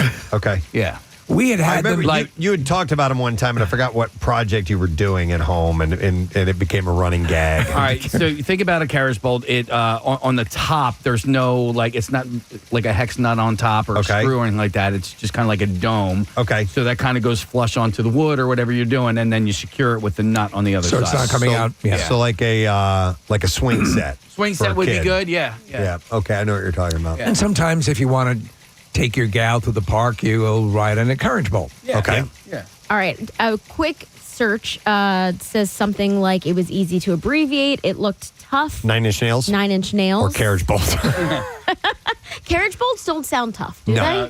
They sound sweet they but do. tough. Carriage Nope. in it. Yeah. Sweet but tough. Like Rizzo in exactly. Greece. Yeah. Tough but tender. They're more. I mean, there are worse pieces of ironmongery you could use. Yeah. But anyhow, what did they say? And then there's some other theories about Jesus' crucifixion. I'll keep diving deeper. Or Freddy Krueger's 9-inch fingernails. Okay. All right. So, All right. but no definitive word from the band themselves? Not that I'm seeing yet. Okay. Yeah, well, actually, our boss, Chuck, said, I heard that it took 9-inch nails to nail Jesus to the cross. Yeah, I think it's one of those. What, 9-inch nails or 9-inch nails? 9 1-inch nails? Yeah. It took 9 I think nails it would take that were more only than- an inch long. I don't think that's going to work. Would barely go through a finger. Yeah. You know, so. Sorry. I don't really know. I don't know, Marissa. It's like Is it on their Wikipedia page? No, there's nothing on the Wikipedia page, and this is just kind of theories. Yeah. So, It's like the PetSmart song that I sent over. Yeah. Is it Pet Smart or Pets Mart? I think it's Pet Smart because the word pets is all the same color. Exactly, I agree. I think this guy's making a big to-do about nothing, to be honest. All right, Eric Clapton has revealed his fall tour dates for the U.S. The guitar legend will keep to the Midwest. 6 cities now. It's Detroit, Cincinnati, Chicago, Milwaukee, and St. Paul and Kansas City. Jimmy Vaughn will open all 6 dates. Tickets will go on sale Friday at 10 a.m. local time.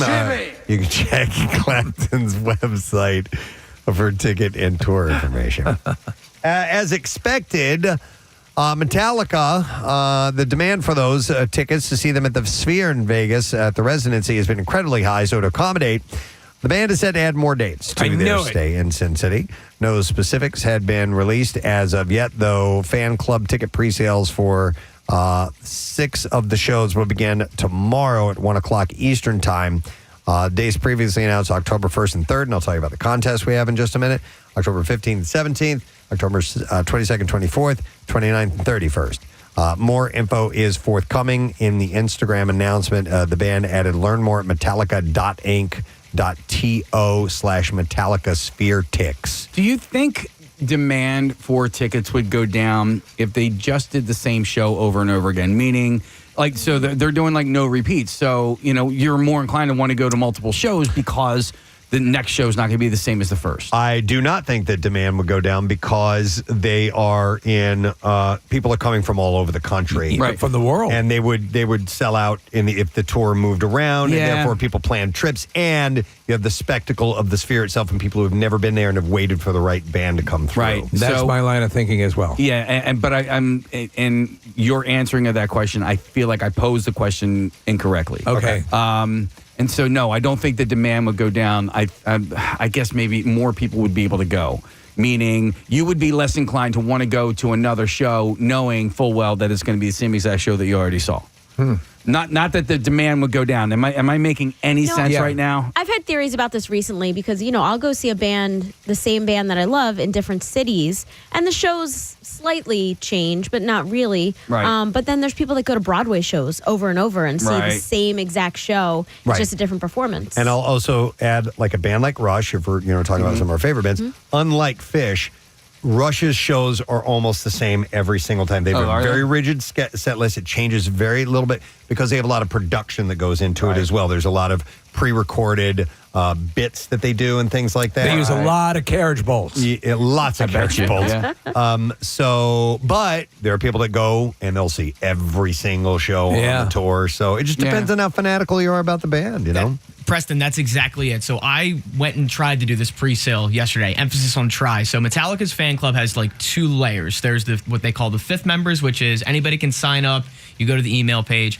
There's another tier above that called the legacy membership. I'm not entirely sure how you get onto that. So they did it where those people at the top tier get an hour to try to get tickets before anybody else. Then the fan club. When I tried to do the fan club pre-sale, I saw a wait of almost 300,000 people in the queue for that tour. And I went, well, the Sphere's only 18, so I'm pretty boned here. So, Quick question to you, and I wanted to ask this as well. So with their catalog, so we know they're doing 2 entirely different shows, and obviously that comes with an entirely different set of visual components. How many shows do you think they could do without repeating in a series? They could, without doing a repeat at all, they could probably do a solid week. I mean, it's just what they do. My guess is because kind of how they do this no repeats weekend. Right. Typically, like for this instance, it's a Thursday and Saturday. The Thursday shows will be pretty much the same, and the Saturday shows will be pretty much the same. Okay. So okay. That would be how I would see it going. So I was wondering that about the Dead and Fish, because, they create all of this unique art, but at some point you can replay the art while you play different songs. Right. Yeah. I'd So I yell was Red wondering Bull. saying. I'd stand up and start screaming. Yeah. That's the same picture. I would imagine. Hey, wait a second. I would imagine, Marissa, that they have like a design that kind of flows and moves and is just kind of a repeat, a loop. You showed that duck an hour ago. And then they could, they have a little more leeway to be fluid. Yes. That's my guess. That's what I was thinking You would have too. to, Yeah. right? If they created for a jam band. 3 or 4 hours, and they can mix and match that in the different shows. Yep. Well, speaking of those shows, we do have tickets for Metallica and a trip to Vegas for this thing that's taking place. You can go to WMMR.com or visit the MMR app and enter a chance to win this pair of tickets to October 1st and 3rd. 3-night hotel stay and round-trip airfare for you and a guest. It's a multi-market contest.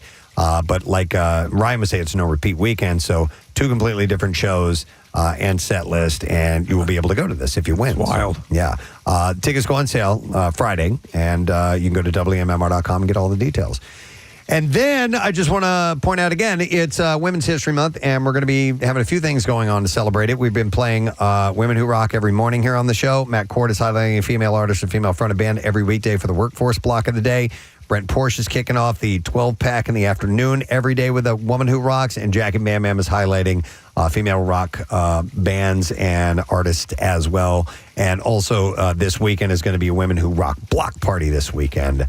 International Women's Day is on the 8th, just a heads up. And that is all I have in music news. This is our final break. Taking it now. Coming back in just a second. When we return, we'll get that second letter for the 5-letter word of the week. Stay put. We'll be right back. Views on whatever, and they thought it was so funny. And I just think that those little pricks are what a-holes, man. And somebody else is going to clean that up. And then I was like, oh my God. If I would have had a cell phone in 7th and 8th grade, you probably would have done and that. in high school, I would have been an insufferable a-hole. Yeah, maybe. I mean, think about how insufferable I am now. Well, you know, if you're an attention whore, and look at all these people that do this stuff. Yeah. All right, I have another survey, and this one actually came up in conversation the other day, and we didn't get a chance to explore it. It has to do with crowdfunding. And it has obviously emerged as a convenient way to get help, covering costs for emergency treatment or, sports equipment, anything in between. But there are some opinions on crowdfunding. And there was the survey that they did. Number one, they found out where most crowdfunding donations go to. And the most go to medical causes. 39% are for medical expenses or healthcare causes, or at least that's what's being presented. Right. 17% for a memorial or funeral. 10% for groceries or daily necessities. 8% veterinary expenses or animal causes. 7% natural disaster relief or for an individual or community. 4% for equipment or materials for youth sports or activities. Number 3, education expenses or causes. These are crowdfunding. And 3%, a life event such as a wedding. But the poll shows that Americans, including crowdfunding donors, have some doubts about whether people who crowdfund really need the money and use it responsibly. Most U.S. adults don't have high confidence in the crowdfunding sites. That crowdfunding sites charge reasonable service fees or that campaigns generally reach their goals. I think we've talked over the past number of years. There have been so many GoFundMe scams and other crowdfunding scams and you hear about them all the time that I think reflexively people go, what is this? Yeah. I remember back in the day before crowdfunding was a thing on the this is basically before the internet. I had friends that basically this is crowdfunding, all right? Yeah. They would crowdfund to get money so they could get a beach house for the summer. And the way they would do it, because you got to think these are, probably 19, 20, 21-year-old people, they would get like a fire hall, and they would hold a beef and beer. And, for $10, and you got to think, like, as a, young person, all I want to do is just, like, go somewhere and drink beer out of a red Solo cup or whatever. So I mean, that's different in tone, though. I know that, but you're actually, because what you're doing is your money's going to the actual circuitously purchasing your beef and beer. Yeah. A GoFundMe is just, here you go. Yeah, Casey was saying this is before the days of crowdfunding. Right. Yeah. And wouldn't have blinked twice at what the money was going to. You just, But would you ever think to go to, like, could you do a GoFundMe? Hey, me and my boys want to get a beach house. Yeah, exactly. Yeah, no, you wouldn't. Yeah. I bet you people do, though. Yeah. The amount of things that'll end up in crowdfunding, right? GoFundMe type. What's the other site that competes with GoFundMe?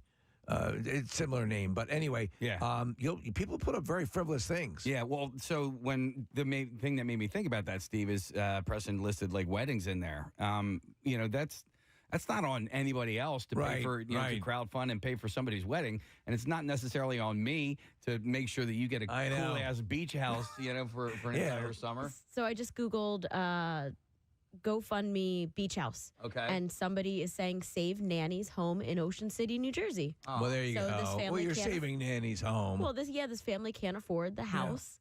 So they're trying to raise money to collect. They've gotten almost $11,000 out of $24,000. Their goal. That's a little different than renting a beach house, I guess. You know what I mean? Yeah, you're right. Give us a place to go this summer. Participation still lags behind more formal avenues for giving, though. Overall, the share of Americans who said that they had given to a crowdfunding campaign was far fewer than the roughly 7 in 10 who indicate that they made a charitable contribution in 2025. It's just through the crowdfunding, a little less participation.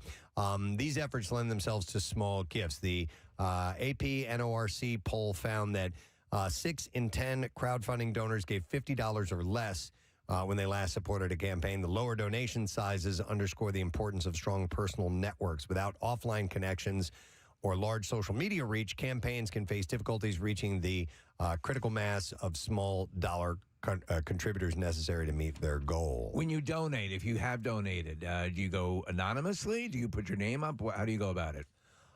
It depends on what the event is, but we have done anonymous donations before. But for the most part, I'll put my name down. One of my little gripes about GoFundMe is I wish that you could edit what your name is. Yeah. So I wish that I could write like from the Magnotta family or something like that. Because true, you have to go with your straight up name. When you're donating it, it's weird if it's just coming from you. So when I post or make any donation, I always put it from the Magnotta family, which is a weird. That's good. I don't know why. That's the name on your Venmo or whatever it is. I love it. So there are broad doubts about whether the crowdfunding sites charge reasonable service fees or not. The poll found only 44% of U.S. adults are at least somewhat confident that the sites charge reasonable service fees. I don't even know what the service fees are. I've never set one up, so I don't know. More than half of U.S. adults were at least somewhat confident that people who raise money through crowdfunding sites really need the money. And about half were at least somewhat confident that they use it responsibly, but only about 1 in 10 were very or extremely confident. So that's a low ratio. That is. All right, one more maybe? Yeah, just one more. Okay. So I'll try to get through this quickly because we have to go on Fox Good Day. But this was in 1998. Gallup in USA Today called up just over 1,000 Americans on landlines and asked them for their best predictions about a year in the distant future, 2025. So they had to make predictions. This is an old survey. I love this. Yes. And they're now. When was the survey conducted? 1998. Okay. So a polling archive 71 years ago. Maintained by the Roper Center at Cornell University. Run by Mr. Roper. And Mr. Furley was the president at the time. So here's a look back on some of them held up. Some were surprisingly prescient. Most Americans predicted that over the next 27 years, the country would have elected a black president, gay marriages would be legal and commonplace, and a deadly new disease would have emerged. Most people in 1998 correctly doubted that space travel would be common for ordinary Americans or that alien life forms would have made contact by now. So they got those. Go figure, right? Yeah, they got those correct. Here are some of the other ones. 68% believed that physician-assisted suicide would be commonplace. It's become more commonplace. Yeah. 67% said an environmental catastrophe will have occurred. 66% said that the country would have elected a woman president. That hasn't happened yet, obviously. 64% said illicit drug use, such as marijuana and cocaine, would be commonplace. You got the marijuana part right. Absolutely. 61% said that people would routinely live to be 100 years old. Not quite that. Yeah. 60% said that AIDS would be cured. Well, we're there. Pretty much happened. Pretty much it. Yeah. I mean, they stopped. This is the last year for the AIDS walk. Yeah. And the AIDS fund is over. Yeah. So 59% believe that cancer would be cured by now. They're making inroads, but that's not, obviously, that hasn't Just reading happened. an article that there are more people surviving cancer now than ever before. I'm sure, yeah. This 56% said that most stores would be replaced by shopping on the internet. Yeah. Quite a bit of that has happened. Getting there, yeah. 52% most people said most people would do their jobs from home. A lot, A lot of that has happened. And 51% said the United States would be involved in a full-scale war between then and now, 1998 and now, 1998 and now. What they thought would be less likely to happen. Do I have time? Yes. Okay. 38% or 67% that cars would not be largely replaced by mass transportation, so that hasn't happened. Oasis on 93.3 WMMR. It's everything that rocks. One of my favorites from that band, Don't Look Back in Anger. 10:41 on a Tuesday morning. Come to a close. It's a crappy day. There's just no getting around that. It's just it's wet, it's cold, and moist, gray, and all that. And yeah, it is what it is. I mean, we've got good weather next week coming up, which is a wonderful thing. And then we're headed to Florida, right when you're going to be getting the best weather of the year so far, and we're headed to Florida when we were hoping to escape this type of garbage, but it's all good. We'll all be in a good place, which is great. If we get down there and they have a cold snap, I'm going to freak the out. Yeah, I haven't even looked at the potential. Yeah, neither have I. You just assume. For that. And I can't believe it. I don't know why I didn't put it all together that we're doing Cardboard Classic one week and then spring training the next week. Wow. That's a back-to-back that we haven't. Yeah. We've never done that, right? Yeah. It's always been a couple weeks. There's always been a little bit of a spread. Yeah. But whatever. We're looking forward to having a great time at both events, and you're invited to, go to either one. If you want to take a last-minute trip to Clearwater. Sure, Come out and join us. But Cardboard Classic, you're definitely on board. Hi, Matt Cord. Hey, Prez. Nice to see you, sir. Nice to see you guys. How's everyone doing? Dude, you're doing spring training as well, yes? On my own. Oh, okay. On my own.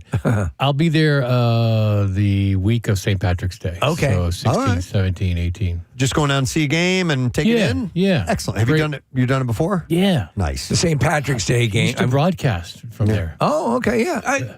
Ryan, were you? I don't know. Ryan came one year with us. Yeah. I told you when we changed the station to Bryce FM. Yeah. And we couldn't get an interview with Bryce. He was like 10 feet away from us. I'm like, our station's named after you. Sorry. Yeah, it's a tough That was thing. a great idea by Chuck to rename the station Bryce FM for a month. There was it was really cool. That Marissa, I think it might have been you and Kathy, and you saw Jimmy Rollins. We're talking to him, and we're saying, hey, we'd love to have you on the show sometime. And in so many words, he said, no, I don't do that anymore. And they said, why? And he goes, I don't have to. Yeah. Yep. It's essentially. So Yeah. Bryce doesn't have to if he doesn't want to. Yeah. Oh, by the way, the song that makes me cry, Coldplay, Fix You. Yeah. Great song. Yeah. Yeah. Every time. I played it when my dad passed away on the air. And then like that summer or 2 summers afterwards, my sisters and I were all at a Coldplay concert. And he played it. We were just like, mush. Gets me. Yeah. It's a beautiful song. And he wrote that for Gwyneth Paltrow's father. Yeah. Oh, yeah. Who is a Bruce Paltrow. Right. It was a famous Director, right? Director. Yeah. Yeah. What's her mother's name? Blythe Danner. Yeah. So her husband. Anyway. Yeah. Don't play Fix You. Yeah, we had a nice conversation. We were going to do Stack of Topics, and it ended up being Stacko Topic. Yeah, yeah. One topic, and that was it this morning.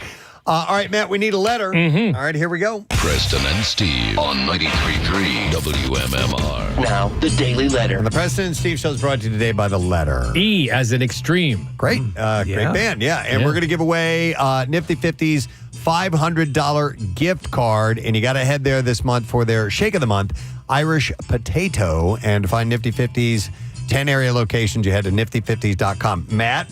I was going to say, how many calories do you think is... You want a waffle dog? Dude, it's really, really good. Crazy looking. Look at those things. And wow. You look at it, you would not believe that it's like super low in calories. Yeah. And you guys invented this? Kind of, sort of. yeah. I mean, listen, we had the basic idea, and then, it has been done before, but we've never tried it. And so they ran with it, but they added their own flavor to it. Essentially, it's a Texas Tommy because it's wrapped in bacon, too. Right. And then what's the sauce? It's like syrup. Oh. It's just a little bit, a little drizzle, if you will. Yeah, sure. I'll eat both of them. Isn't today National Pancake Day?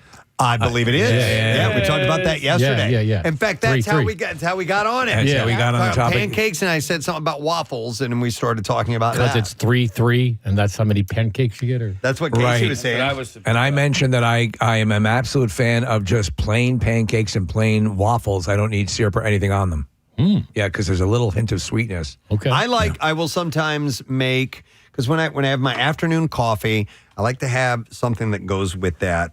And it's got to be a tiny bit sweet, but too sweet I don't care for. So I started making just pancakes, and I'll have like a small, like little silver dollar size pancake with nothing on it, and I have that as kind of like my Boring. No, it's not. my little crumpet. It's a one. I agree with that 1,000%. Just plain. No butter, nothing. Yep. Nothing. Yeah. Eat it almost like a cookie. Okay. Yeah. Yeah, no. Casey thinks it's boring too. Then again, he doesn't like chocolate malted, so I wouldn't trust him. Don't trust me. Do you like malts? What are malts again? They're so it's a shake that's got malt put into it. So I malt like is great. malted milk balls. I like that. Then you would like a malt. Yeah. I've had it before. Yeah, All it's right. old school, right? Old school. Yeah, malt shop. Right. Yep. Happy days. With your best gal. All right, what's up on your show today? All right, so Women's History Month, we're going to do a block of the Pretenders today. Yep. A block. This is funny. Right after Pretenders, Rage Against the Machine, and right after that, Bon Jovi, because it was his birthday yesterday. And today's Pierre's vinyl cut, Fleetwood Mac, Rumors. Yeah.